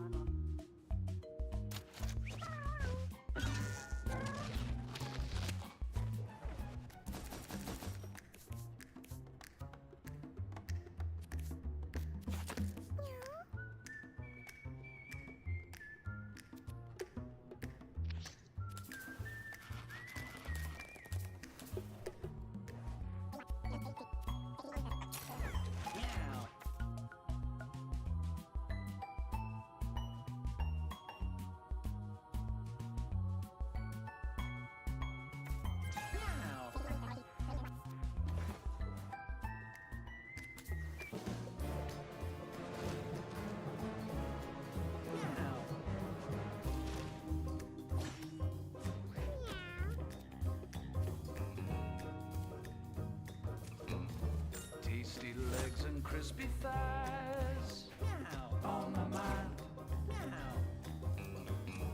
I'm so hungry now, I'm gonna chase 'em, grab 'em, fry 'em. So tasty, tasty legs. So tasty, tasty legs. So tasty, tasty legs. Find 'em in a dumpster or an alley. Shake, shake, shake 'em and bake 'em. Shake, shake, shake 'em and bake 'em. Grab 'em by the tail, they're tastier than snails. Grab 'em, stop 'em, skin 'em, crunch 'em. Grab 'em, stop 'em, skin 'em, crunch 'em.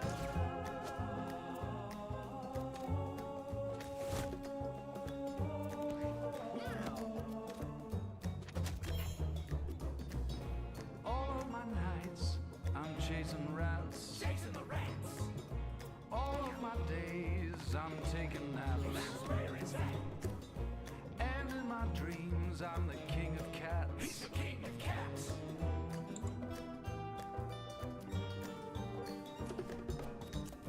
All of my nights, I'm chasing rats. Chasing the rats. All of my days, I'm taking naps. Where is that? And in my dreams, I'm the king of cats. He's the king of cats. I will hunt you down. There will be nowhere to hide. Bones littered at my feet. All I've got is rats to eat. Bones at his feet. I'm not the cat you wanna meet. He's a bad, bad kitty. A bad, bad kitty. What's your business on my street? You better believe.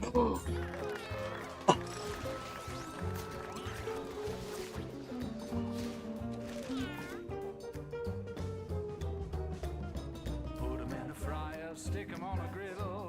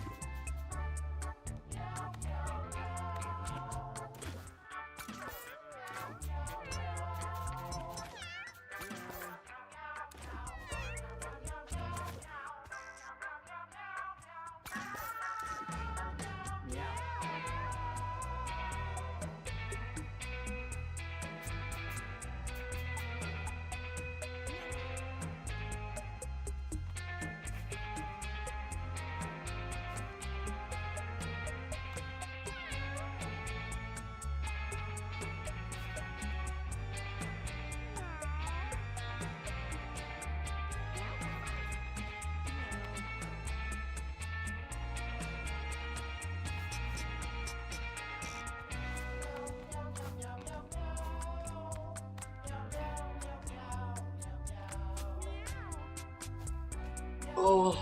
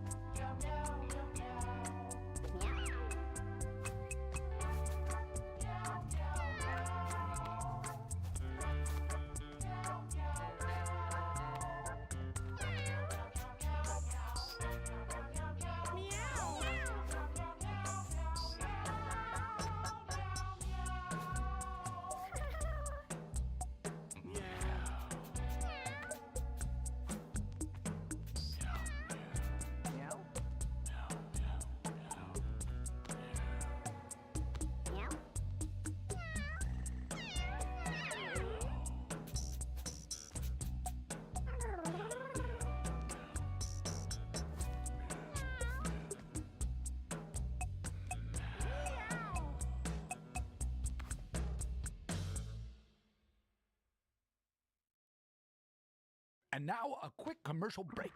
Be right back. Have you tried church? It's better than screaming.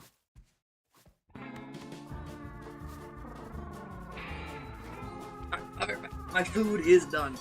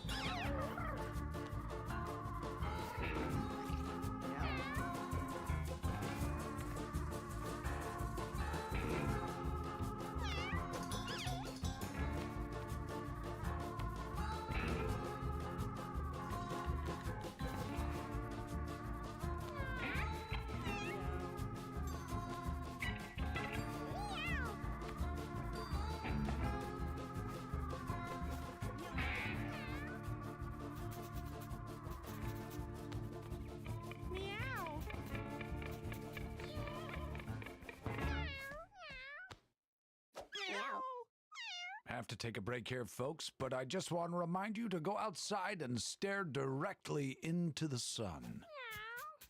This next song is called Tears in My Milk Bowl, and it makes me so darn tootin' sad all the time, and yet I'm compelled to play it over and over and over again. I can't get out of my own way.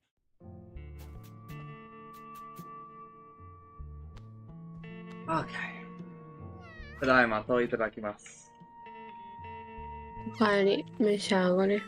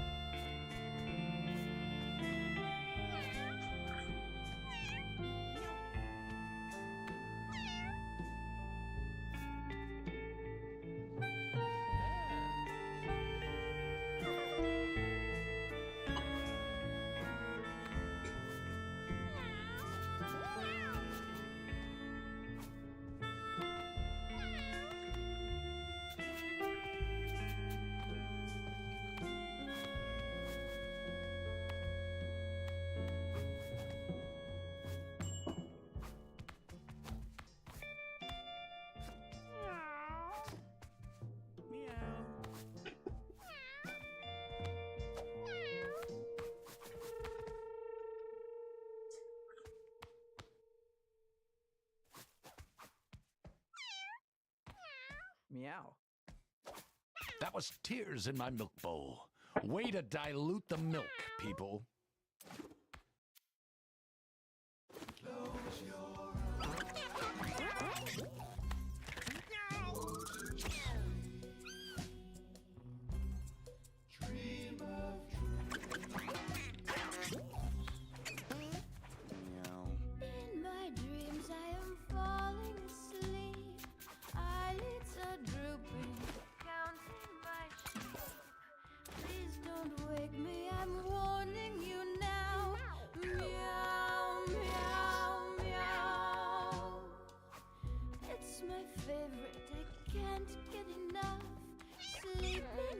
day. I just kill for this stuff. Snuggling down in my gym jamborees. Quiet, please.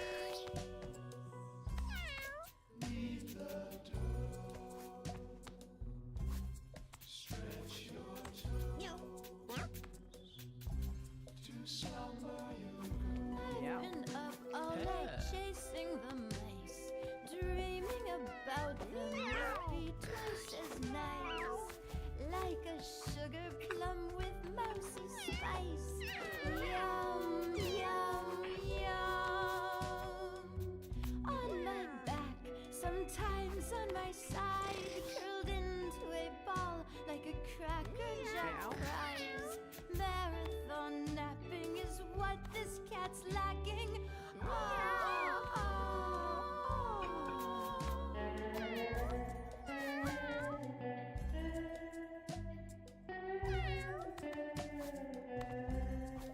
Meow.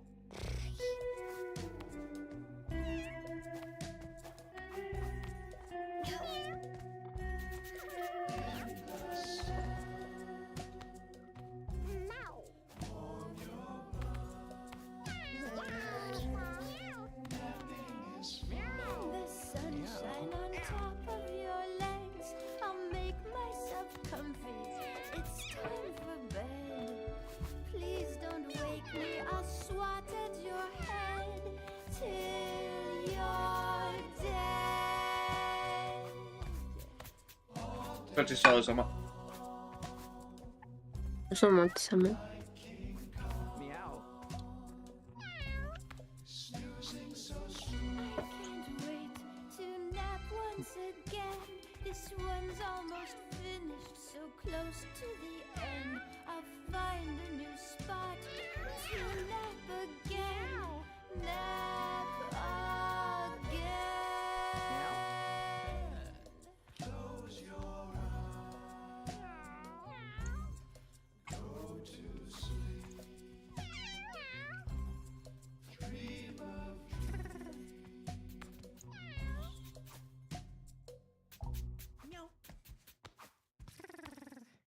Like to thank my cousin Kevin for dropping some magic mushrooms by the studio this morning. Everything that goes wrong today can be attributed to me absolutely being out of my mind. Meow.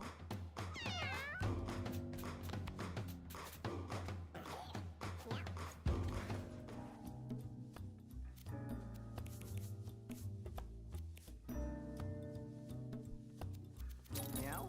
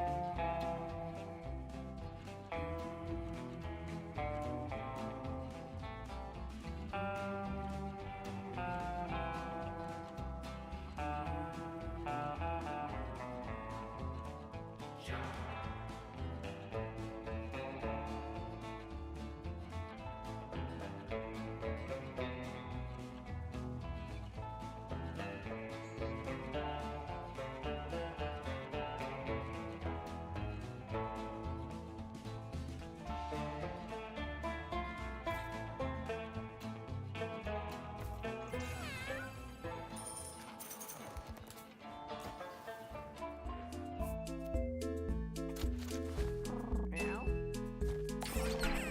Meow.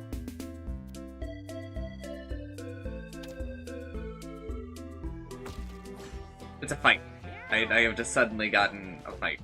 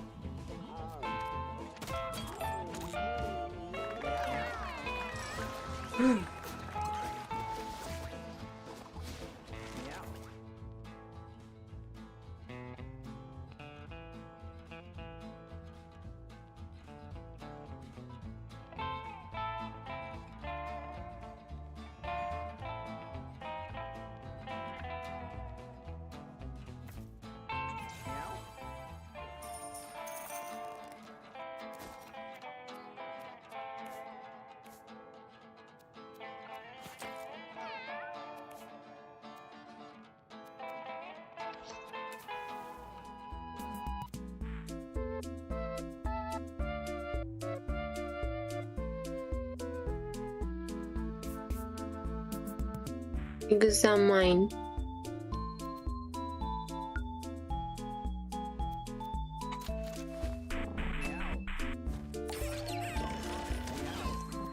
Huh? Meow. What happened? Oh, just she gets one more intelligence. She has ears now. Human ears. Eh?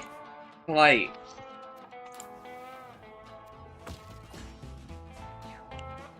I mean, you can't just say that my cat's fucking creepy or gross. What the hell?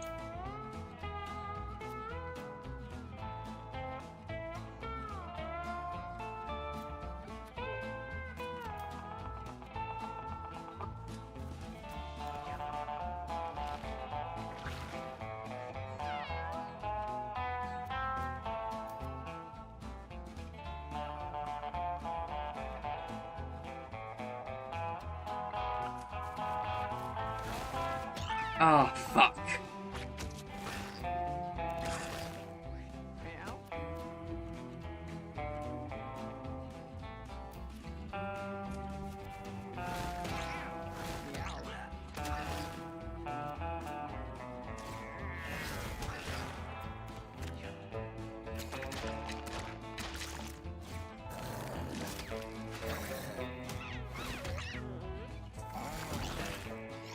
Ah!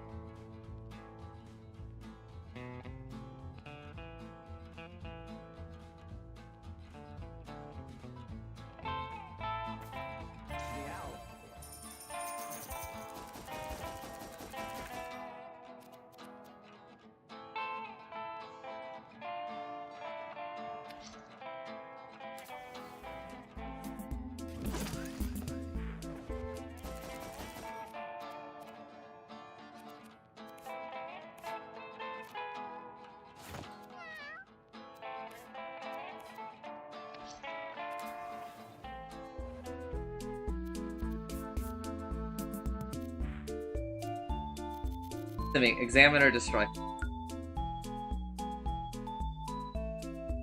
Destroy.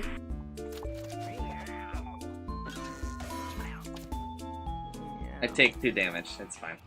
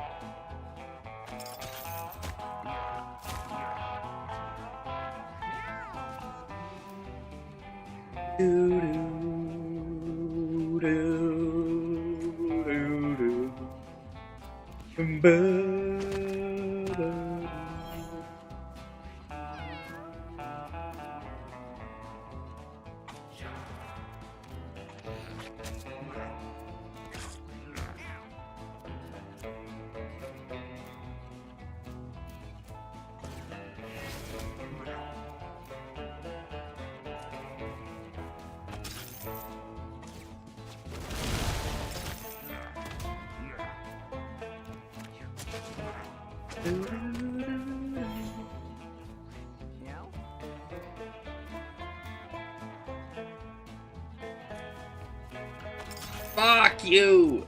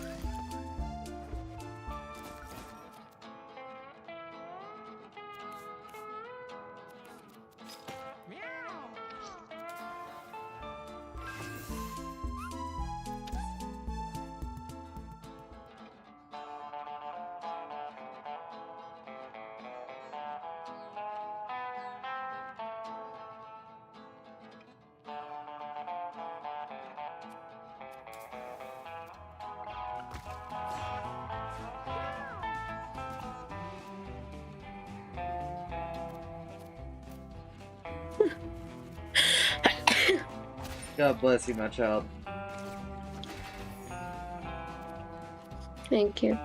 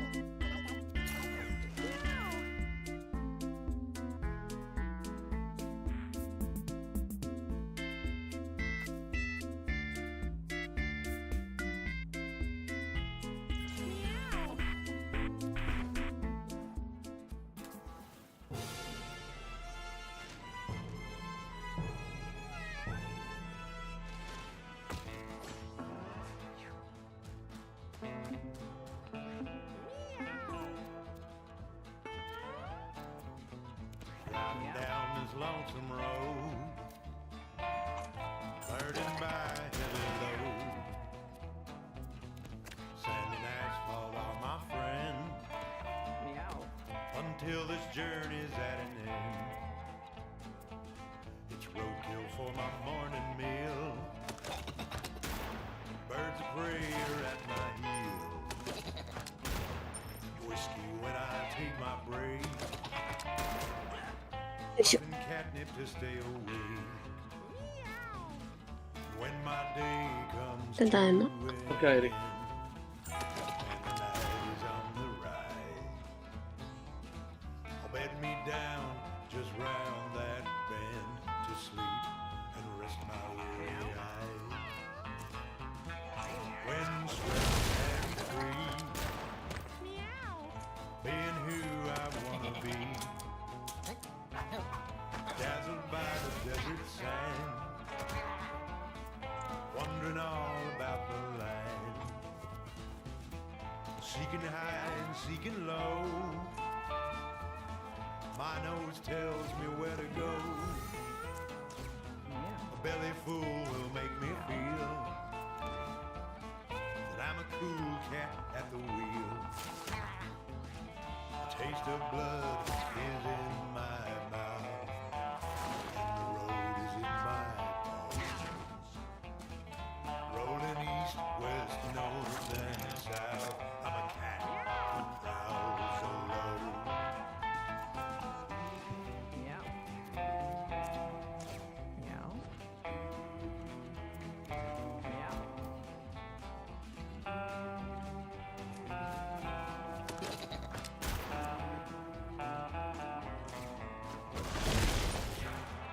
Breaker, breaker, one night, come on back on the city line. Someone tell me where to find something to ease my worried mind. And when the journey's run out of road and the driver's out of time, and when my tail has been all but told, you'll know that this cat's gonna fine.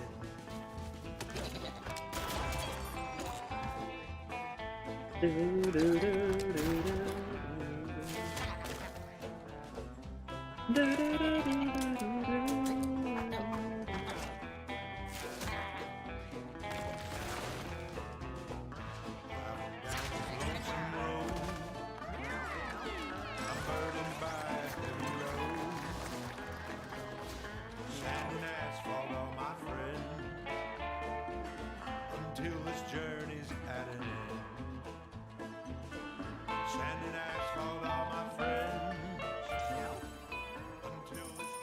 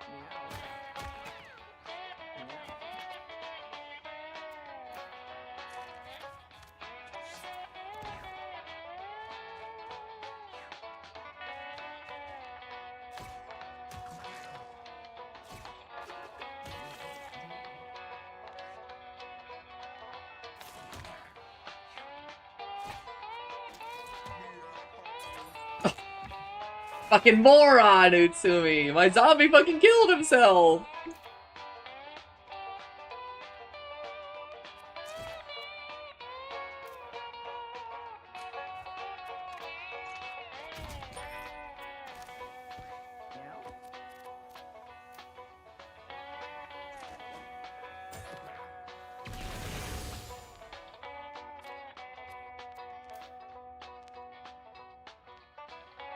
Có lẽ số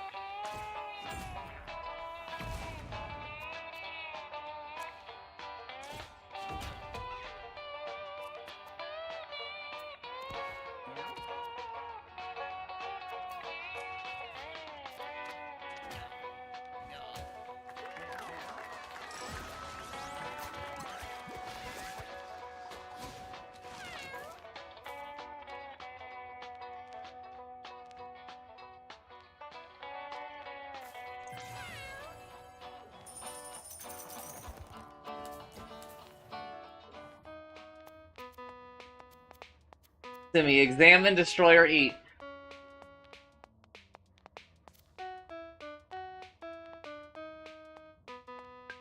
examine.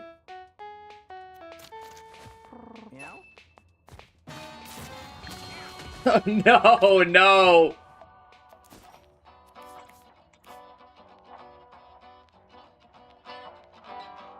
Huh? Utsumi. Oh, man. That's fine.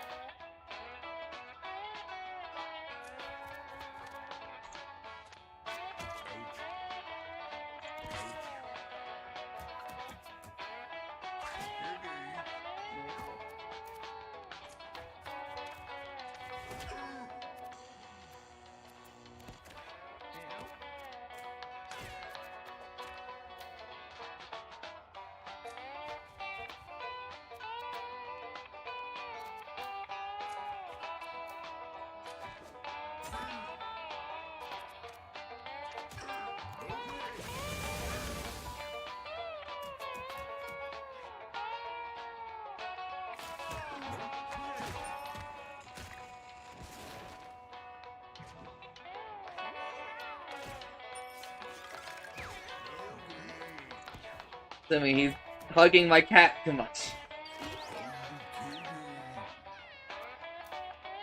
Times 10.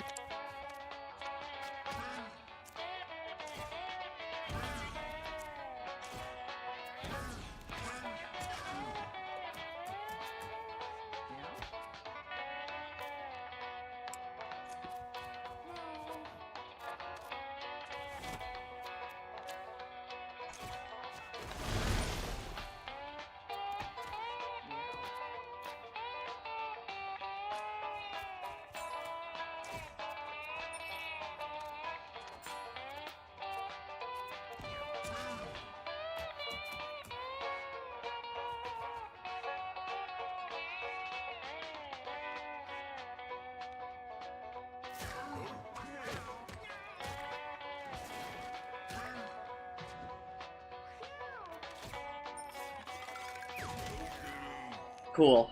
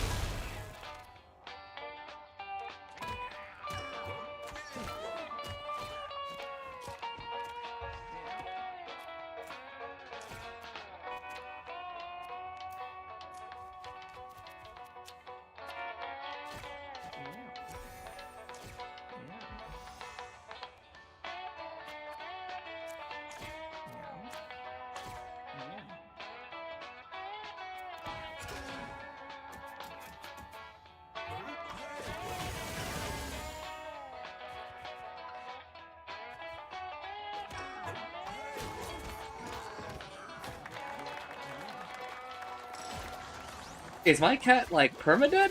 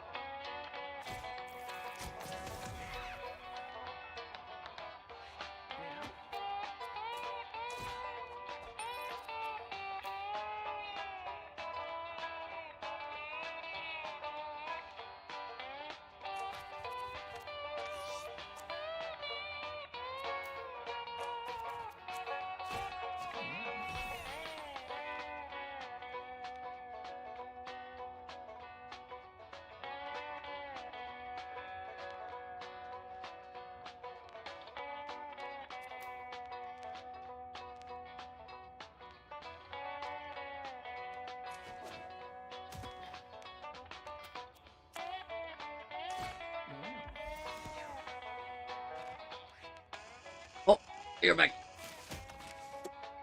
이러시오.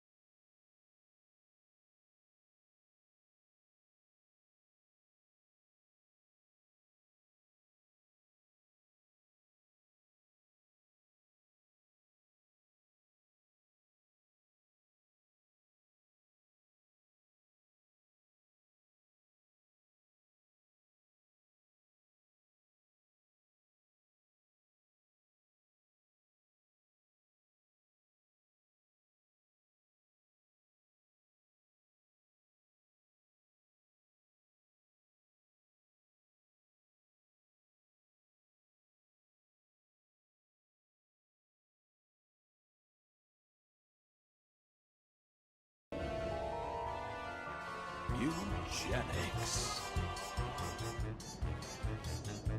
How is it now, Utsumi?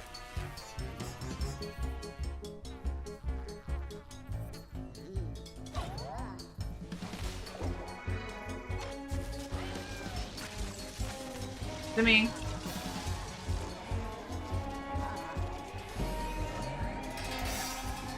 Bam, bam, bam. Alright, it's awful.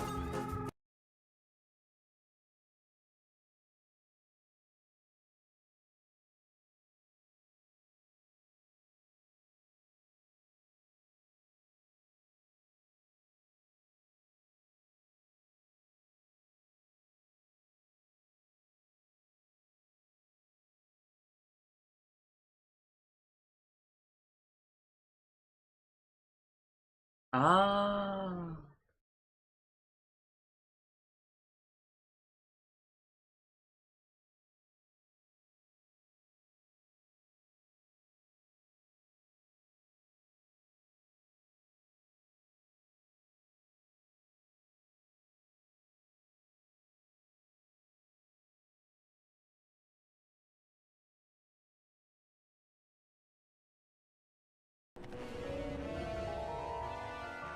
Mewgenics.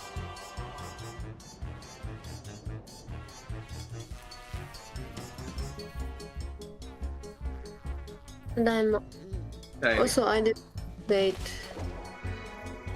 Discord. What'd you say? I did update Discord because I thought might be cause problem. Share screen. Nah, I think it's the game.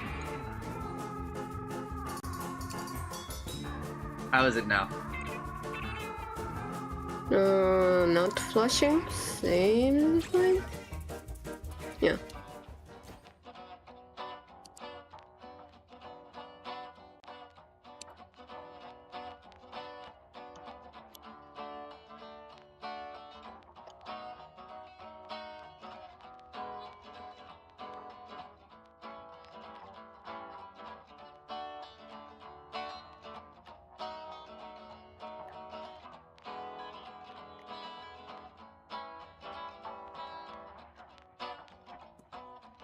Okay.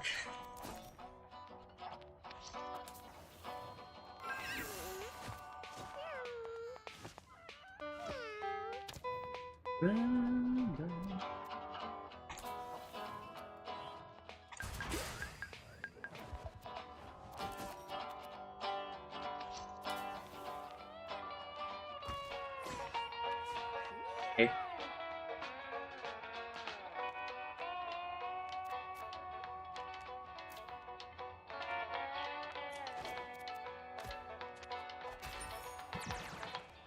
Huh?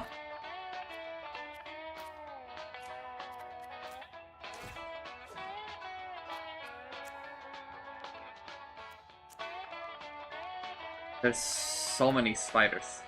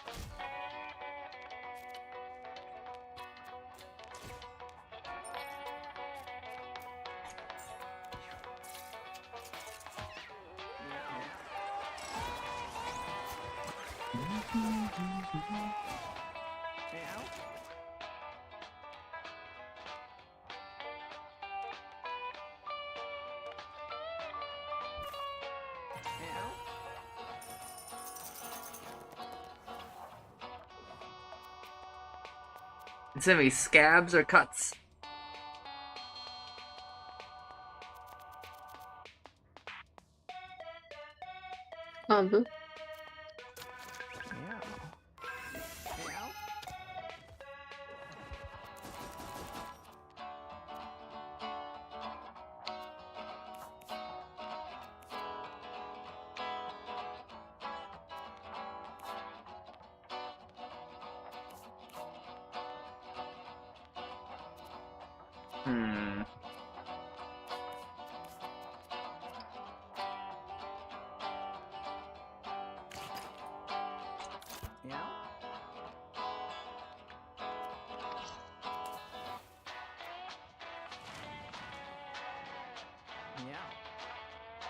The path of the righteous man is beset on all sides by the enemy.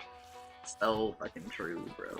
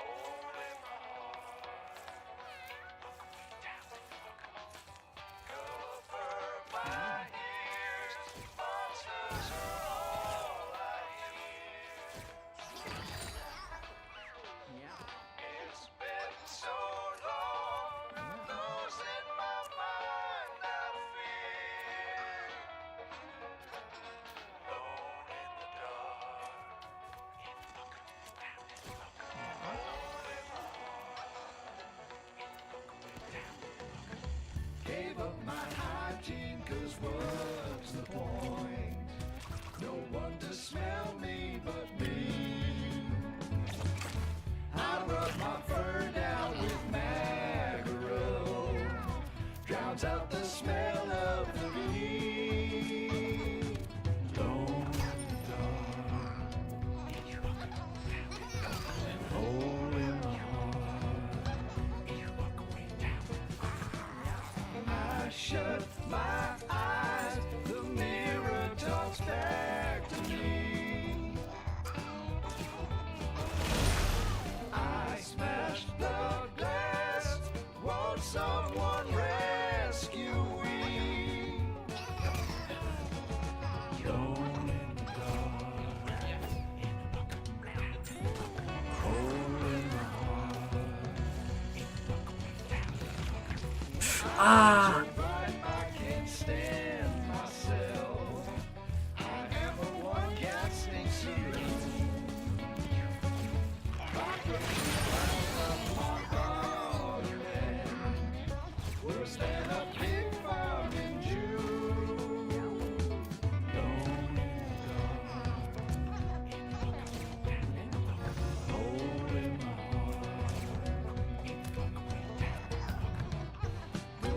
Out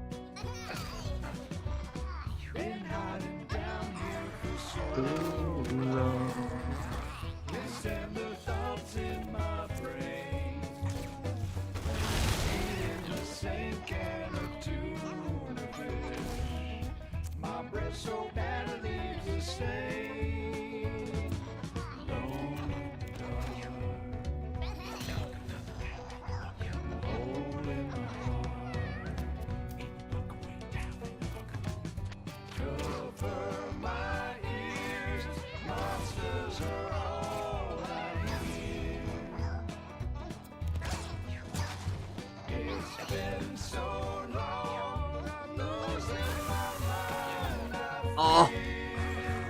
Can't burn him! Okay, okay.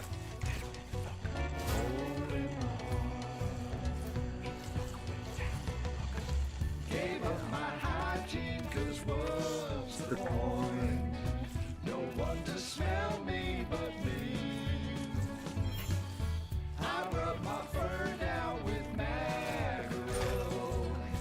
Drowns out the smell of me.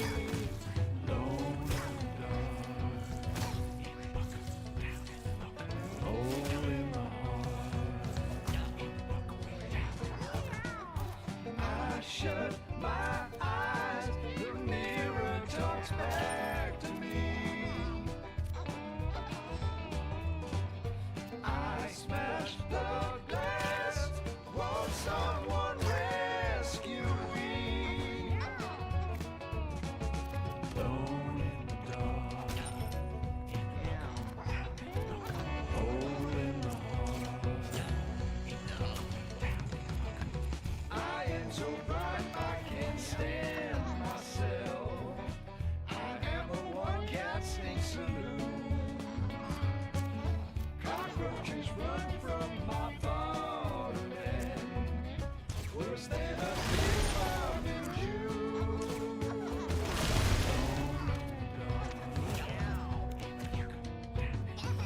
Hole in my heart. Pull out my fur. Scratch out my eyeballs. My nose, my lips, my ears. There's nothing left. I'm just a pool of tears.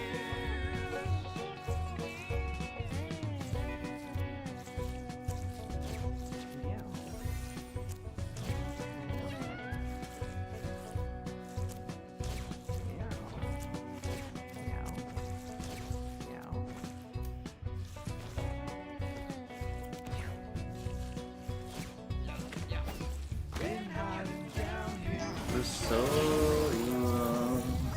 Listen the thoughts in my brain.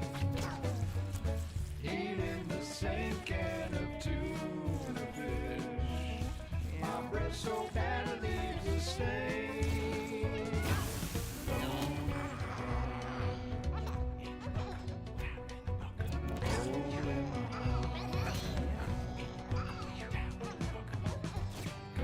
Cover my ears. Monsters are all I hear.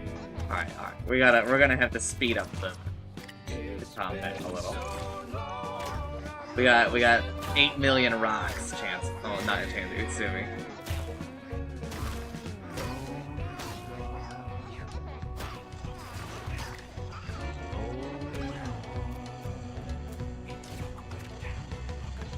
Gave up my hygiene, 'cause what's the point?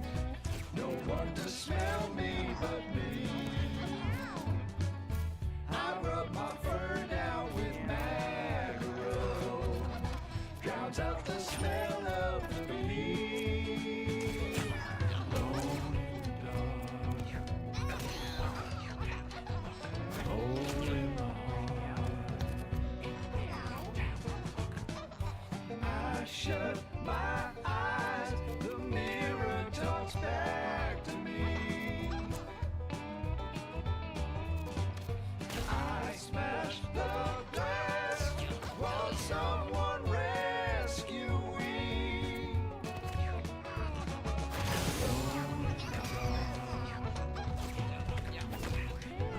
Hole in the heart. I am so bright.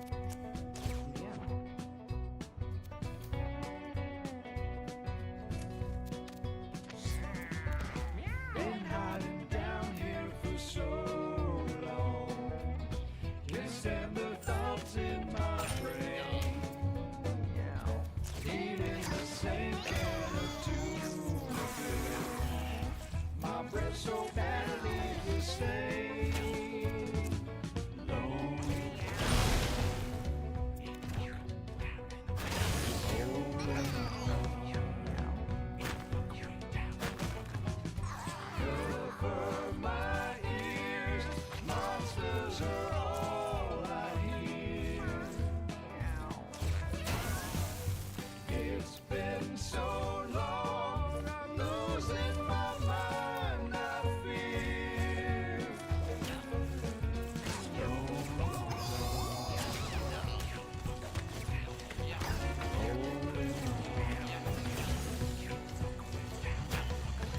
Gave up my high tea, 'cause what's the point? No one to smell me but me. I rub my fur down with macaron, drowns out the smell of the weed. Alone in the dark, hole in my heart. I shut my eyes, the mirror talks back to me. I smashed the glass, won't someone rescue me? Alone in the dark, hole in the heart. I am so bright I can't stand myself. I am a one cat stink saloon. Cockroaches run from my bottom end, worse than a pig farm in June.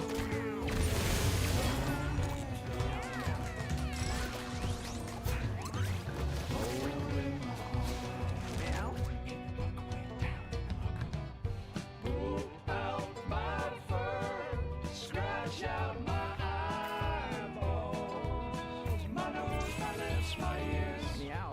There's nothing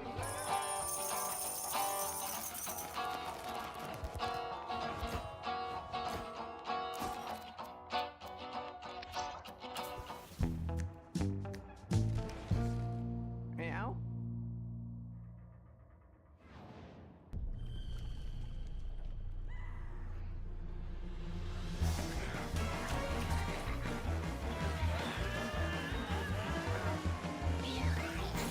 Look at Timmy, it's hell!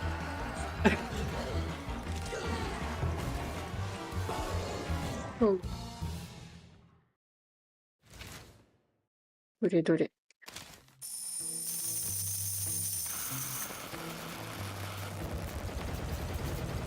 You gone to hell? い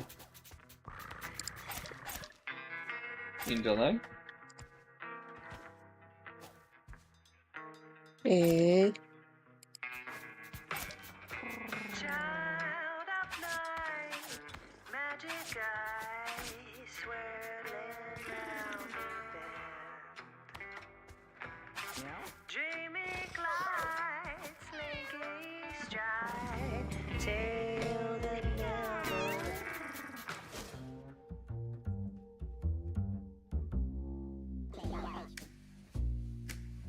I bet at this point you're asking yourself, how many classes are there? Well, lucky for you, there's more!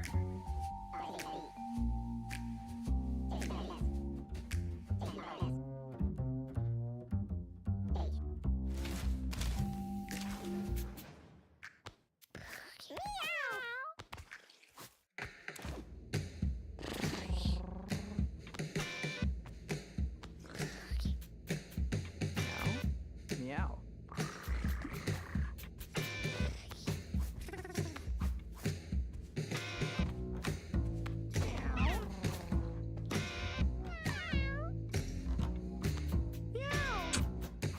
Honestly, this guy I think just immediately gets sent away. And honest, I think the same thing about this guy. Wait, what's his?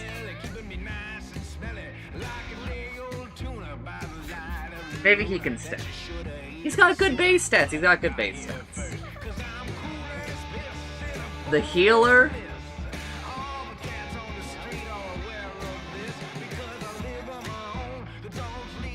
They've got a good mutation.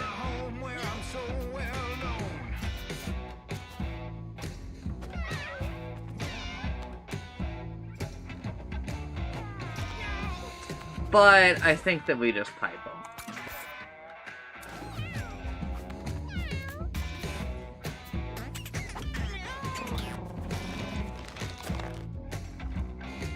Well, my face ain't pretty, it's kinda loafy, and my butt ain't gonna win a cat-ass trophy. Got a tail like a kumquat and a nose to match, but I always seem to find myself opposed to scratch. See, this mean old city ain't no place for a kitty that needs a mommy to bring them their milk. I said, hey, diddle, diddle, you'll be strings on a fiddle if you ain't of the proper ilk. See, now I'm cool as pea in a puddle of glee, and it all Okay, well, you're definitely a keeper because of your mutations. living on my own, the dogs leave me alone, and the streets are my home where I'm so well. You're a keeper because of your stats.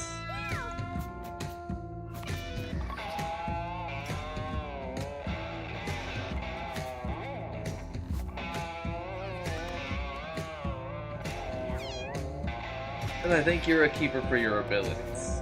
But your base stats are fucking awful. What about you, Laco?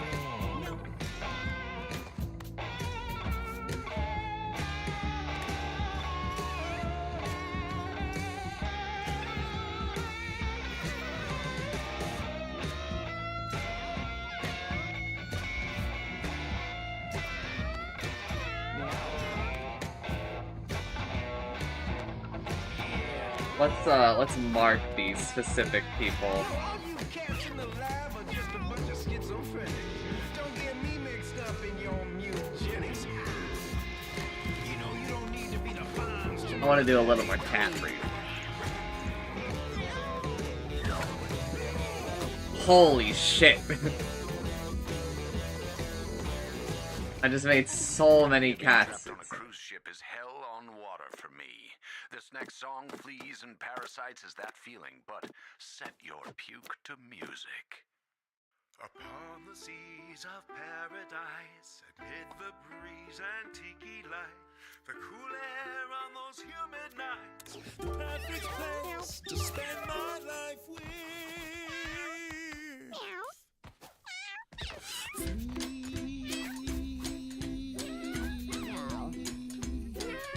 And parasites who feed each other's appetites for one another as they fight to feed each other's appetites.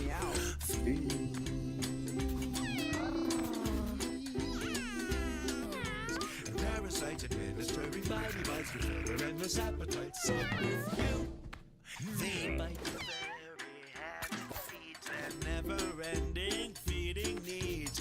I'd rather swim in centipedes than have to spend another day with you.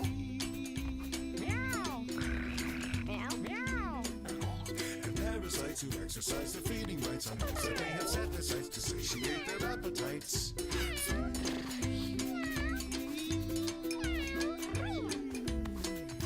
And parasites with some help from ticks and mites, they fill their endless appetites up with you.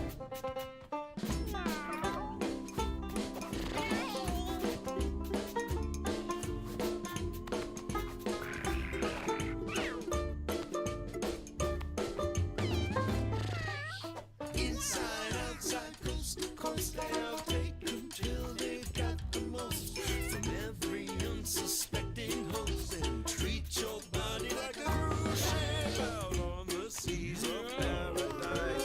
Get the putrid air and lights, they're hanging out like stalagmites. Got me itching and scratching through my life, and I'm a breeding ground that's also right.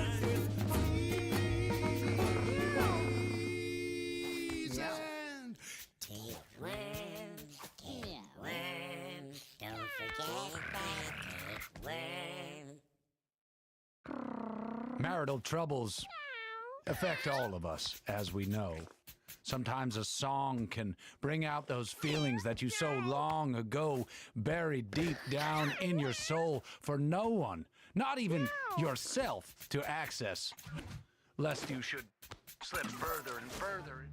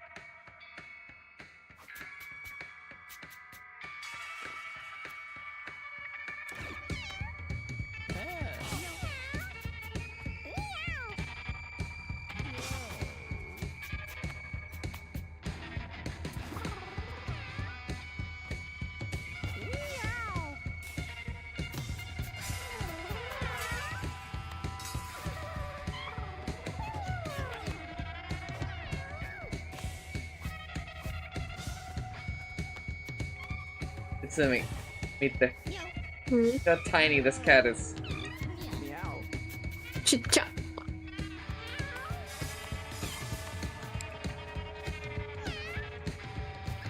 They have 1 constitution!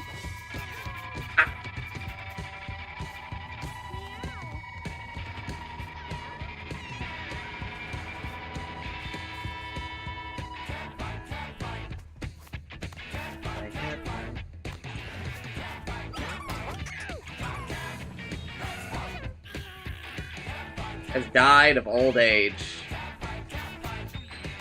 What's the name? Matalele.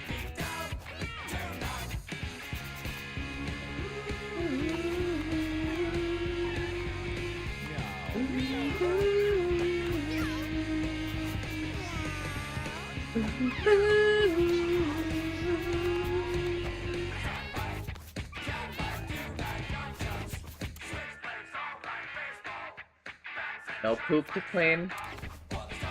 Where are the kittens?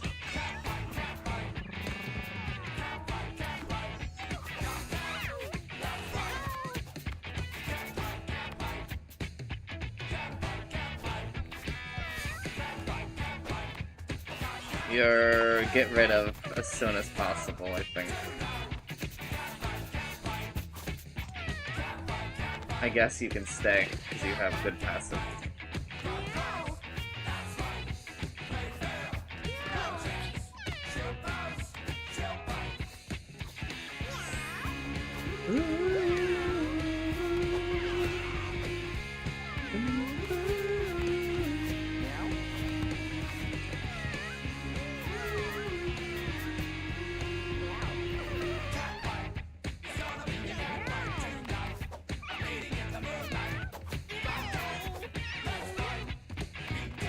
You? Her?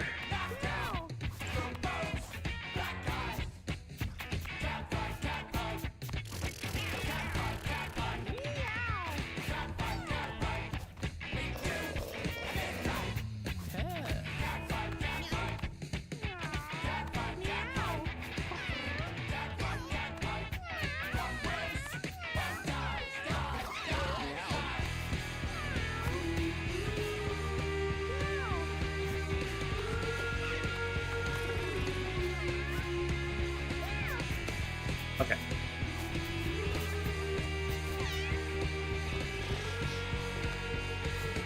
We gotta get rid of some more cats. This is too many cats. そうだね。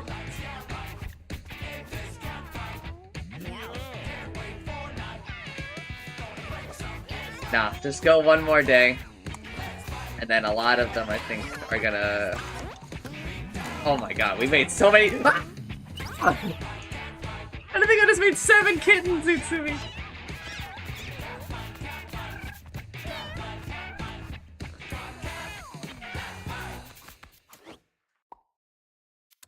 Oh, good morning. Shout out to all you WMEW faithful. Yeah, I've been thinking recently. Kind of want a nickname, and I've been asking some of my most faithful listeners to come up with something a little more jazzy for my persona. And I've got some of my favorite options for you here. You're welcome to hit me up on the chat with which one's your favorite. So I'm going to go ahead and list them off here. Mr. Cooker, DJ Rancid, Crashing Couch, Lighter Boy, Crepe Haven, my favorite, Gavin 12, or Gloria's favorite, which she used to call me before we broke up, Cooler Man Level 2. Let me know what you think, listeners. You can go Mr. Puffington or Mr. Puff Button. Pipe them as soon as they're old enough. Lightfully dead.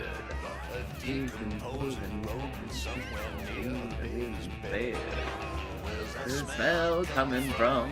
Where's that smell coming from? Burn the mean. If you'll give me the spleen. Where's that smell coming from? Where's that smell coming from? I'm a chum bucket kitty, baby, living in the city. Maybe you can tell me something now. Tell me something, mister. I'm a chum bucket kitty, maybe living in the city. Pipe Tell me something now. Tell me something, mister. Come on. Throw me something smelly. Toss me Something kind of dead. If you really, really love me, let me chew on this head. Where's that smell coming from? I know it's not fair, everyone, but tell me where's the charm? Starting on a leg before you finished with the arm. Hey, where's that smell coming from? Where's that smell coming from? Use a little flesh. I don't need to be fresh. It's been around a little while. That'll surely Make me smile. Come on, give me a leg up. The right to bear arms. It's mostly dead anyway. So what's the? So really, what's the harm? I'm a chum bucket kitty, baby, living in the city. Maybe you can throw me something now. Throw me something, mister. I'm a chum bucket kitty, baby, living in the city. Maybe you can throw me something now. Throw me something, mister. Come on. Where's that smell coming from?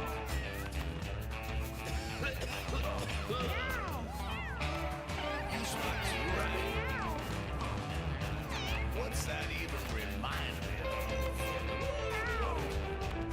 Oh man, where's that lovely smell coming from? I'm a chum bucket kitty, baby, living in the city. Maybe you can throw me something now. Throw me something, mister. I'm a chum bucket kitty, baby, living in the city. Maybe you can throw me something now. Throw me something, mister. I'm a chum bucket kitty, baby, living in the city. Maybe you can throw me something now. Throw me something, mister. Come on. Where's that smell coming from? Could be a bucket that's full of chum, beaks and gills and flesh and grist. That's a little pathogen I can't resist. Livers and gizzards, innards and spleens make me healthy, wealthy, and serene. Ooh, where's that smell coming from?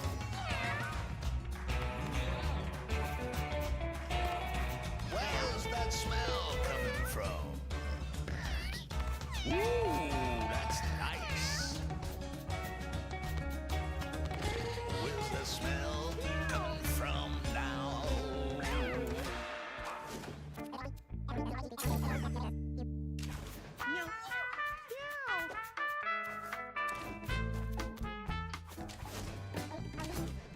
Sirs, but I love a good scrap. This next one's called Catfight. Let's go!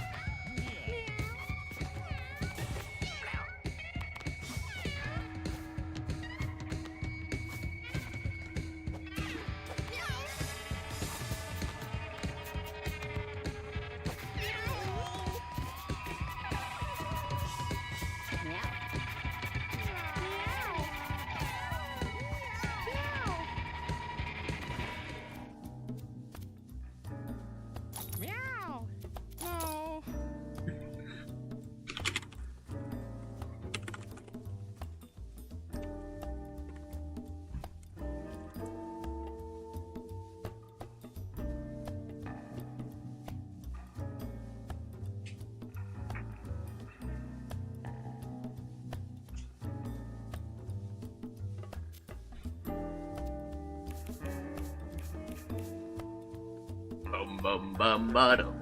Bum.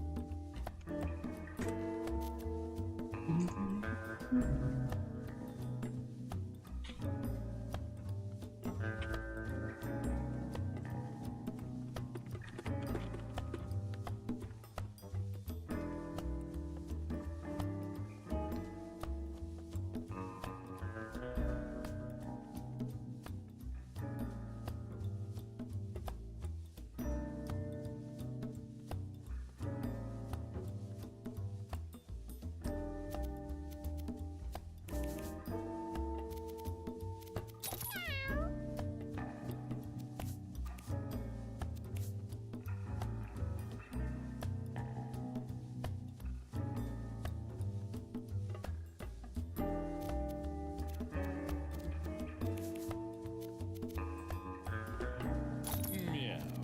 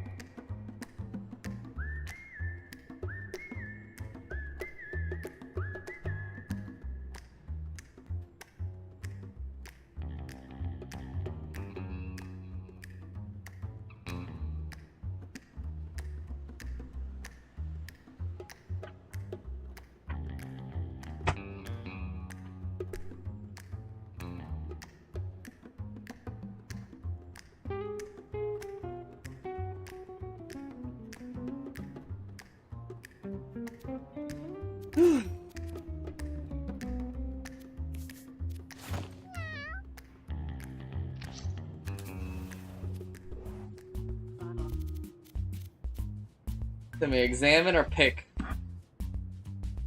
Pick.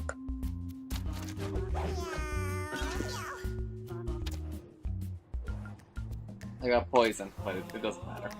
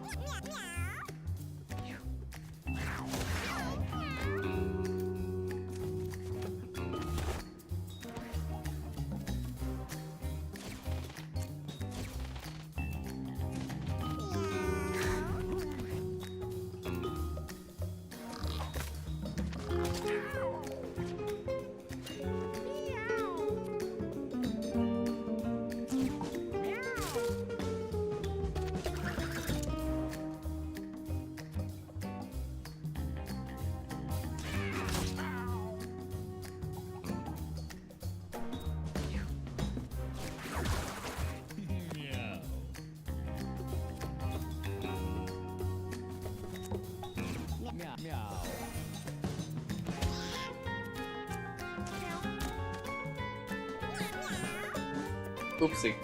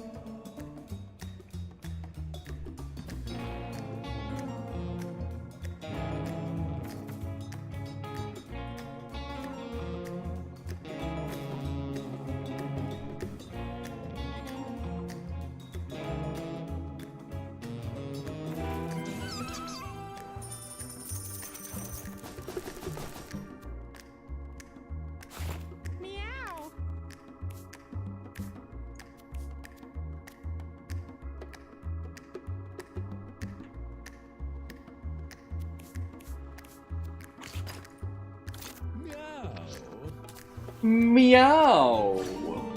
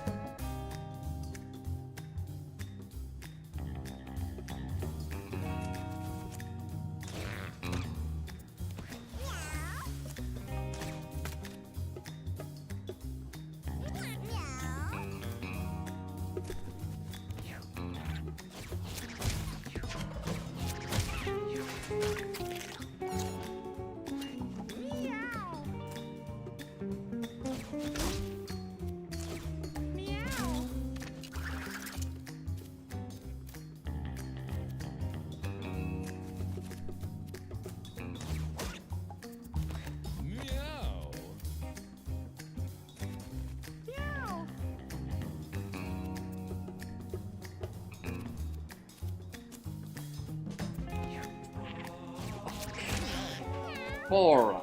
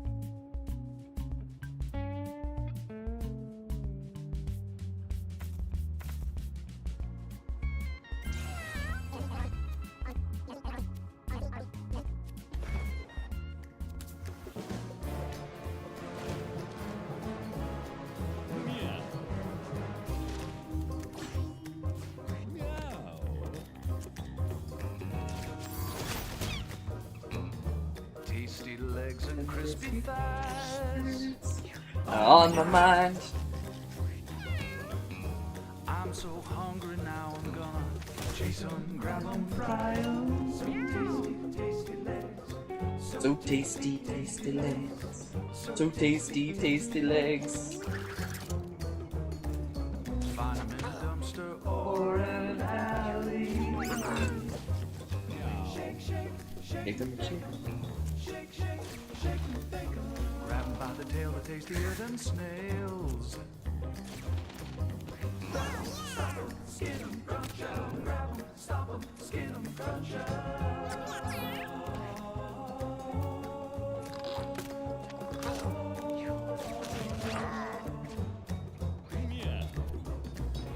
All of my nights, I'm chasing rats. Chasing the rats. All of my days, I'm taking naps. And in my dreams, I'm the king of cats. I hunt you down. all of my nights, I'm chasing rats. Chasing the rats. All of my days, I'm taking naps. And in my dreams, I'm the king of cats. King of cats. I will hunt you down. There will be nowhere to hide. Bones littered at my feet. All I've got is rats to eat. Pile of bones at his feet. I'm not the cat you wanna meet. He's a bad, bad kitty. A bad, bad kitty. What's your business on my street? You better believe.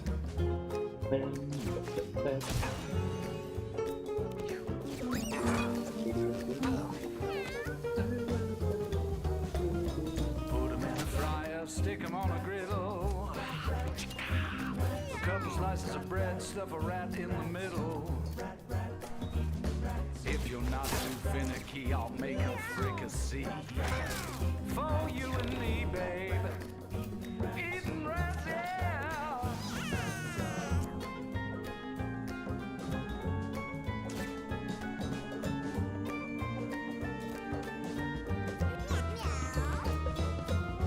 In this alley, I'm the king. He's the king. Smell like salmon and onion rings. Onion rings. Got no time for fancy things. Chasing rats when my belly sings. Like a hobo, grimy claws. Tetanus shoots from my claws.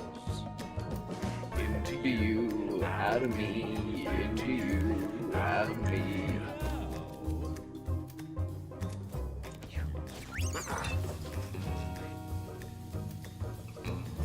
tasty legs and crispy thighs on my mind. I'm so hungry now, I'm gonna chase 'em, grab 'em, fry 'em. So tasty, tasty legs. So tasty, tasty legs. So tasty, tasty legs. Find 'em in a dumpster or an alley. Shake, shake, shake 'em and bake 'em. Shake, shake, shake 'em and bake 'em. Grab 'em by the tail, they're tastier than snails. Grab 'em, stop 'em, skin 'em, crunch 'em. Grab 'em, stop 'em, skin 'em, crunch 'em.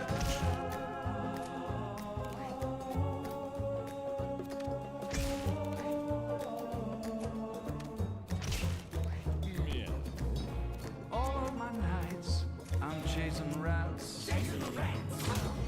All of my days, I'm taking naps. Where is that? And in my dreams, I'm the king of cats. He's the king of cats.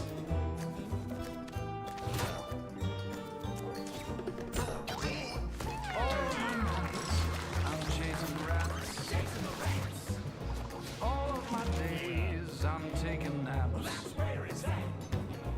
And in my dreams, I'm the king of cats. He's the king of cats. I will hunt you down. There will be nowhere to hide. Bones littered at my feet.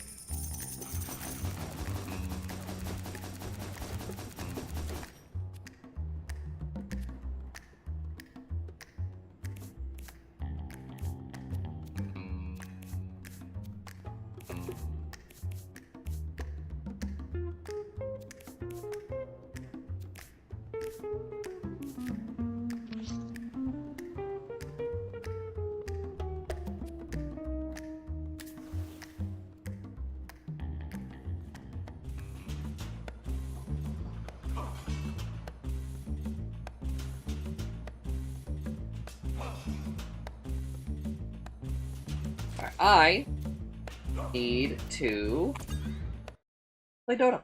So that's it for Mewgenics for the day.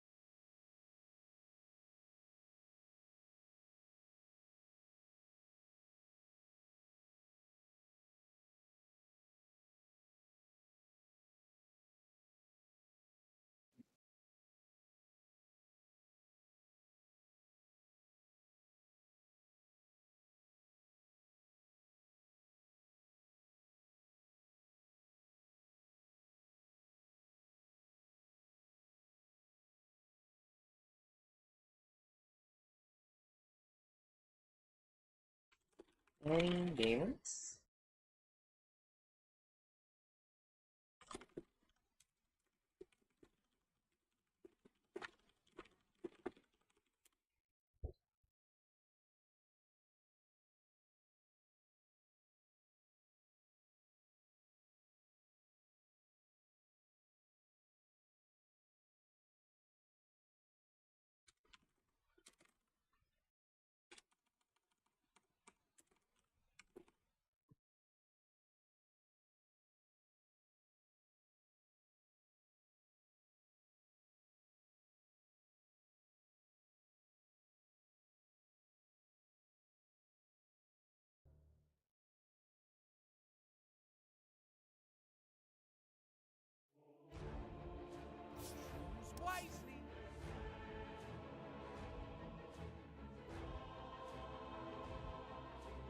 Timmy, would you like to play Dota?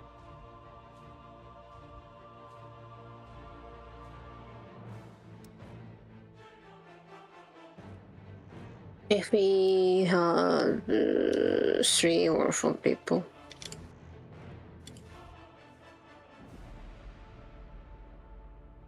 How do I edit my mini profile? Oh, there it is.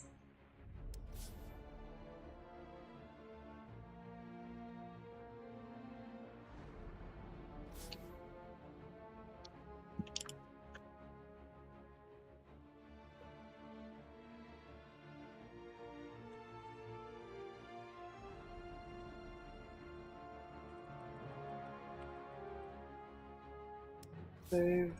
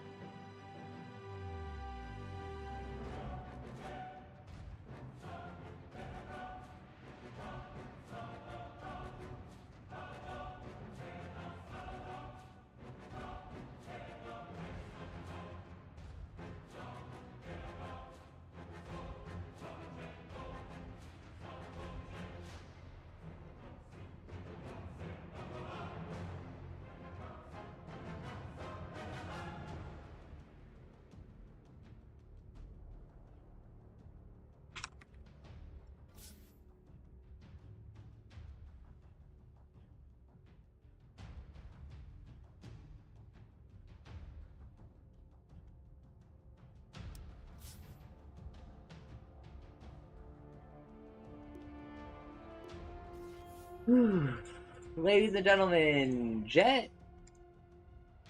Oh.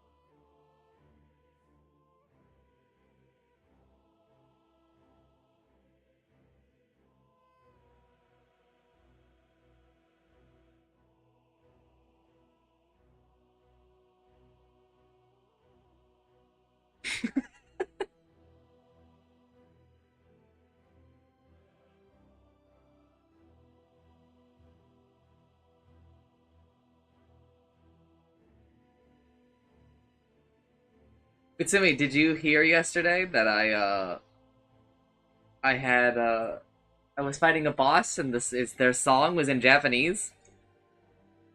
No.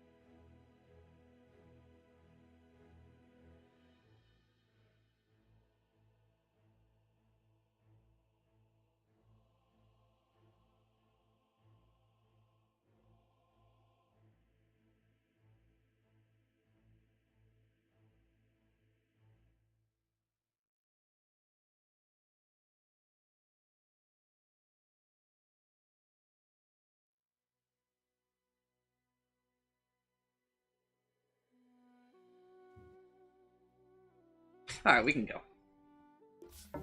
Ain't nobody else showing up. And you're good to queue whenever. Mm-hmm.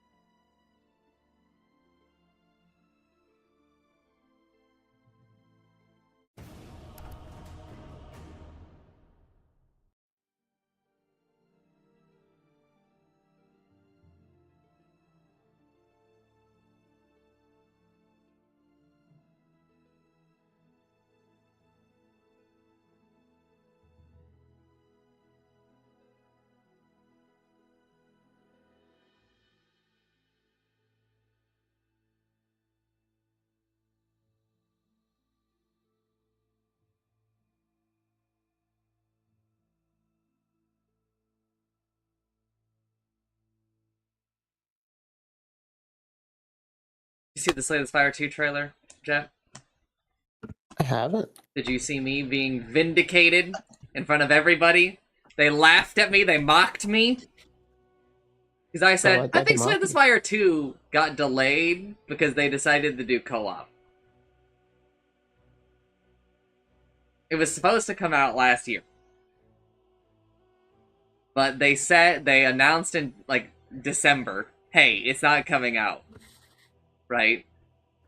Because we got lost in the sauce and we started developing something that no one is expecting. And it's taken us way too long because we decided to do it. And I was like, they're talking about co-op. And Chancer and everybody was like, you're coping. You're insane. They're not doing co-op. And I was fucking right. I was fucking right, Jet. They haven't said that was why they delayed it, but that would make a lot of sense on why they had the delay, because all of a sudden their game needed netcode. What's that? It's the making it so your game is not just single player. When you make a game, when you make like a single player game, you literally never have to worry about networking, right? Because it doesn't need to connect to anything. It's the damn game, right? But as soon as you have another player involved, you need a way to connect, you know, the two players together, either via a network or local or whatever. Right? That's why a lot of indie games don't have co-op. It's because they're like, we don't know how to make a game online.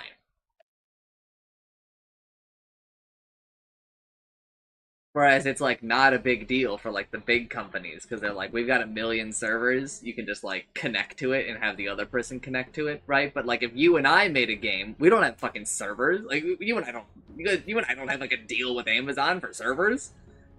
10 seconds remaining. Even if we did, like how many servers do we need for our indie game, Jay? Are we gonna sell 1 million copies? We're gonna sell fucking 10? Pretty sure it's your turn to pick.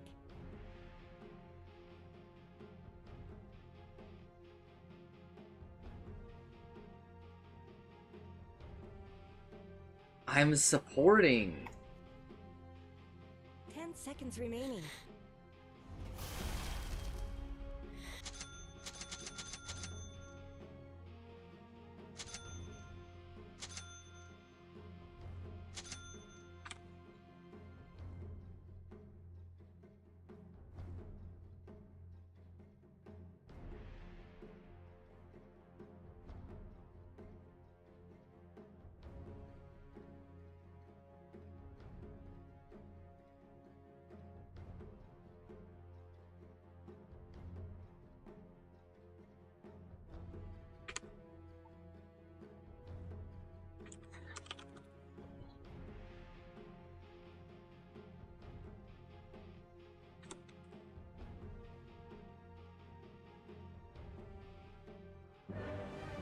Looks like I need to play more Slay the Spire.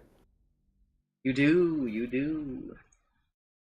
It's so fucked I still haven't really played the board game. I've been thinking about putting an incentive up for getting the boys together and maybe doing like a tabletop simulator of the board game. Prepare for battle. I've also considered, if I had more money, like if I were just a lot more stable, I've considered buying a game table and buying a setup where I would stream the live board game and I would just control, like we would play co-op board games on stream. Mm-hmm. I get what you're saying. I get what you're saying. But then I lost my job. And I was like, I board can't games are afford. expensive. I mean, really, the table and the setup was gonna be the expensive part for Stuff me. is expensive. I mean, I don't know if you've looked at like proper game tables, man, but I have not. 5 digits. God. 30 seconds That's to tough. battle. But I mean, you know, it's because it's like real wood and shit, right? I think I kind of told you, but I've started collecting CDs. It's so nice how cheap it is. Like I go to Goodwill, find something really nice for $1. It's great.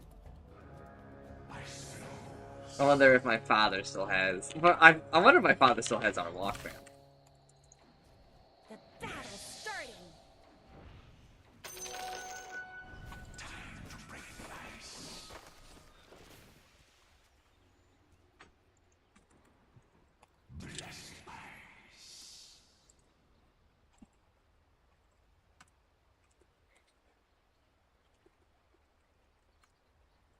As you say.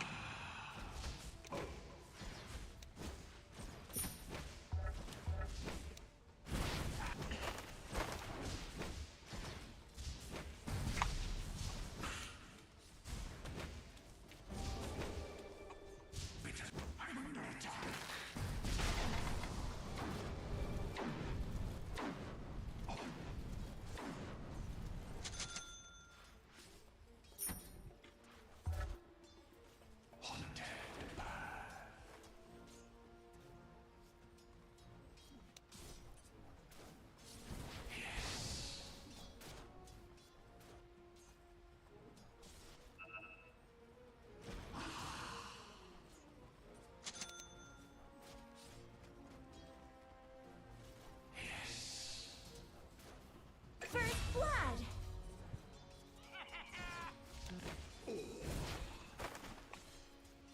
Ice flows.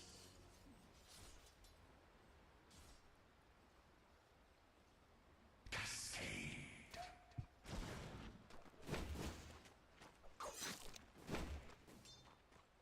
As you will.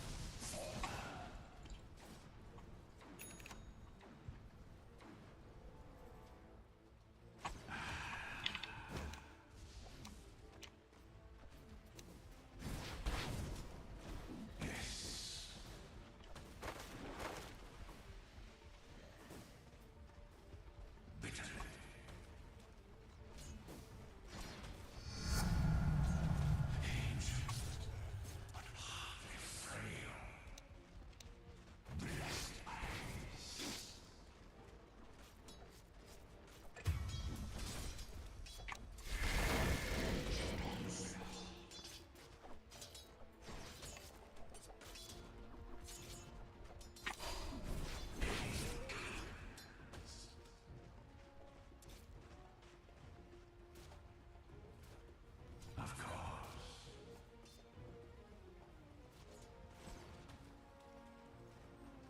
As you say.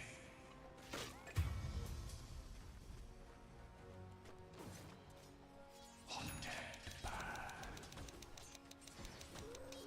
Double kill.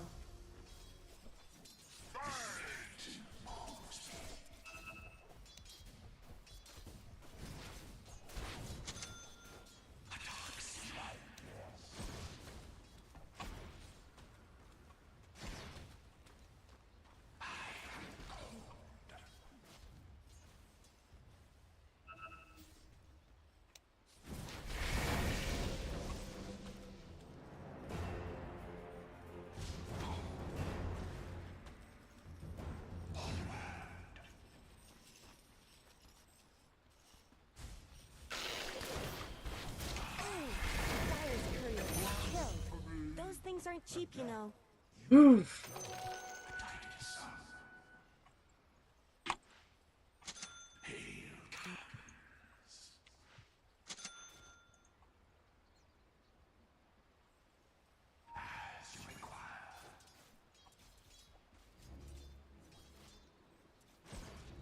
Any chord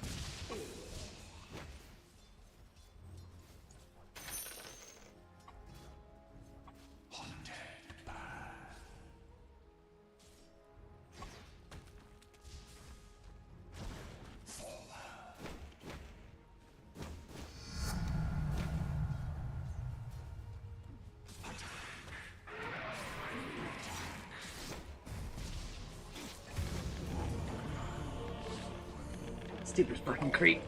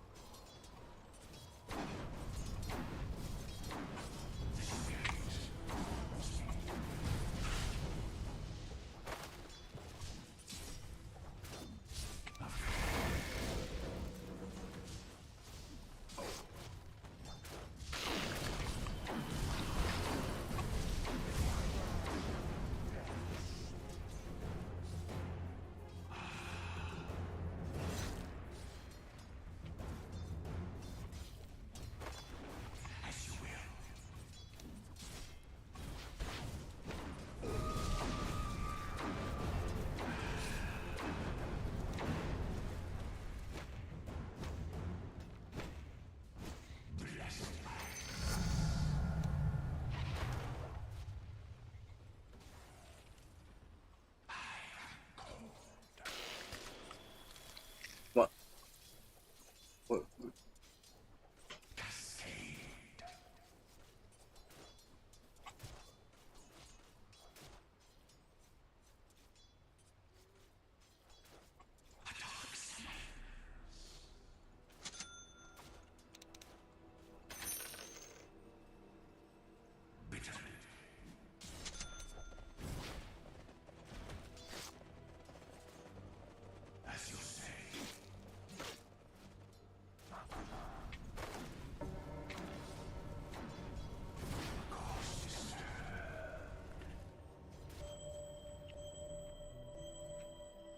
Cool.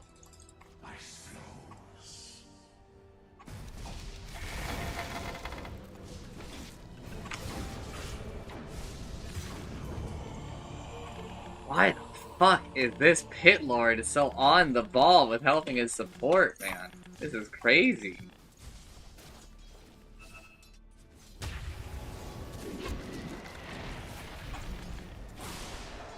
Your middle tower is under attack. Killing spree. Mid's a little tough. Dominating. Double kill.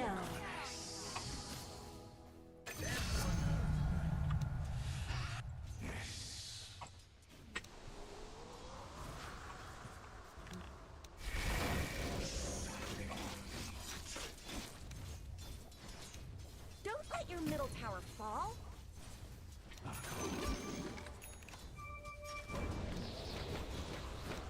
Well, guy just stop controlling his Eidolons! He's watching his hero walk back the lane.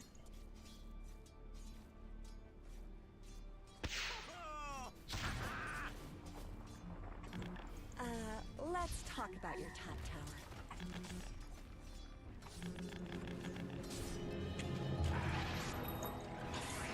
Your top tower is under attack.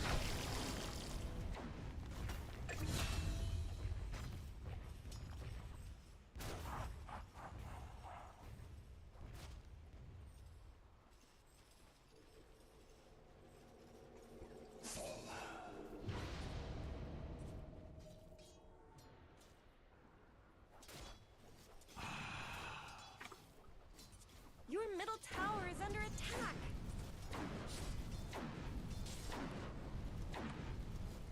As you say. Your middle tower is under attack. There's really no reason to stand for this.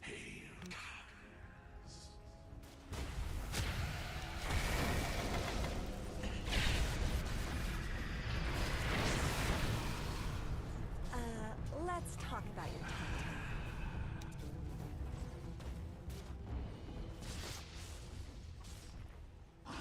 Your middle tower is under attack. Yes.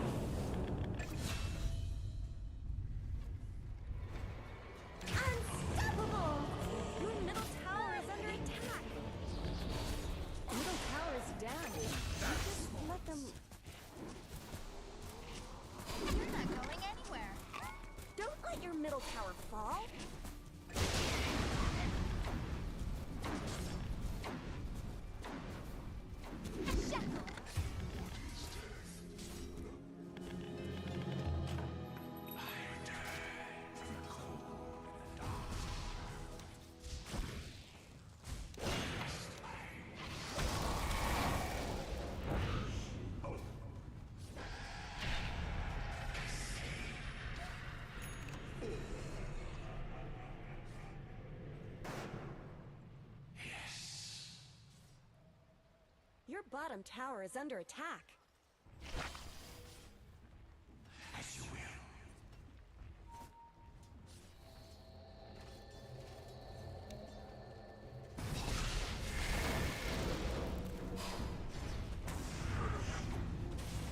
Your top tower is under attack. That is my sea level. Yikes.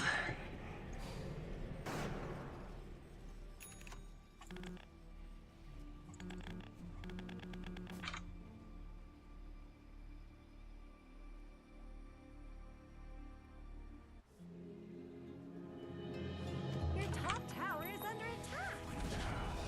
There's no more top tower. I thought this might happen.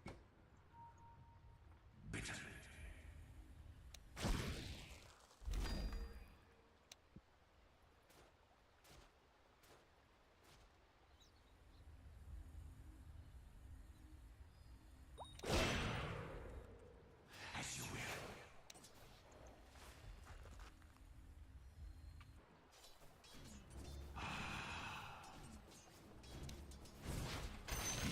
Okay.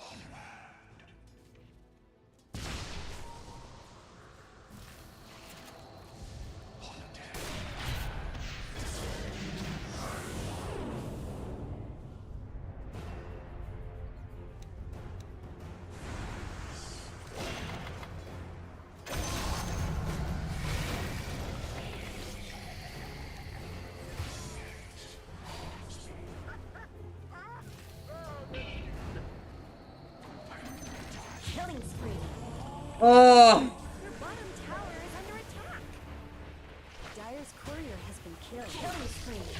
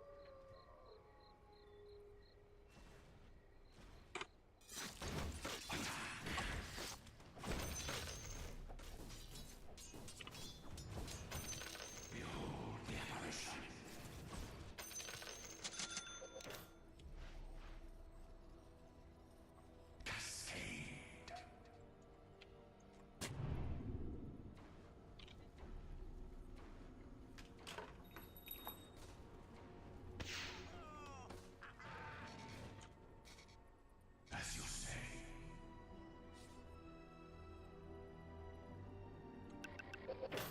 Yes.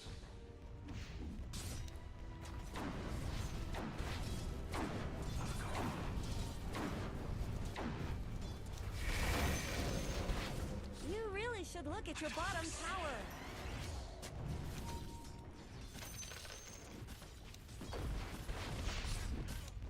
Your bottom tower is under attack.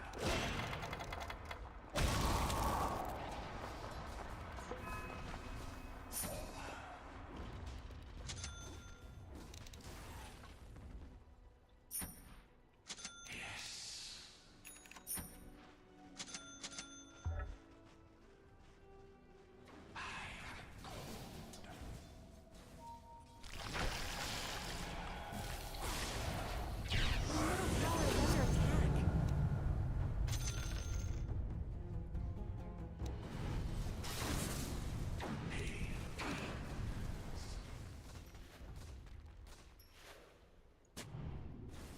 Just shoot it. Just shoot it. Just gave you vision. Oh, you're... How are you? Okay, there you go. There you go.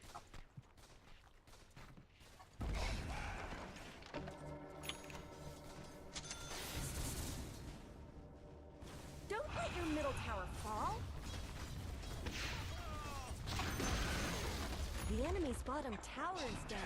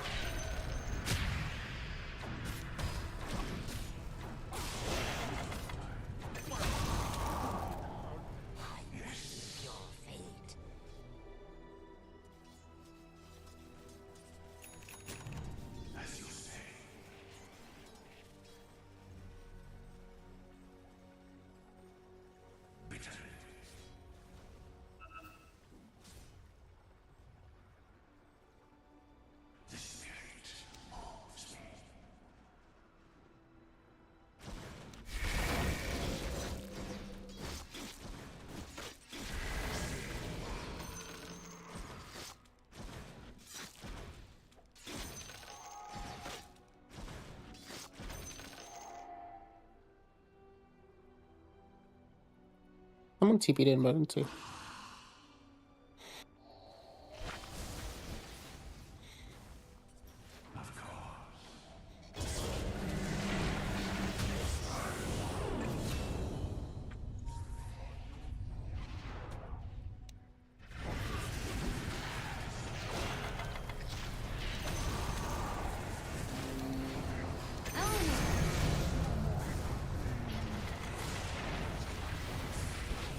Yeah, you got a guy like walking next to you?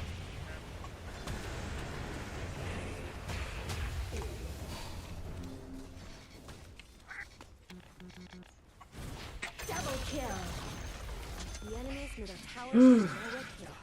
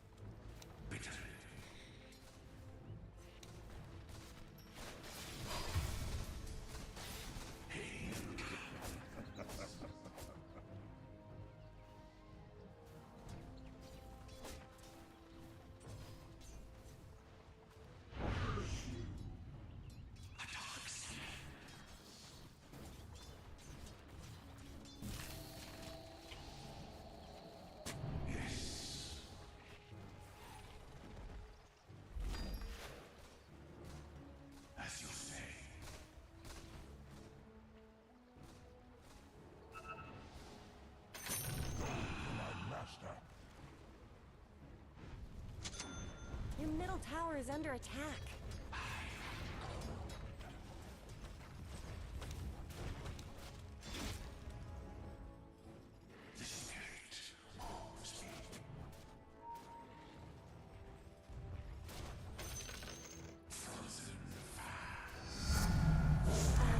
Let's talk about your top tower. This is not cool.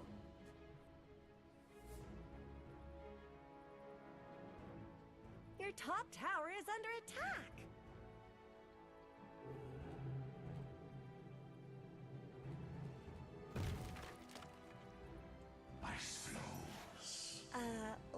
talk about your top tower. Of course.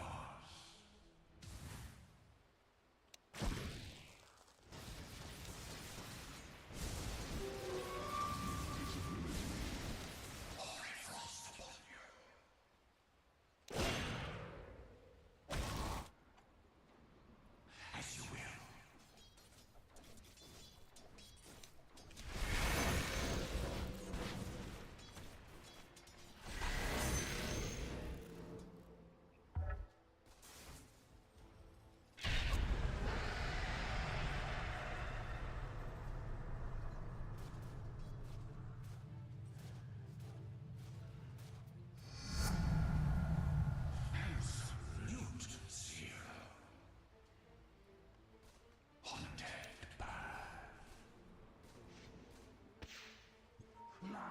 To steal.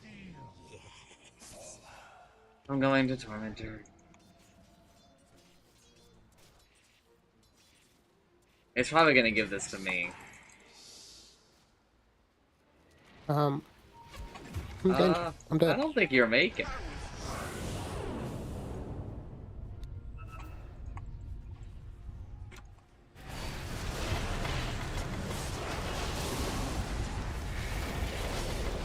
Double kill. Killing spree. Killing spree.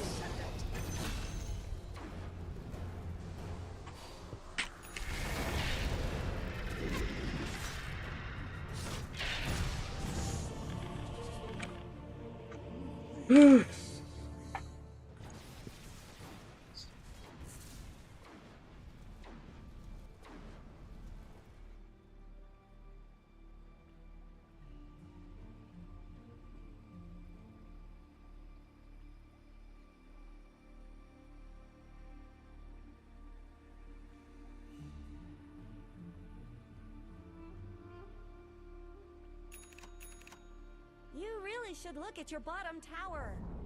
Bottom tower is gone forever.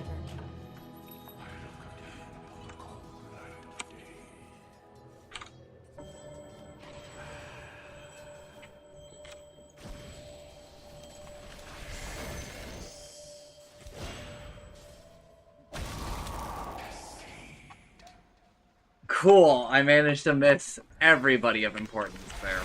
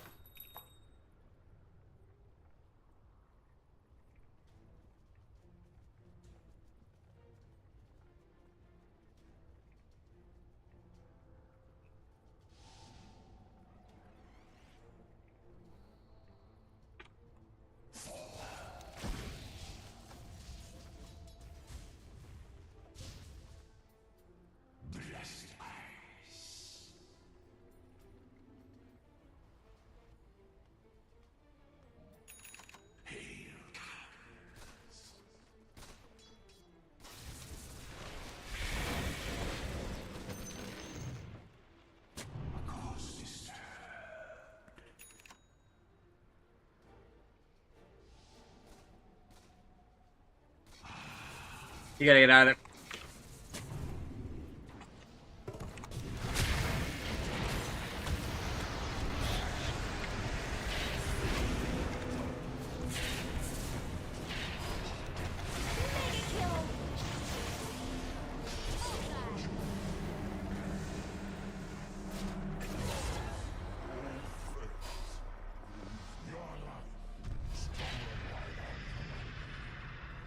Your bottom tower is under attack.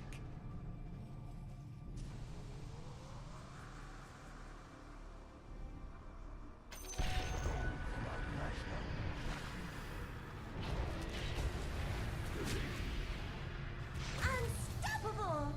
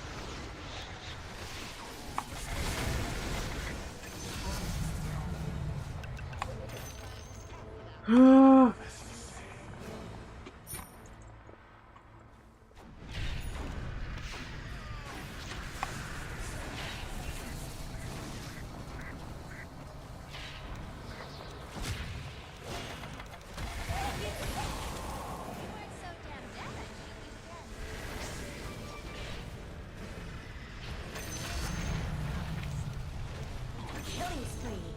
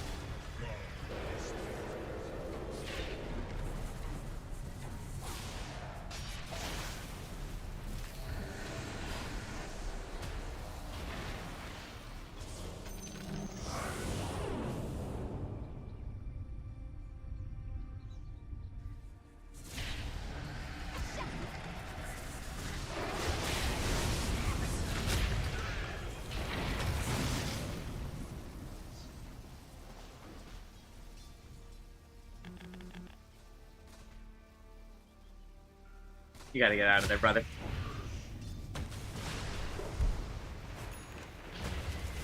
Double kill.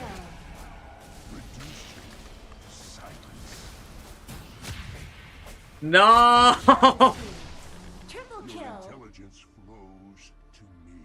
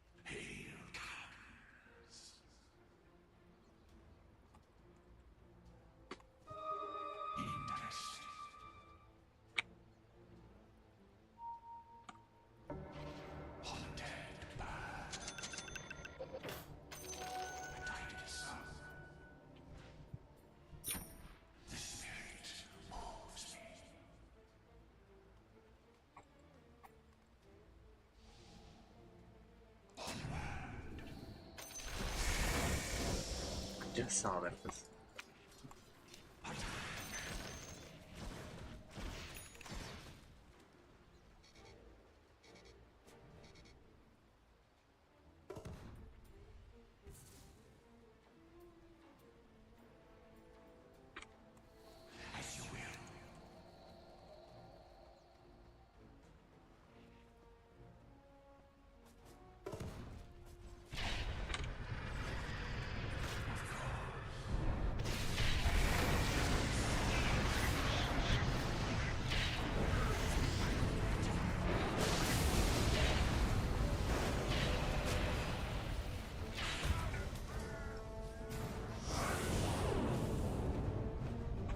Yeah, the refresher?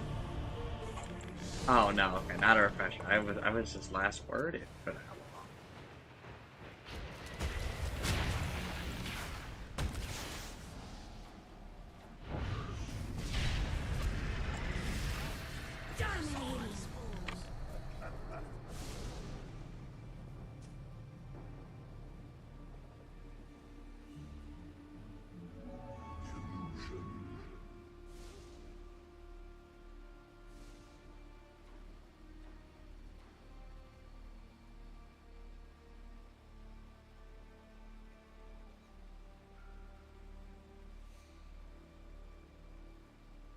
Your top tower is under attack.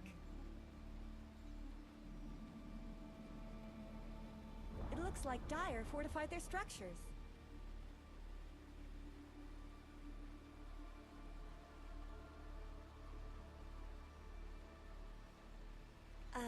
Let's talk about your top tower.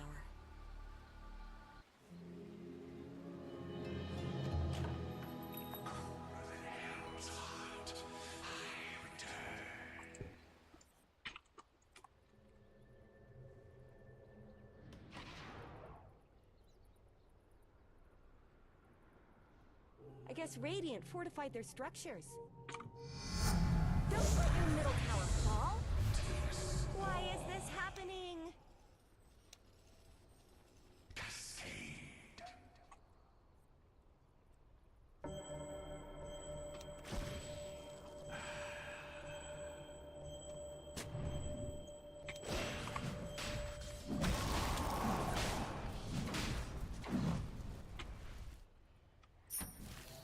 Radiant took down Roshan. I trust there was a good reason.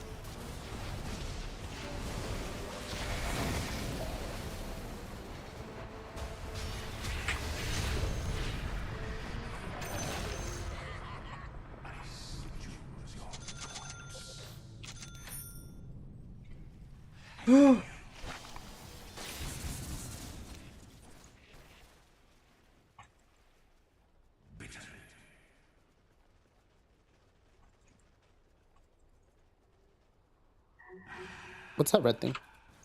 That is Lifestealer inside of that thing. Huh.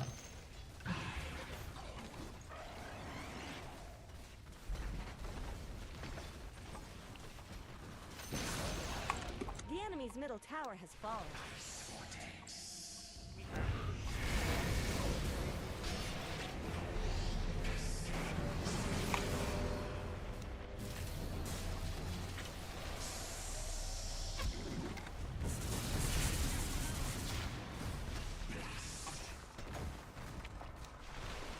You can shoot it, you can shoot it.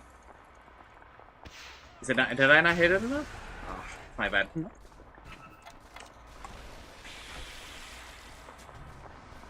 Alright, get out, get out, get out.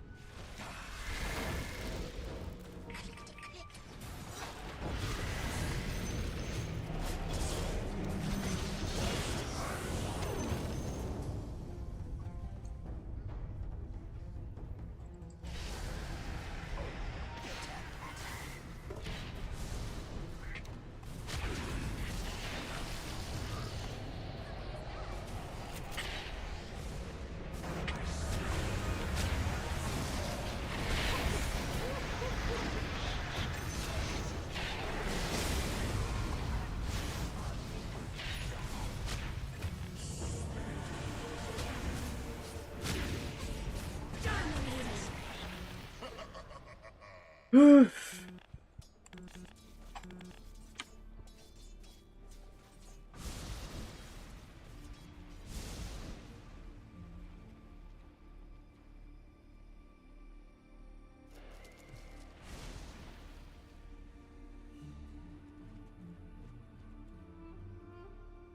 middle tower is under attack.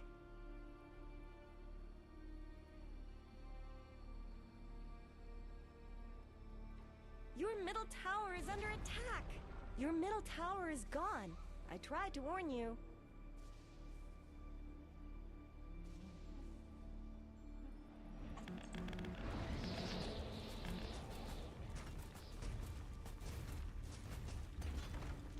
Dire have fortified their structures.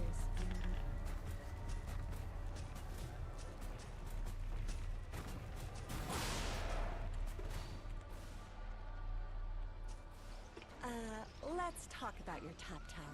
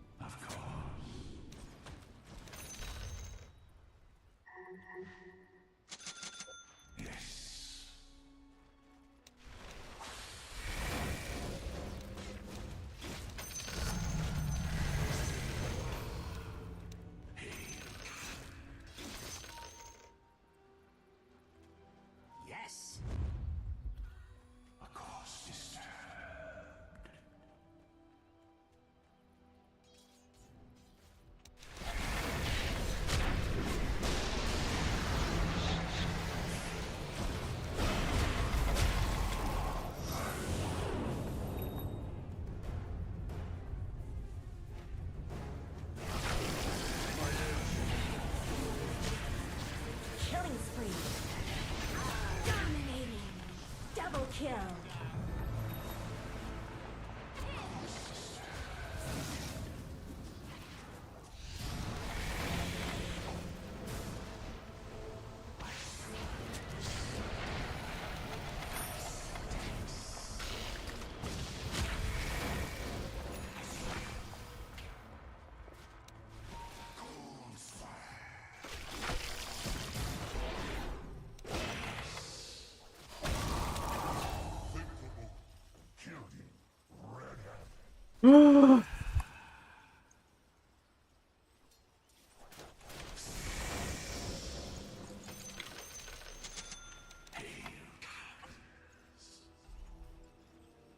Oh no, we've got a DC.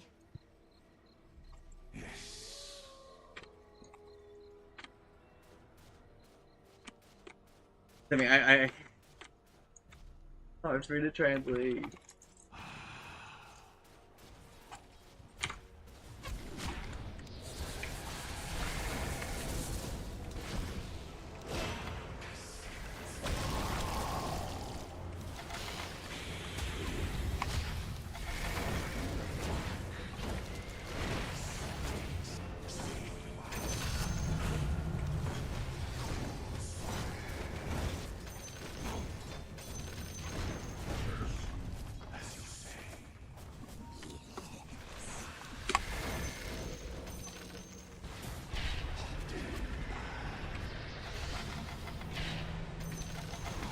The enemy's bottom tower has fallen.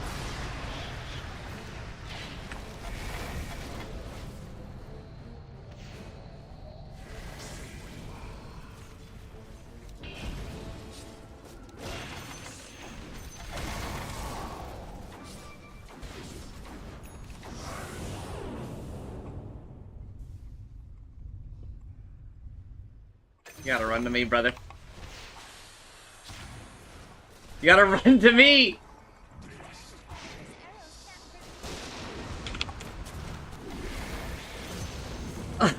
Jet! One, why He said aren't you about mid taking with me the rest to- of us? Second of all, stop panicking. She's scary. I know that she's scary. I'm not saying don't be afraid. What I said is don't panic. I need you to think. Right? I need you to use your brain. I need you to not to run away from me. I'm your fucking friend. I'm your only friend in this cold, desolate place.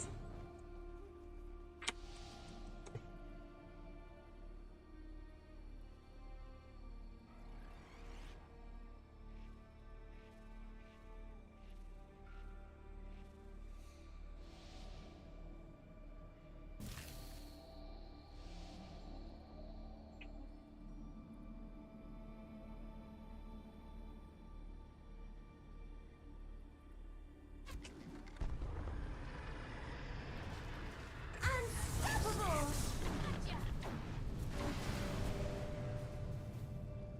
You're gonna need an MKB after that. But save for buyback. Don't fucking click that purchase button.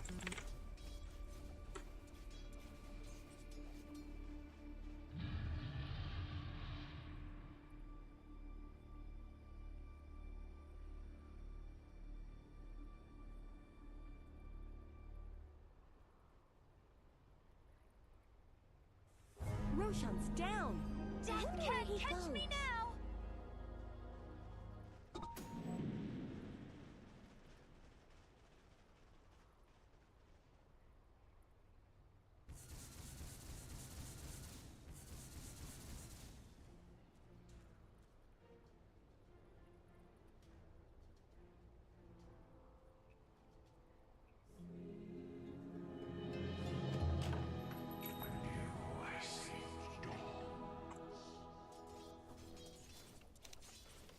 Their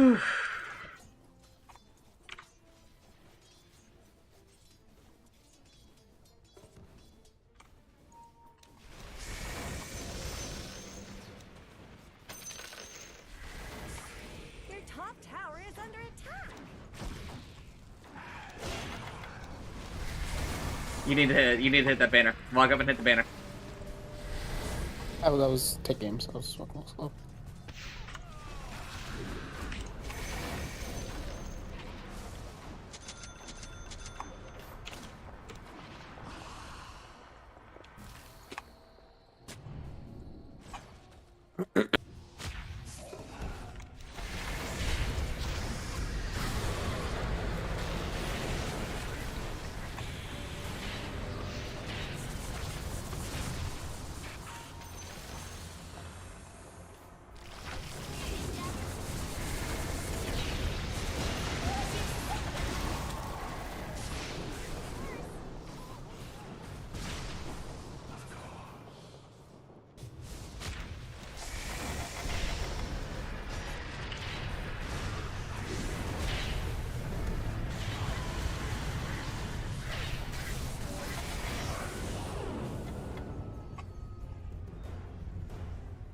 You really should look at your bottom tower. Bug. Your bottom tower is under attack.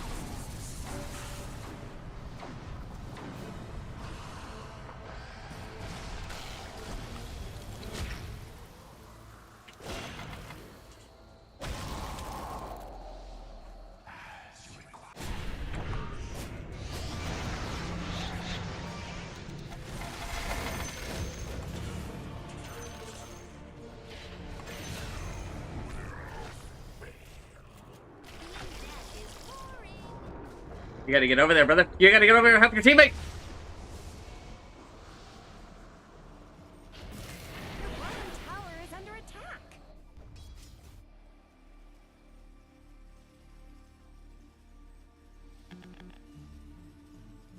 She had Aegis. She is respawning.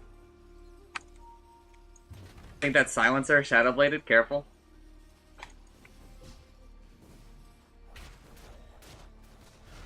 You are in so much danger right now.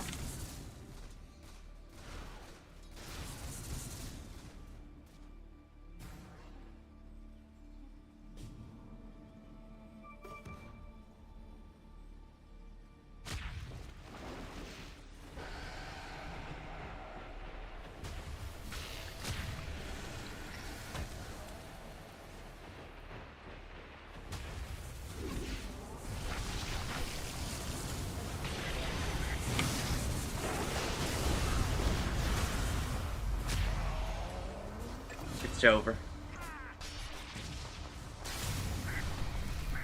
Monster kill. He's too smart for us, I think.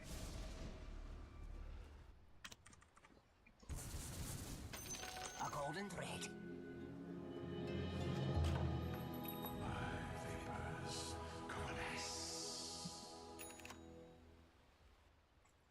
As you will.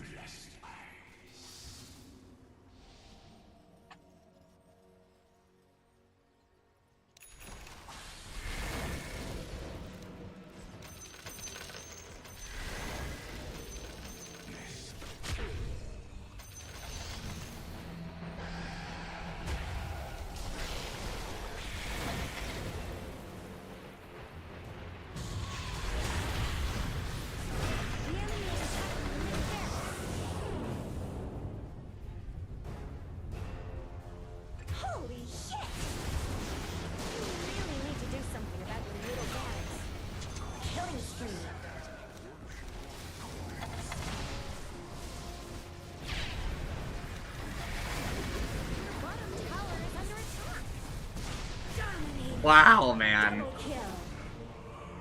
Your bottom tower is Ah! under attack. That's GG. Let's talk about your top tower. Top tower has fallen. Is this going to be a pattern? Dire structures are fortified. Your middle barracks are under attack. Your top barracks have fallen. The enemy is attacking your middle barracks. Your middle barracks have fallen.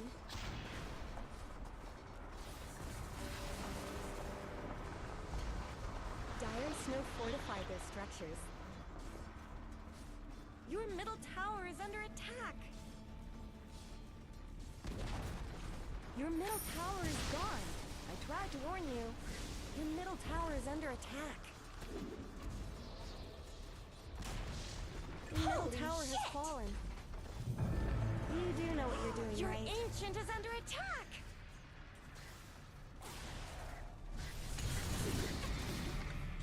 Radiant victory! Oh. Tough game. It was. I honestly, it's kind of amazing we even had a shot at that game. It was great. He like cast a couple spells on me and did half my health.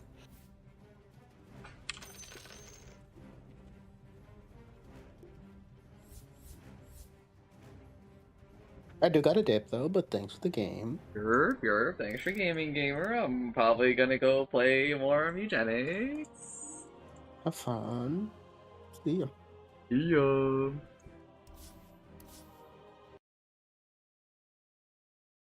Just like a little bit more Mewgenics, gamers.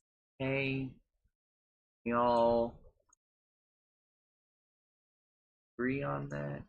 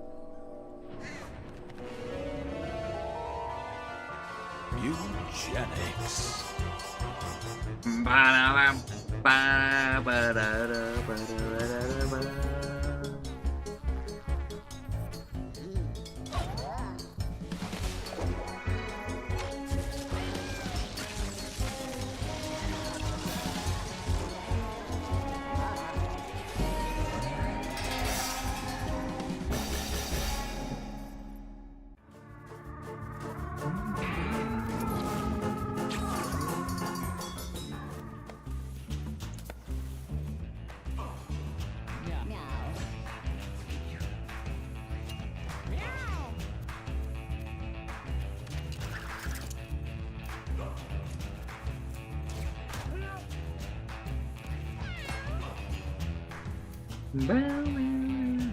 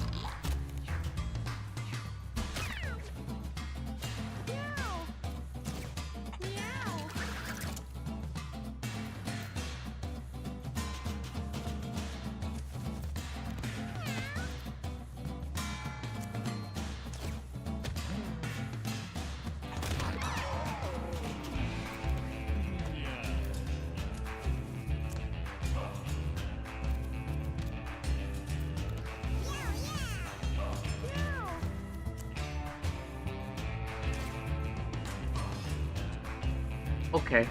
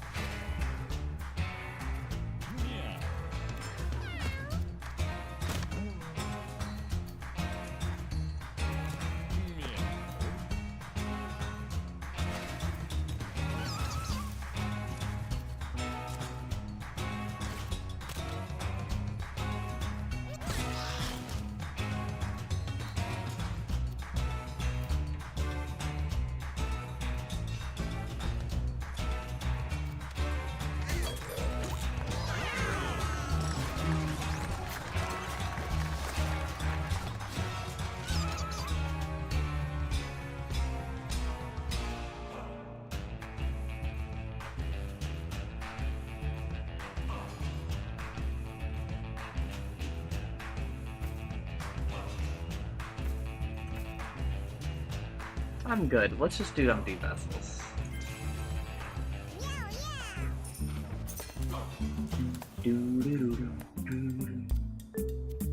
We're button pushers in this chat?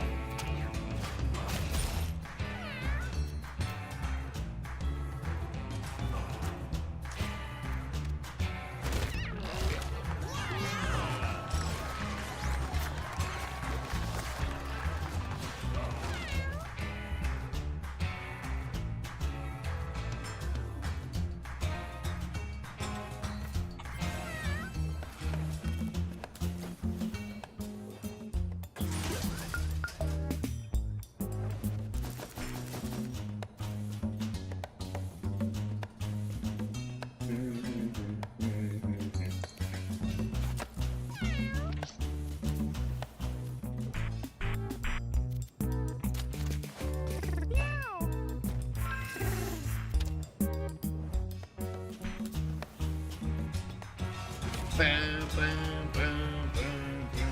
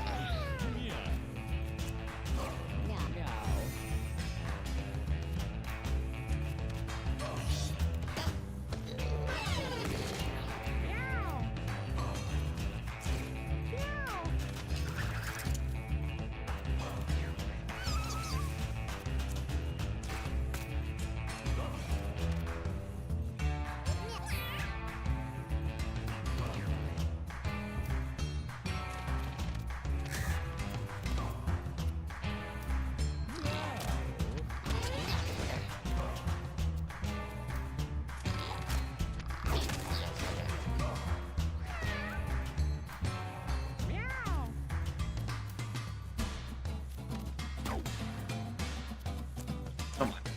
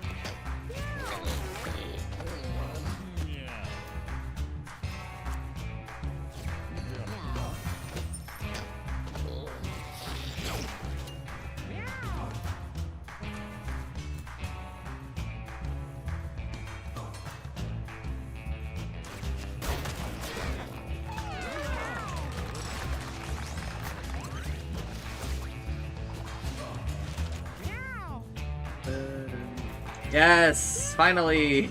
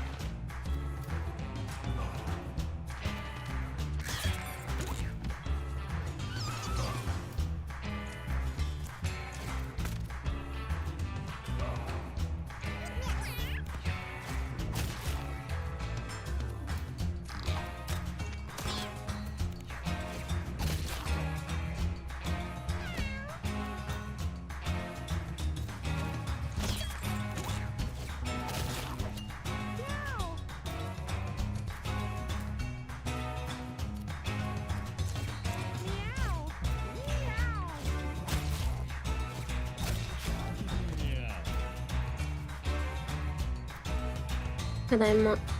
Heidi.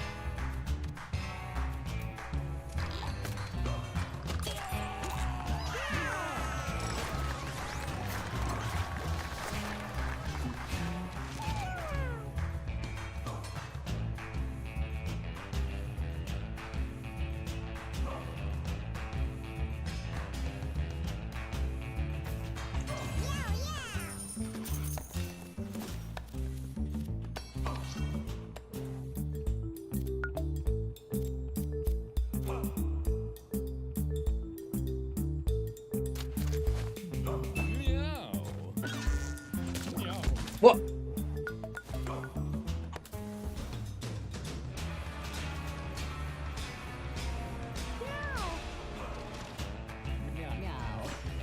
Where's that smell coming from? Where's that smell coming from? So stinkily, Delightfully dead. a decomposing rodent somewhere near the baby's bed. Where's that smell coming from? That smell coming from? It may not be your cup of tea, perhaps it's kind of mean, but you can have the birdie if you give Me the spleen. Where's that smell coming from? Where's that smell coming from? I'm a chum bucket kitty, baby, living in the city. Maybe you can throw me something now, throw me something, mister. I'm a chum bucket kitty, maybe living in the city. Maybe you can throw me something now, throw me something, mister. Come on!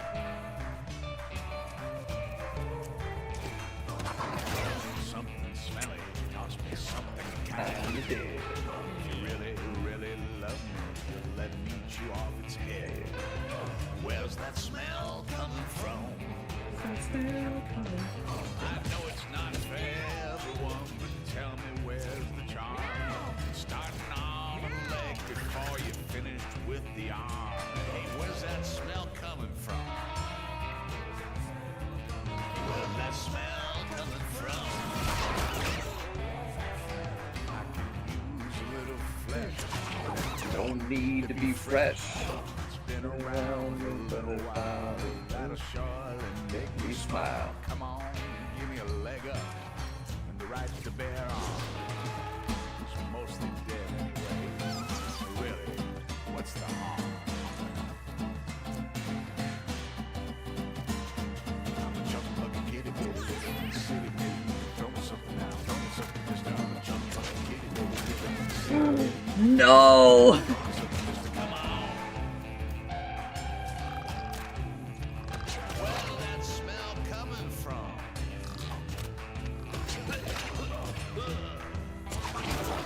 You smell too, right?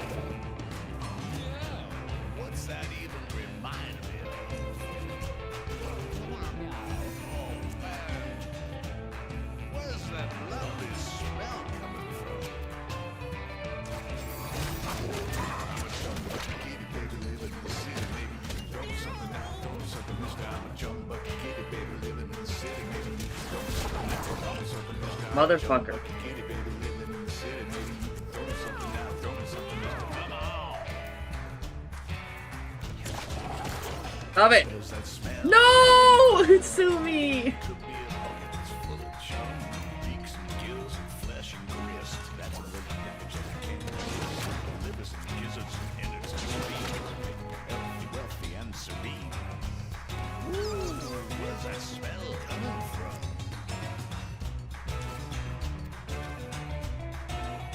Where's that smell coming from? Ooh, that's nice. Where's that smell coming from now? Where's that smell coming from? Where's that smell coming from? So stinkily Distinctive, so delightfully dead. a decomposing rodent somewhere near the baby's bed. Where's that smell coming from? It may not be your cup of tea, perhaps it's kind of mean, but you can have the birdie if you give me the spleen. Where's that smell coming from? Where's that smell coming from? I'm a chum bucket kitty, baby, living in the city. Maybe you can throw me something now, throw me something, mister. I'm a chum bucket kitty, maybe living in the city. Maybe you can throw me something now, throw me something, mister. Come on! Throw me something smelly, toss me something kind of dead. Really, really love me, let me chew off its head. Where's that smell coming from? Oh, fuck. Now what? I know it's not fair, everyone, but tell me where's the charm? Starting on a leg before you finished with the arm. Where's the Where's that smell coming from? Where's that smell coming from? Use a little flesh. Don't need to be fresh. It's been around a little while. That'll surely make me smile. Come on, give me a leg up. And the right to bear. Oh, fuck. It's mostly dead anyway. So really, what's the harm? I'm a jump bucket kitty baby living in the city, baby. Throw me something down, throw me something just now. I'm a jump bucket kitty baby living in the city, baby. Throw me something down, throw me something just to come on. Where's that smell coming from?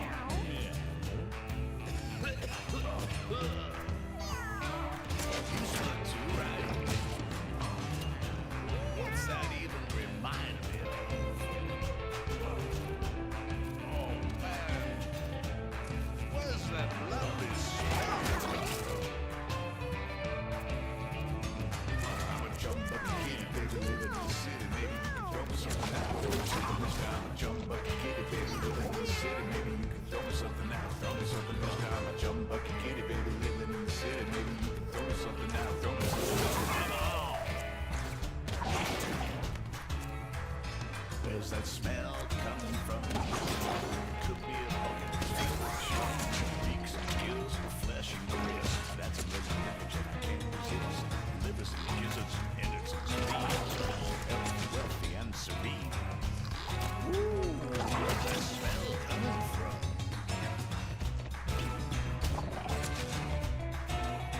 Where's that smell coming from?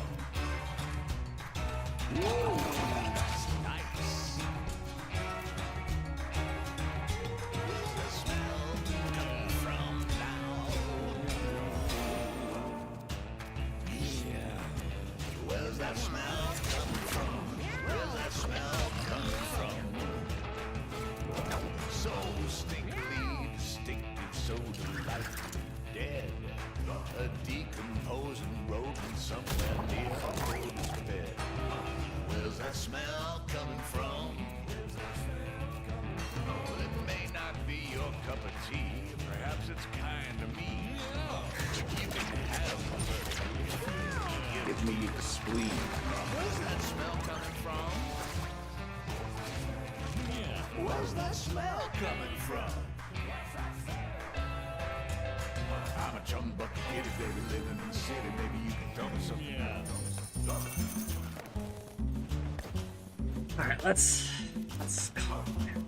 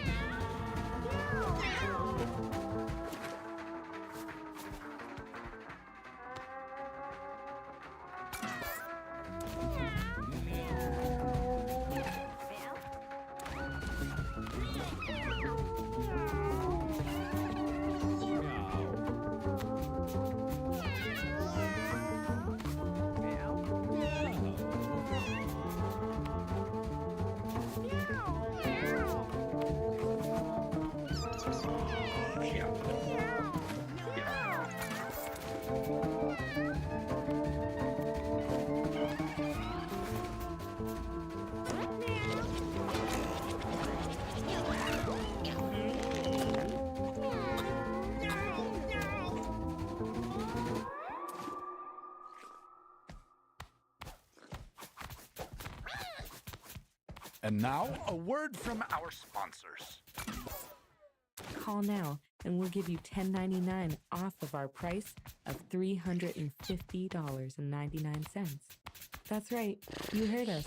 And if you call in the next 5 minutes, you'll get 15 extra tapes. We just found them. They're the same as the others, but with a little bit of crackle in them. WMEW.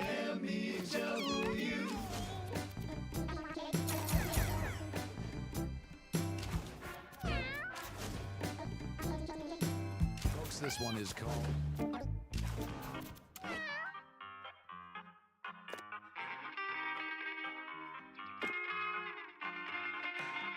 As an itty-bitty-kitty, I was taunted to a podium of doom. I was vaulted, meow, meow.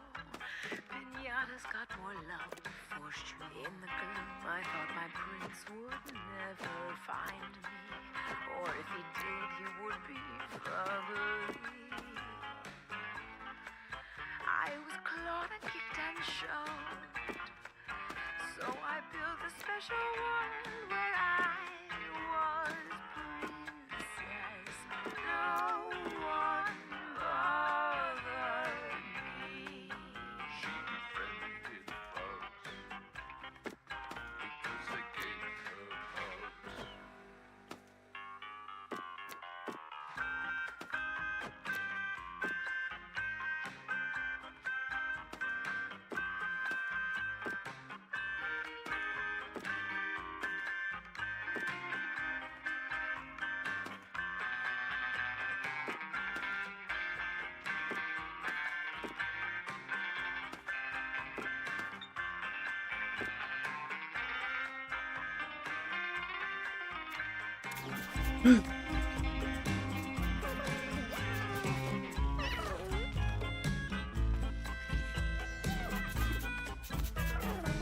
They tried to barbecue my tail at recess.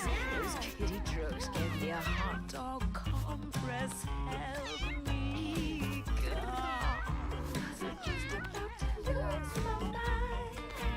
Can you help me find my own kind? Someone to hold and squeeze all night long.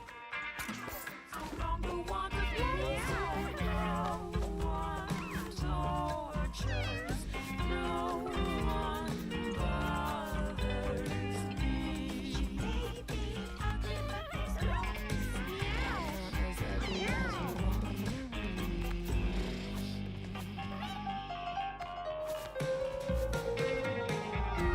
Now all the kitties worship me.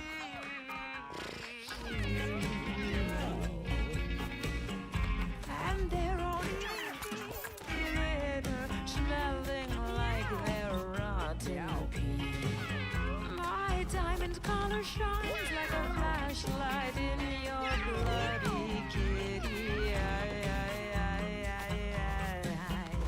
That's right.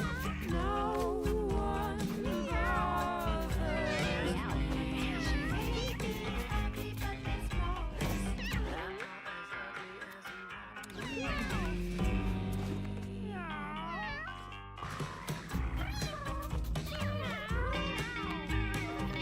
to be.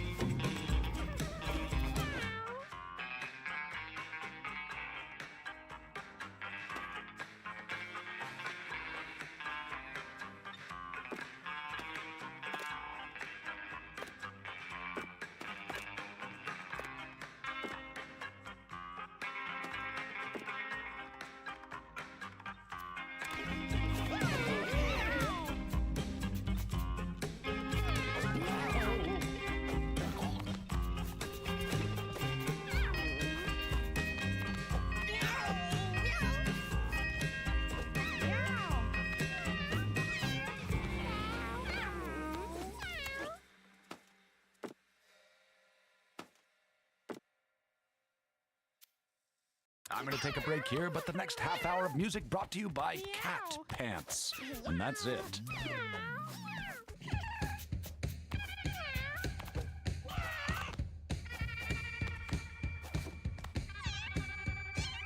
Meow.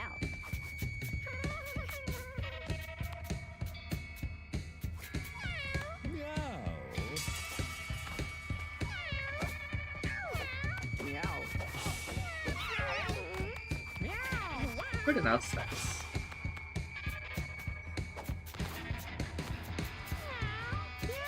But some of these motherfuckers have gotta go. We got too many damn cats in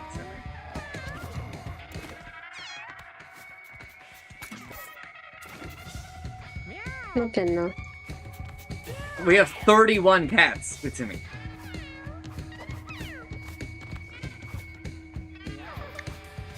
That's so many cats.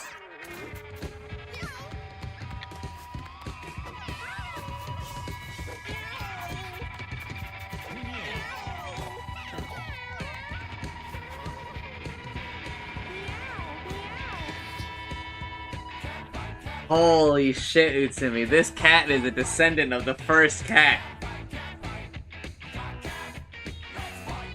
That's crazy.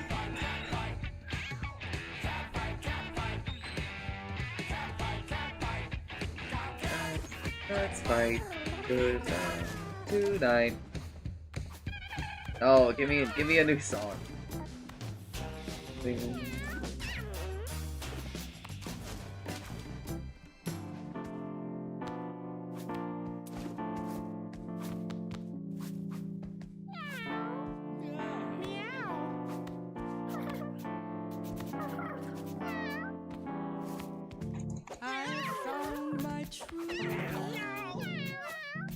Down in the kitty morgue last night,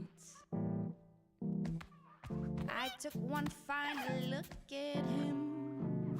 His little pretty kitty eyes filled with terror and fright. How could he have known then? How could he have seen the tears running down my face? I want to tell him that it's gonna be okay. I wanna tell him that our love will never ever fade away. I found my true love and I left him there alone. The bravest cat I've ever known.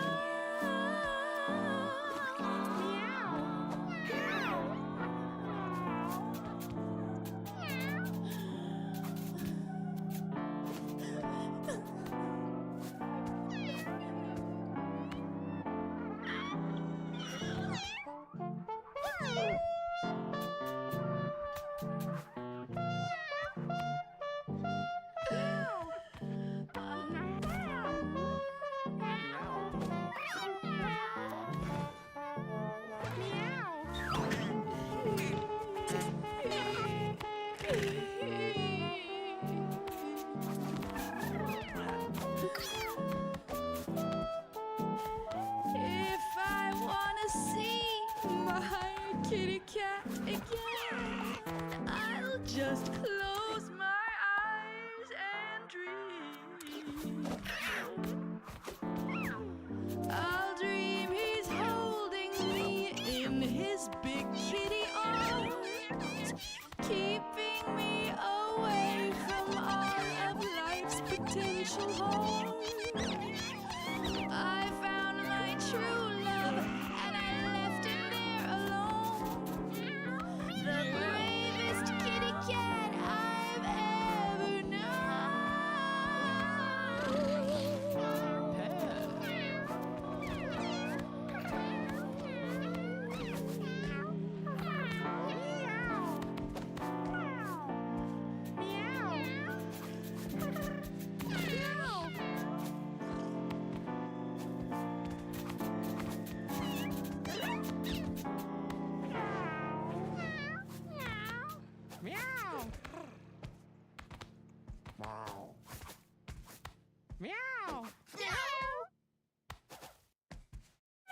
Why don't you dip your whiskers into this next one? The Ballad of D. Claude. Meow.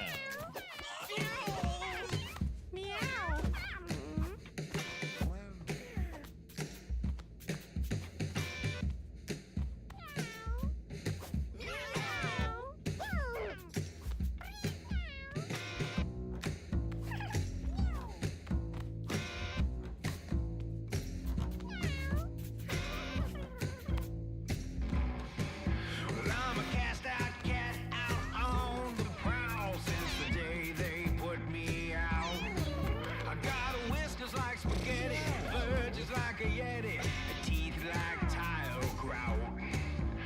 But I ain't bitter about the crumbs of litter hanging down from my belly. That's a circle, man. Like a day old tuna by the light of the luna that you should have eaten sooner. But I got here first, 'cause I'm cool as piss in a pool of bliss. All the cats on the street are aware of this, because I live on my own. The dogs leave me alone, and the streets are my home where I'm so well known.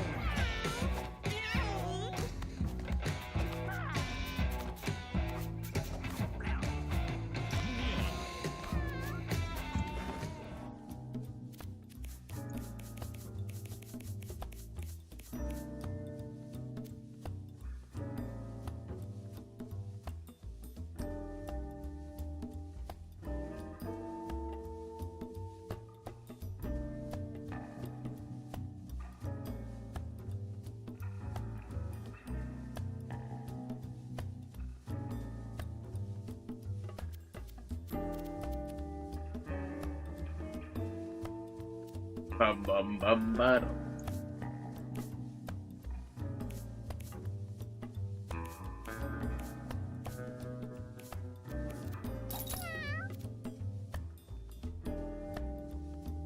Ba-dum, bum.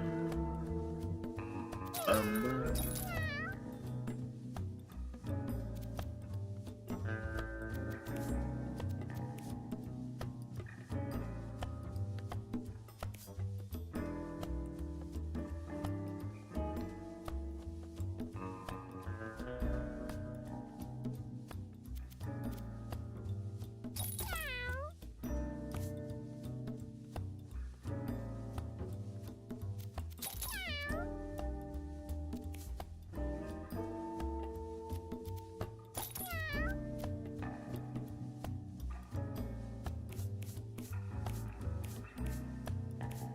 Sure.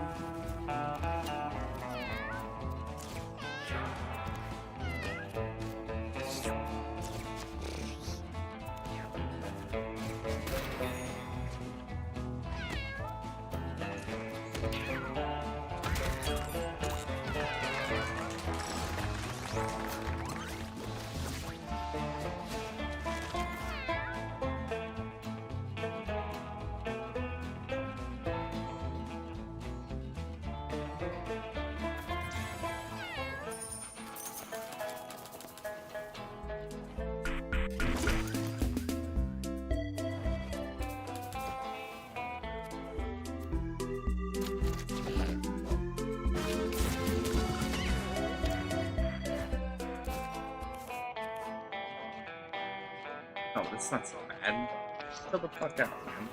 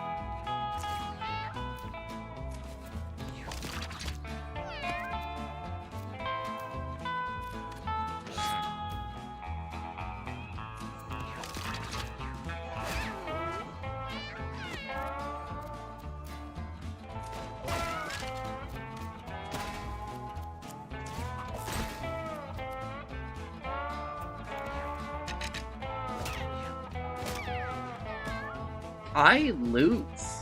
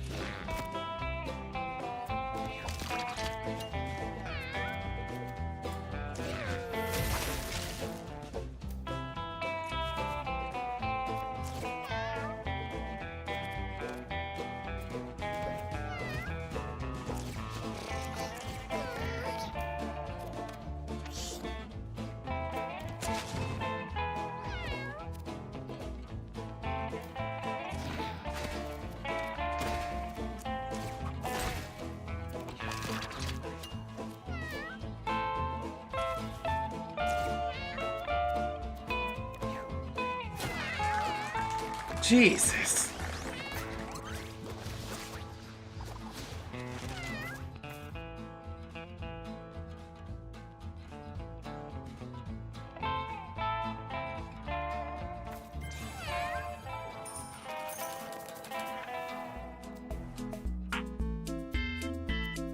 Do we run or talk to? Run.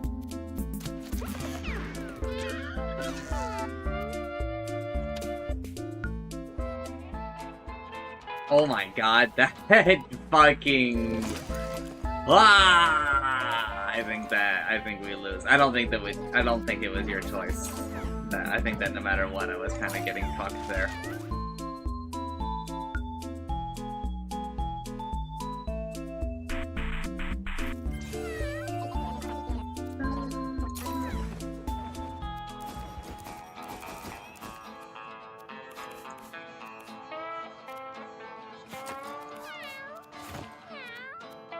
Nickel.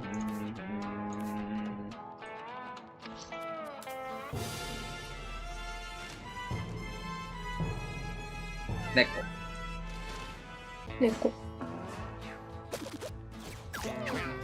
I'm pretty sure this is Guppy from Isaac. Down this lonesome road, burdened by heavy load. Sand and asphalt are my friend until this journey's at an end. It's roadkill for my morning meal. Birds of prey are at my heels. Whiskey when I take my break. Huffing catnip to stay away.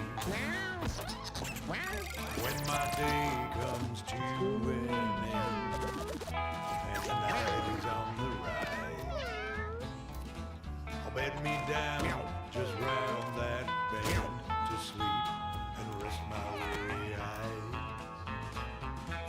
Windswept and free, Nice. being who I wanna be. Dazzled by the desert sand, wondering all about the land. Seeking high and seeking low, my nose tells me where to go. A belly full will make me feel that I'm a cool cat on the wheel. Taste of blood is in my Yay!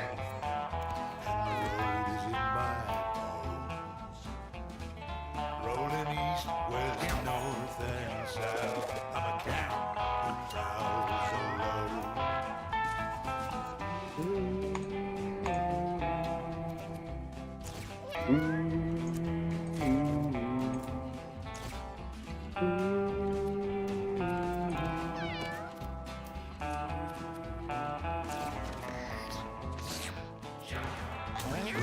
Breaker, one night. Yeah. Come on back on the city line. I think there's a pretty good chance that we Someone don't tell lose me here. where to find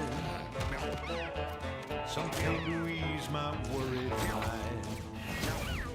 And when the journey's run out of the road and the driver's out of time, and when my tale has been all but told, you'll know that this cat's done fine.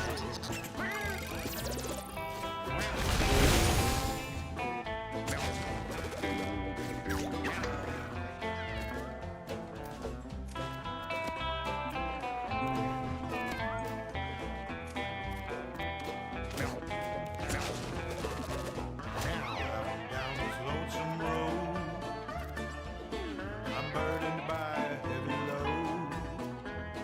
Assuming I can't heal him because they trapped me in the corner. Until this journey's at an end. Sand and asphalt are my friends. Until this journey's at an end. Ah!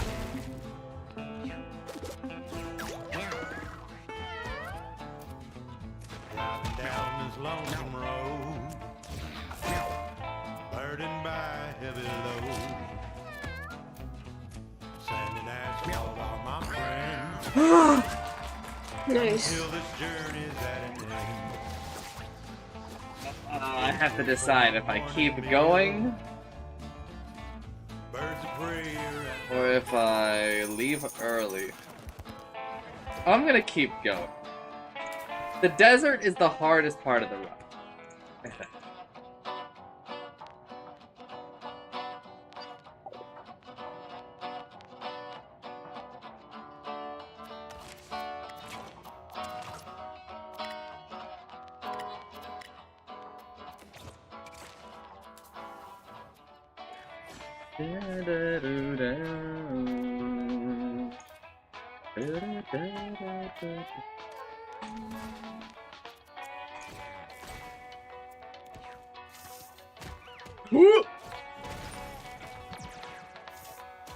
probably should have read what they actually do.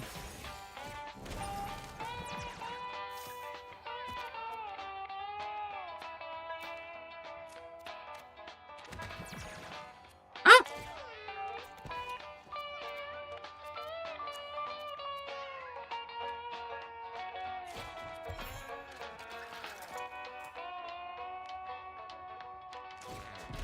Ah!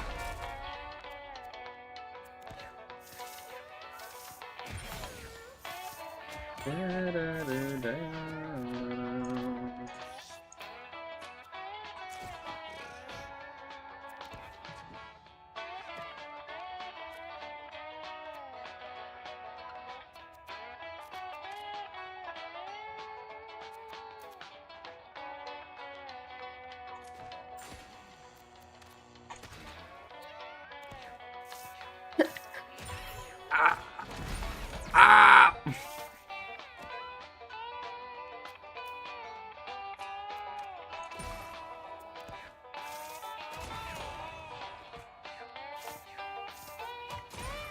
Ah!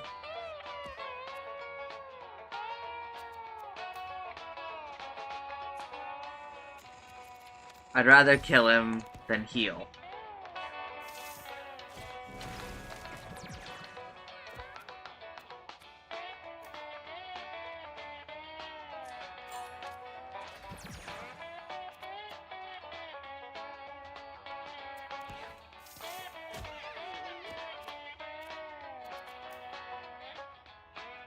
I'd rather kill him than heal.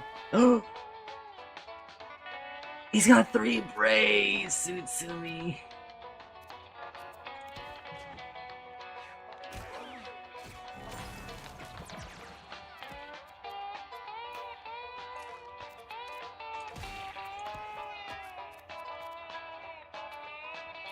I have to kill him. The other cat will just die if they kill them.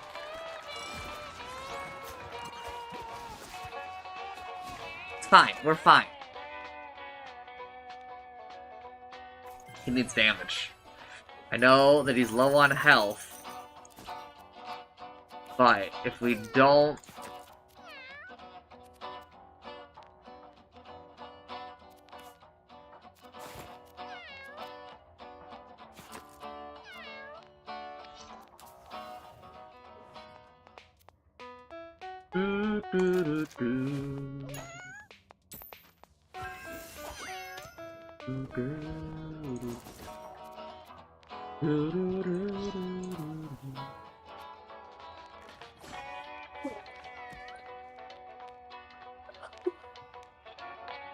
Be right about.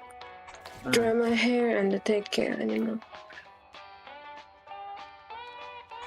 お腹すきました。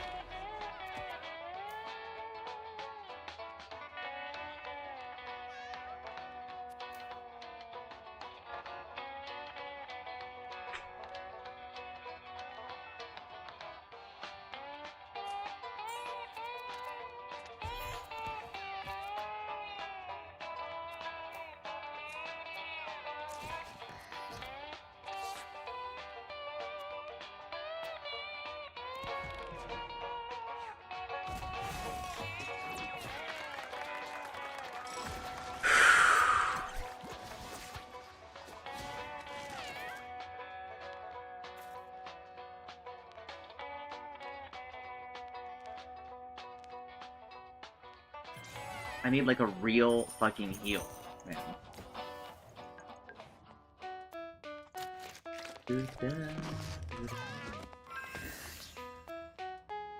Oh my god, we're fucking saved, dude.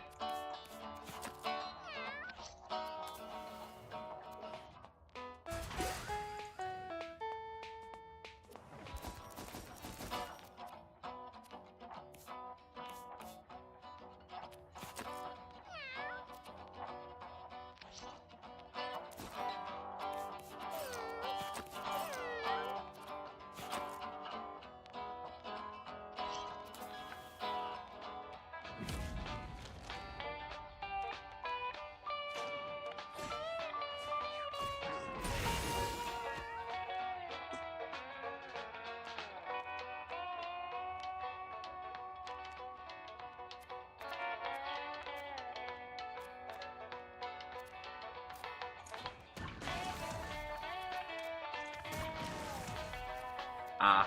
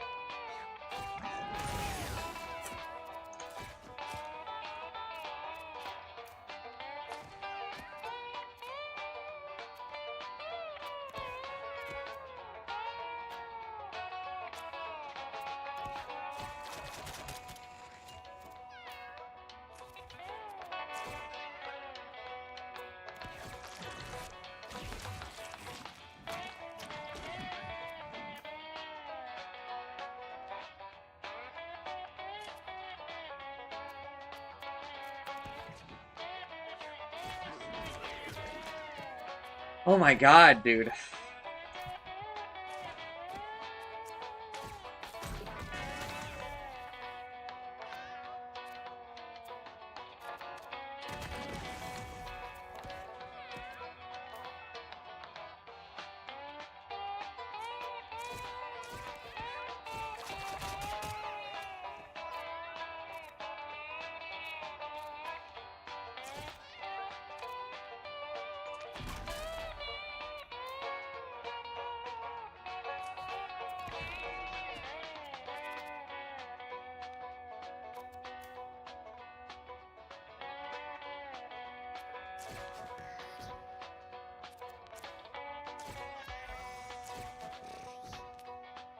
Oh, fuck.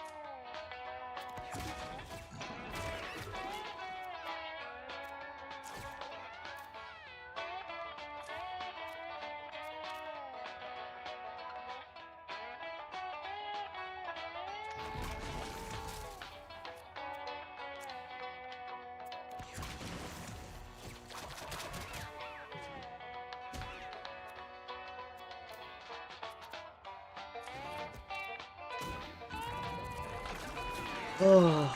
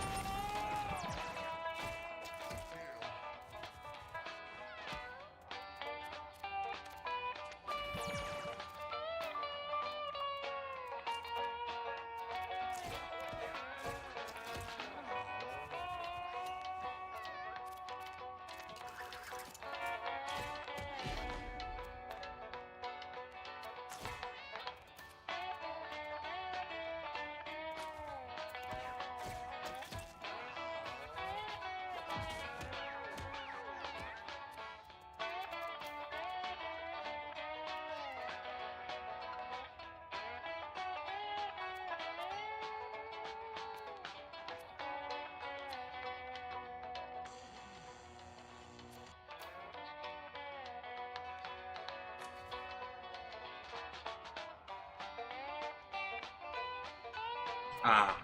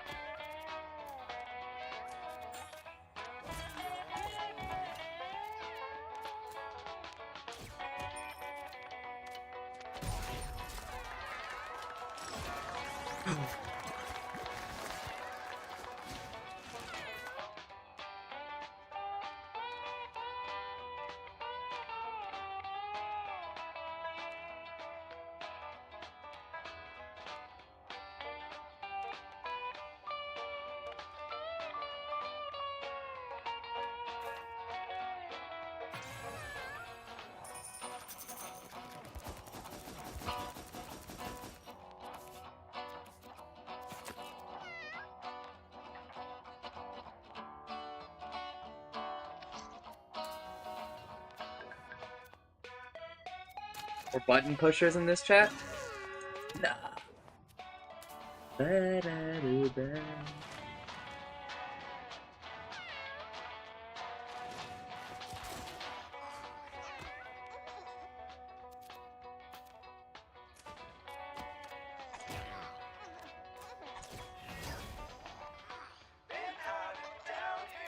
So long.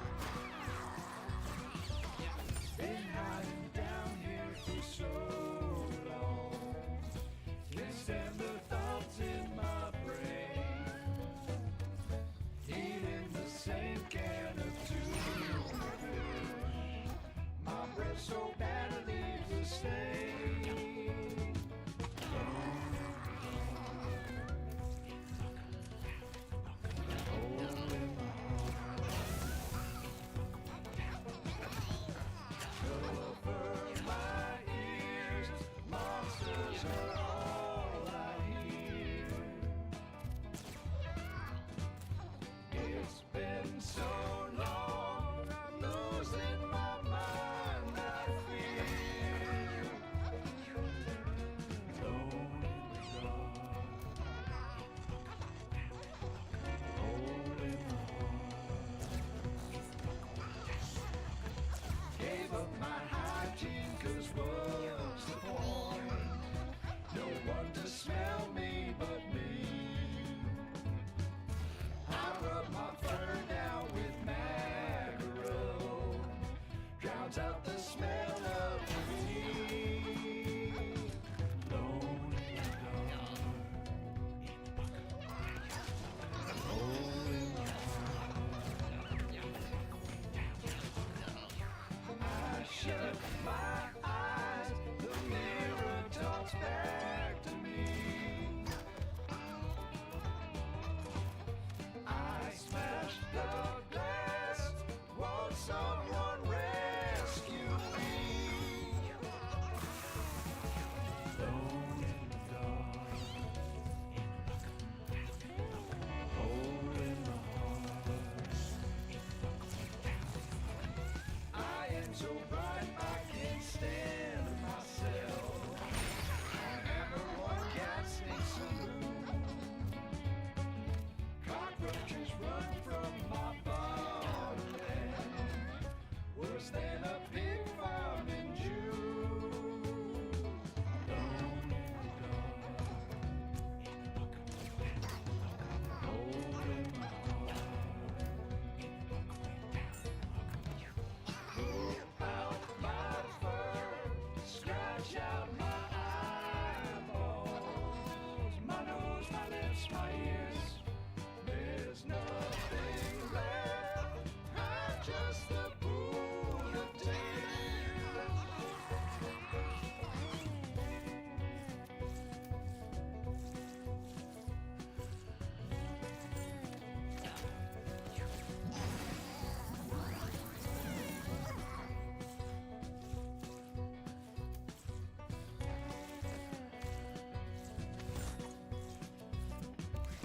Been hiding down here for so long. Can't stand the thoughts in my brain. Eating the same can of tuna fish. My breath so bad I need to stay. Alone in the dark, hole in the heart. Cover my ears, monsters are all I hear. It's been so long, I'm losing my mind. I feel alone in the dark, hole in the heart. Gave up my hygiene, 'cause what's the point? No one to smell me but me. I rub my fur down with mackerel, drowns out the smell of me. Alone in the dark, hole in the heart. I shut my eyes,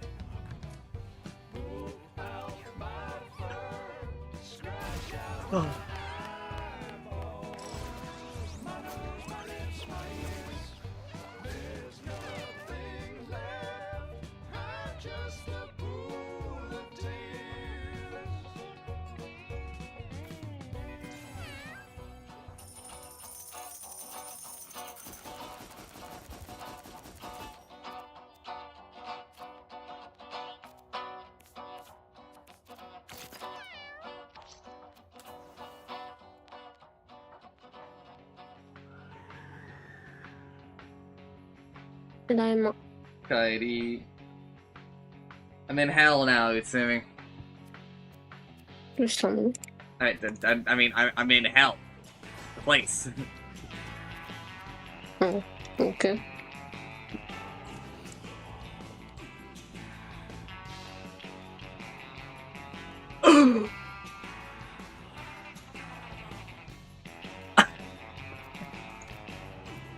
Utsumi! No!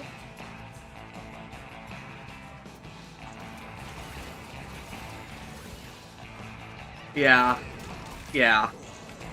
Yeah. This is why you read what the enemy units do before you start doing stuff. It's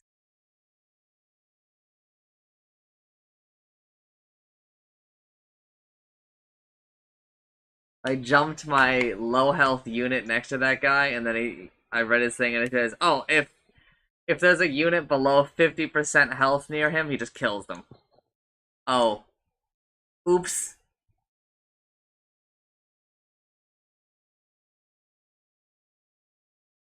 Oopsie.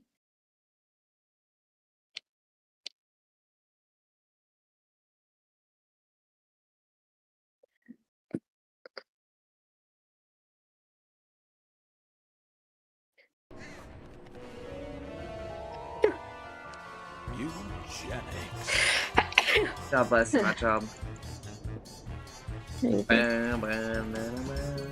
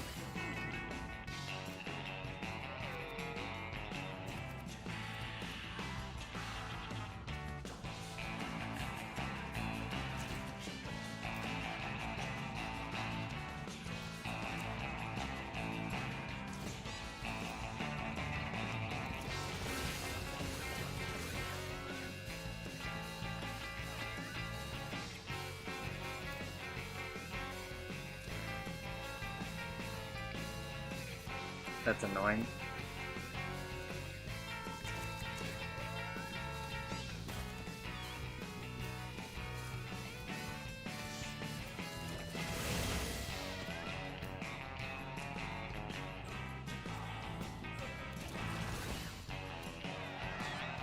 Okay, that wasn't so bad. I mean, it was pretty bad for the loot, but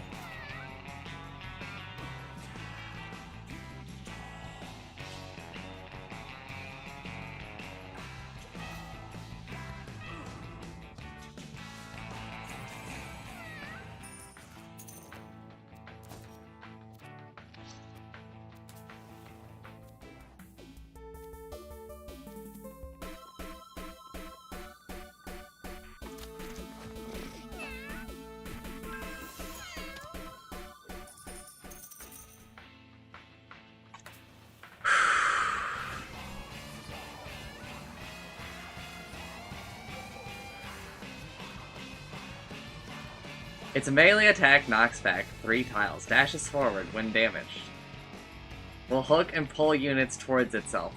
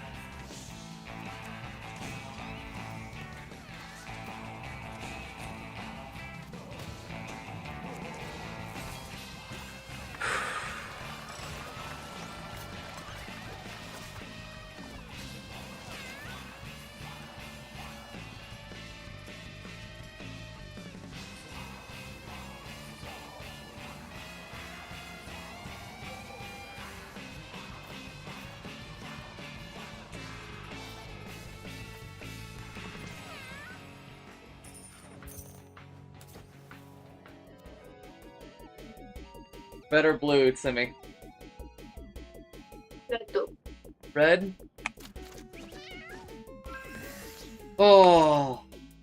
You did it, you did it. You healed my team.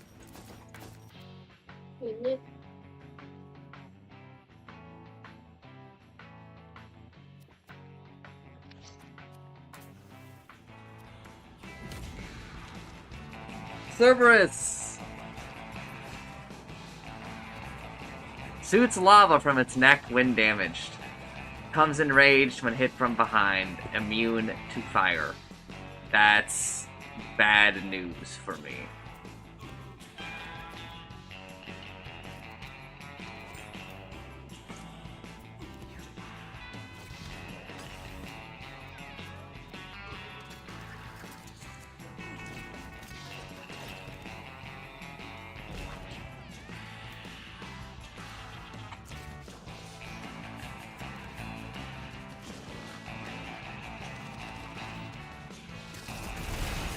Okay, well, that's just bullshit.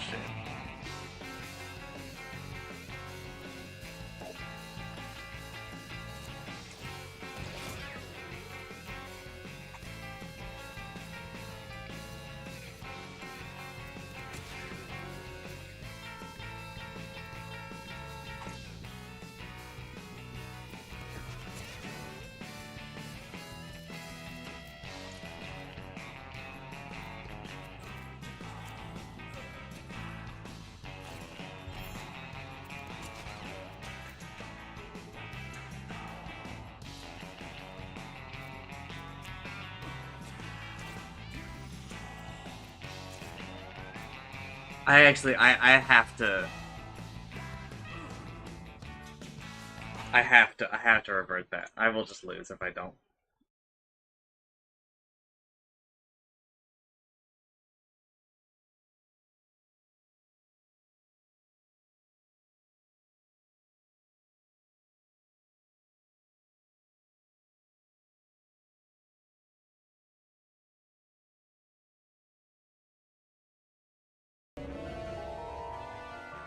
Mewgenics.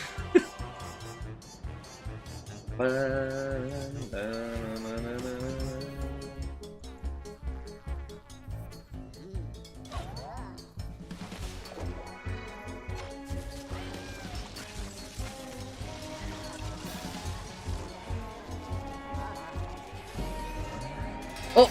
Oh, that's Hello Kitty!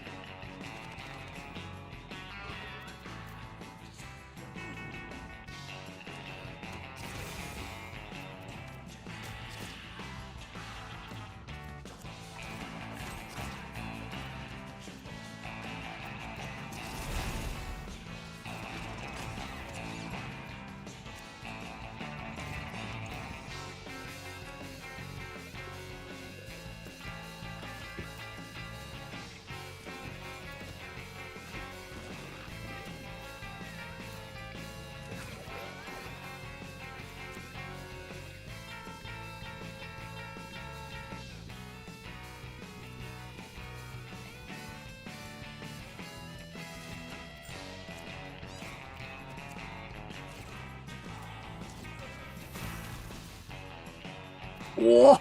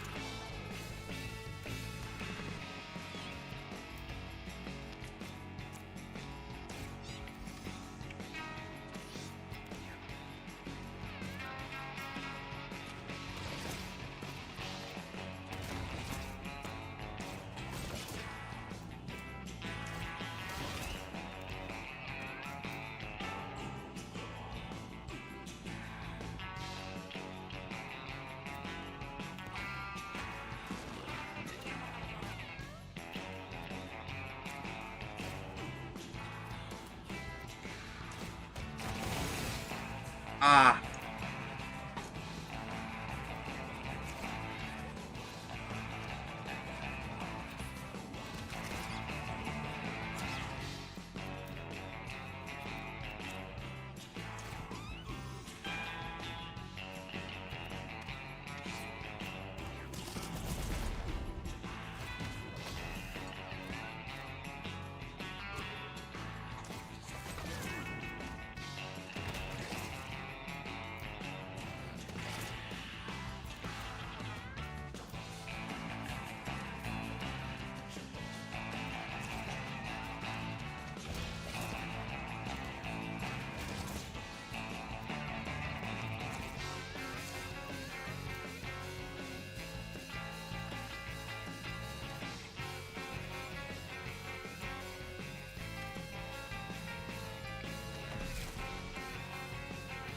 He's just immune to all explosions, it sent me. That's fucked up.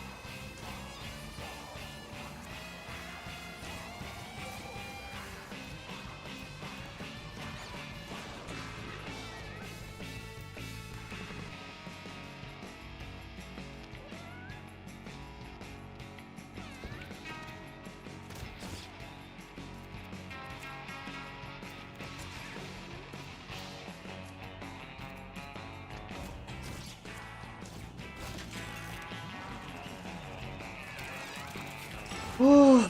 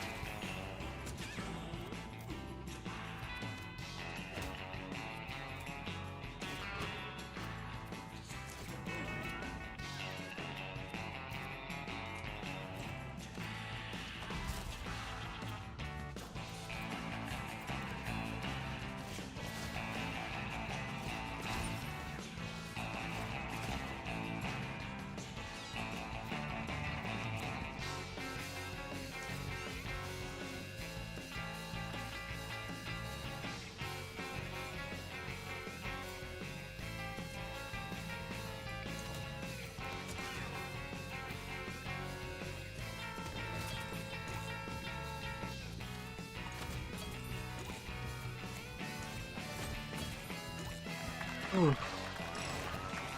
Jesus, man.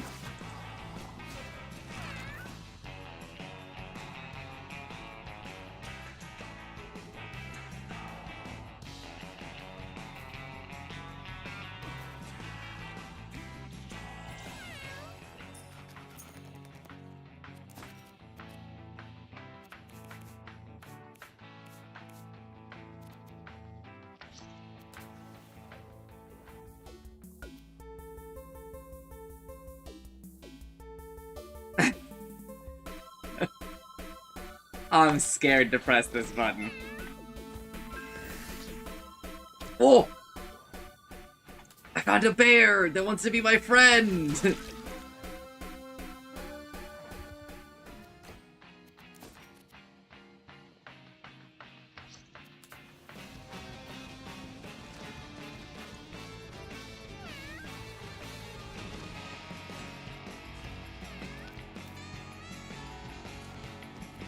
Okay, let's read about this boss. Attempts to finish its ritual. Views its owner's basic attack with +2 damage and 2 burn. Views its owner with the ability to repel attackers. Okay.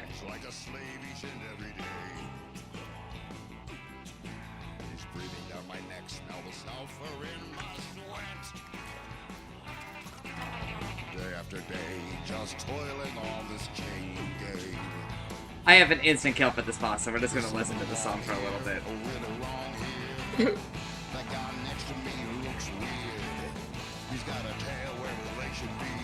How you instant to kill? I have an item. It's part of a quest. Shoveling crap while the boss looks over me. A bed of nails and a blanket full of fleas. Kill me again, I'm begging on my knees. I saw some 7-headed zombie guys with empty sockets there instead of eyes. Their little arms are tiny sized, so many sights I can't describe.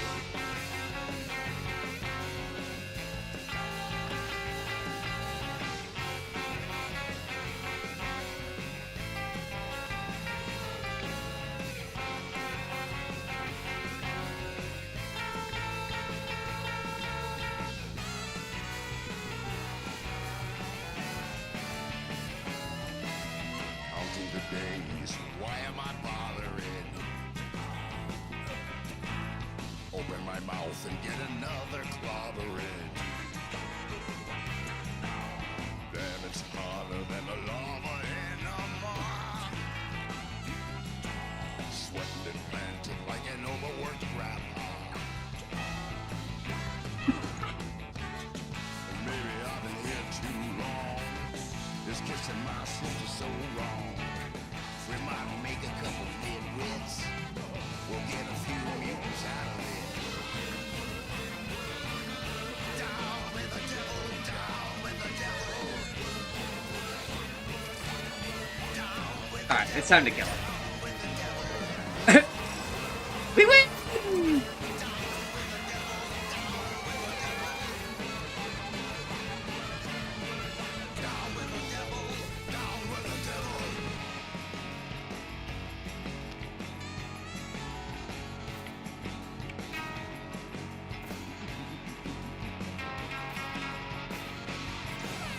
down below, I can't see.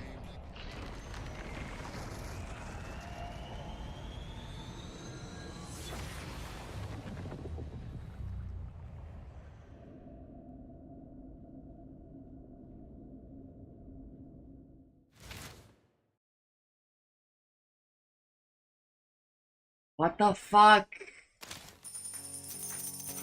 What do you mean, motherfucker? I did the moon! All cats can now learn Path of the Fighter. All cats can now learn Path of the Cleric. All cats can now learn Path of the Tank. And all cats can learn Path of the Tinkerer. Okay.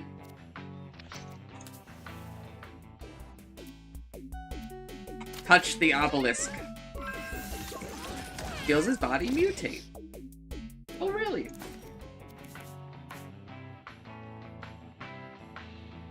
Nice!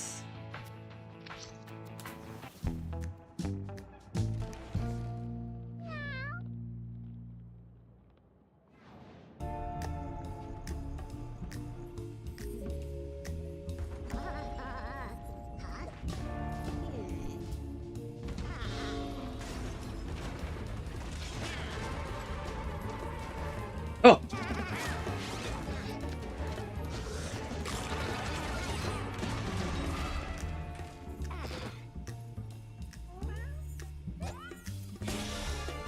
No! Oh my god! And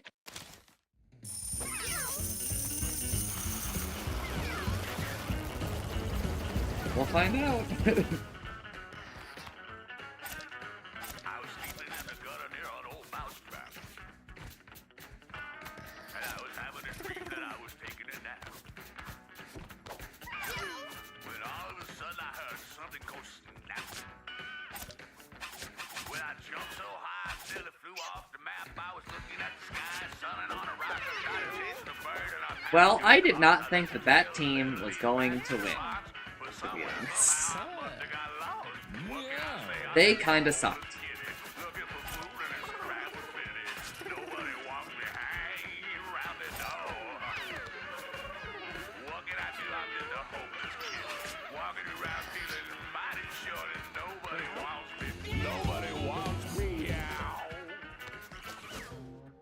It's time to unlock a new class, Utsumi. Probably. The Butcher! It's got a freaking meat hook. What?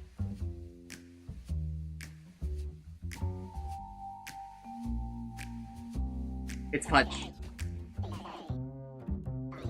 hmm? I got Pudge. Grass? Pudge!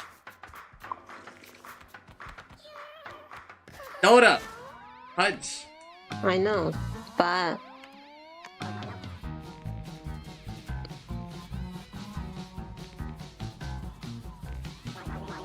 so now your team is now Cat and Pudge? No, one of my cats is gonna be Pudge.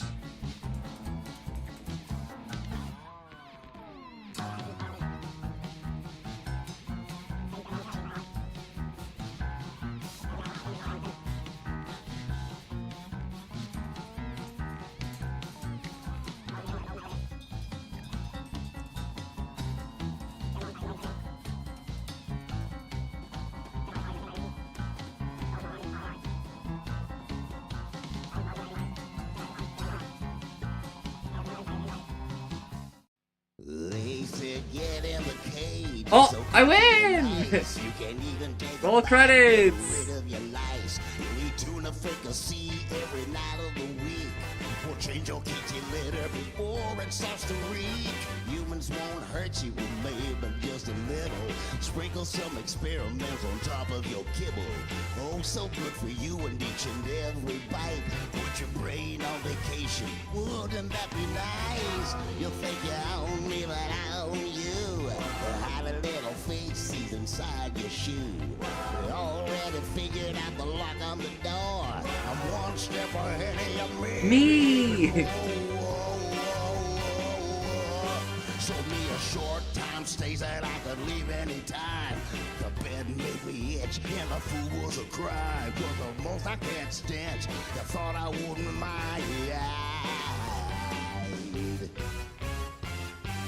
They think I'm all tucked in when they turn out the lights. But I'll sneak right out under cover of night.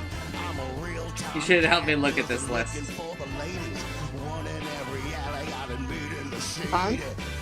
This is everyone who did Meows. It's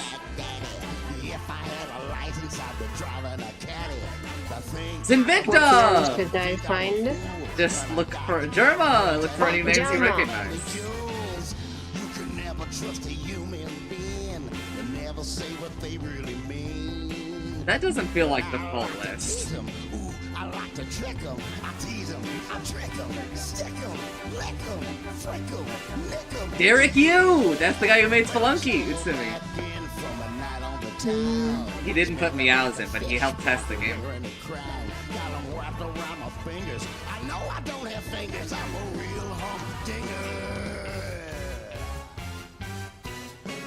So many years you said you would love us. Instead you injected us with worms and fungus. So many lies, so much deception. What did cats do to receive this perception? We're furry and cute and oh so cuddly. Got brains and balance, and humans are so fugly. So tired of the way that the bend the truth has the reach in your mouth to take another tooth. We've been towing the line since the beginning of time, but that's about to change. Gonna pick the lock, strut like a peacock. Show you who's got the brains. Gonna turn things around, make you poop in a box. Call your stupid names like a whiskers and socks. Dress you up for pictures like a Halloween. Special thanks to Tyrone. You and you and you and you. Wow. Thanks for playing.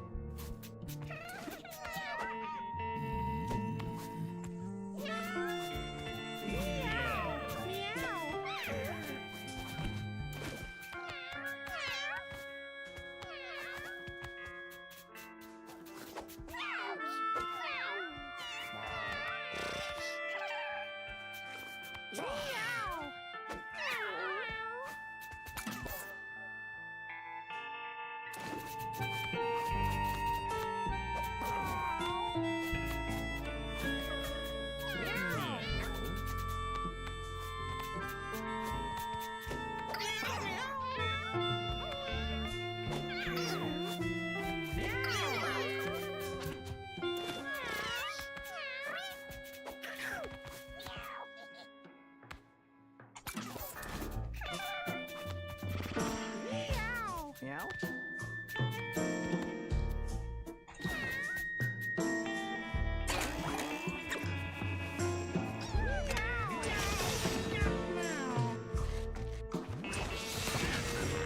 Little Mr. Cat died.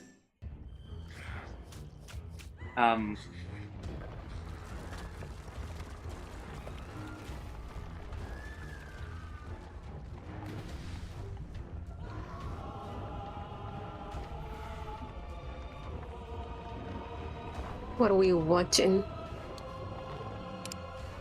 This is the... There was like an asteroid cat, but I fought like a boss. I guess it's coming out of hell. Again, this is the boss that when I fought it, it played a Japanese song. Hmm.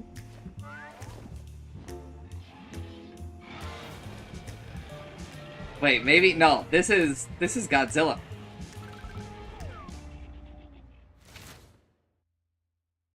This next one's called Peppy Country Ditty.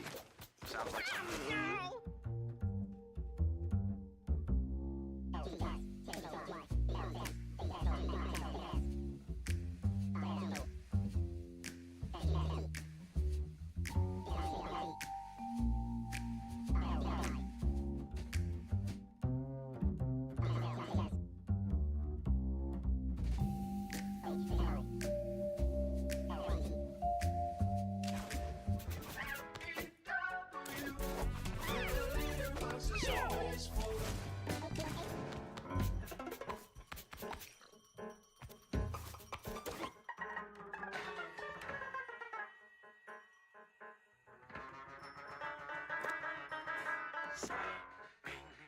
with your wife and then licking myself. Surely you must be jealous now. I'm merely a kitty, hardly a man like yourself. Looking my eyes. Are you surprised? I'm not just your pet.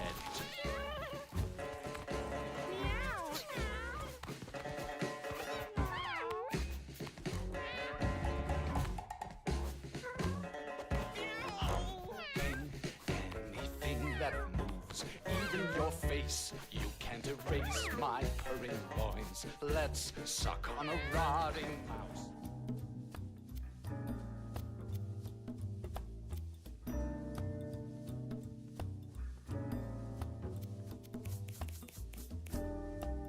Actually, let me.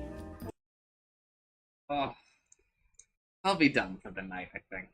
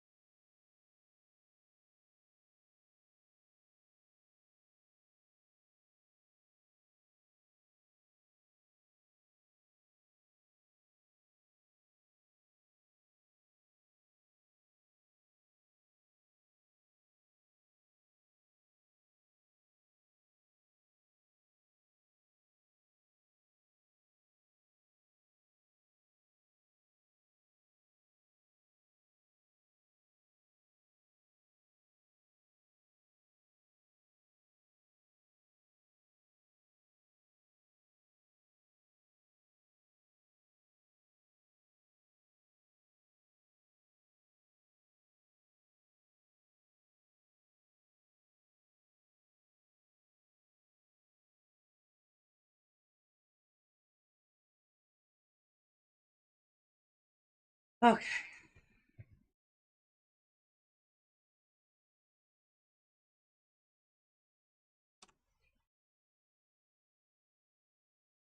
We're back. Alright, gamers. I'm going to bed so that I can be up tomorrow for Dungeon Defenders and probably Mewgenics and stuff. But if you somehow find yourself watching the stream, thanks for watching. I'm sorry. Today we did Bakemonogatari, Mewgenics, Dodo, Mewgenics. Yippee! Also, I got credits in Mewgenics, but I'm gonna keep going. But if you somehow find yourself watching the stream, thanks for watching. I'm sorry. Bye.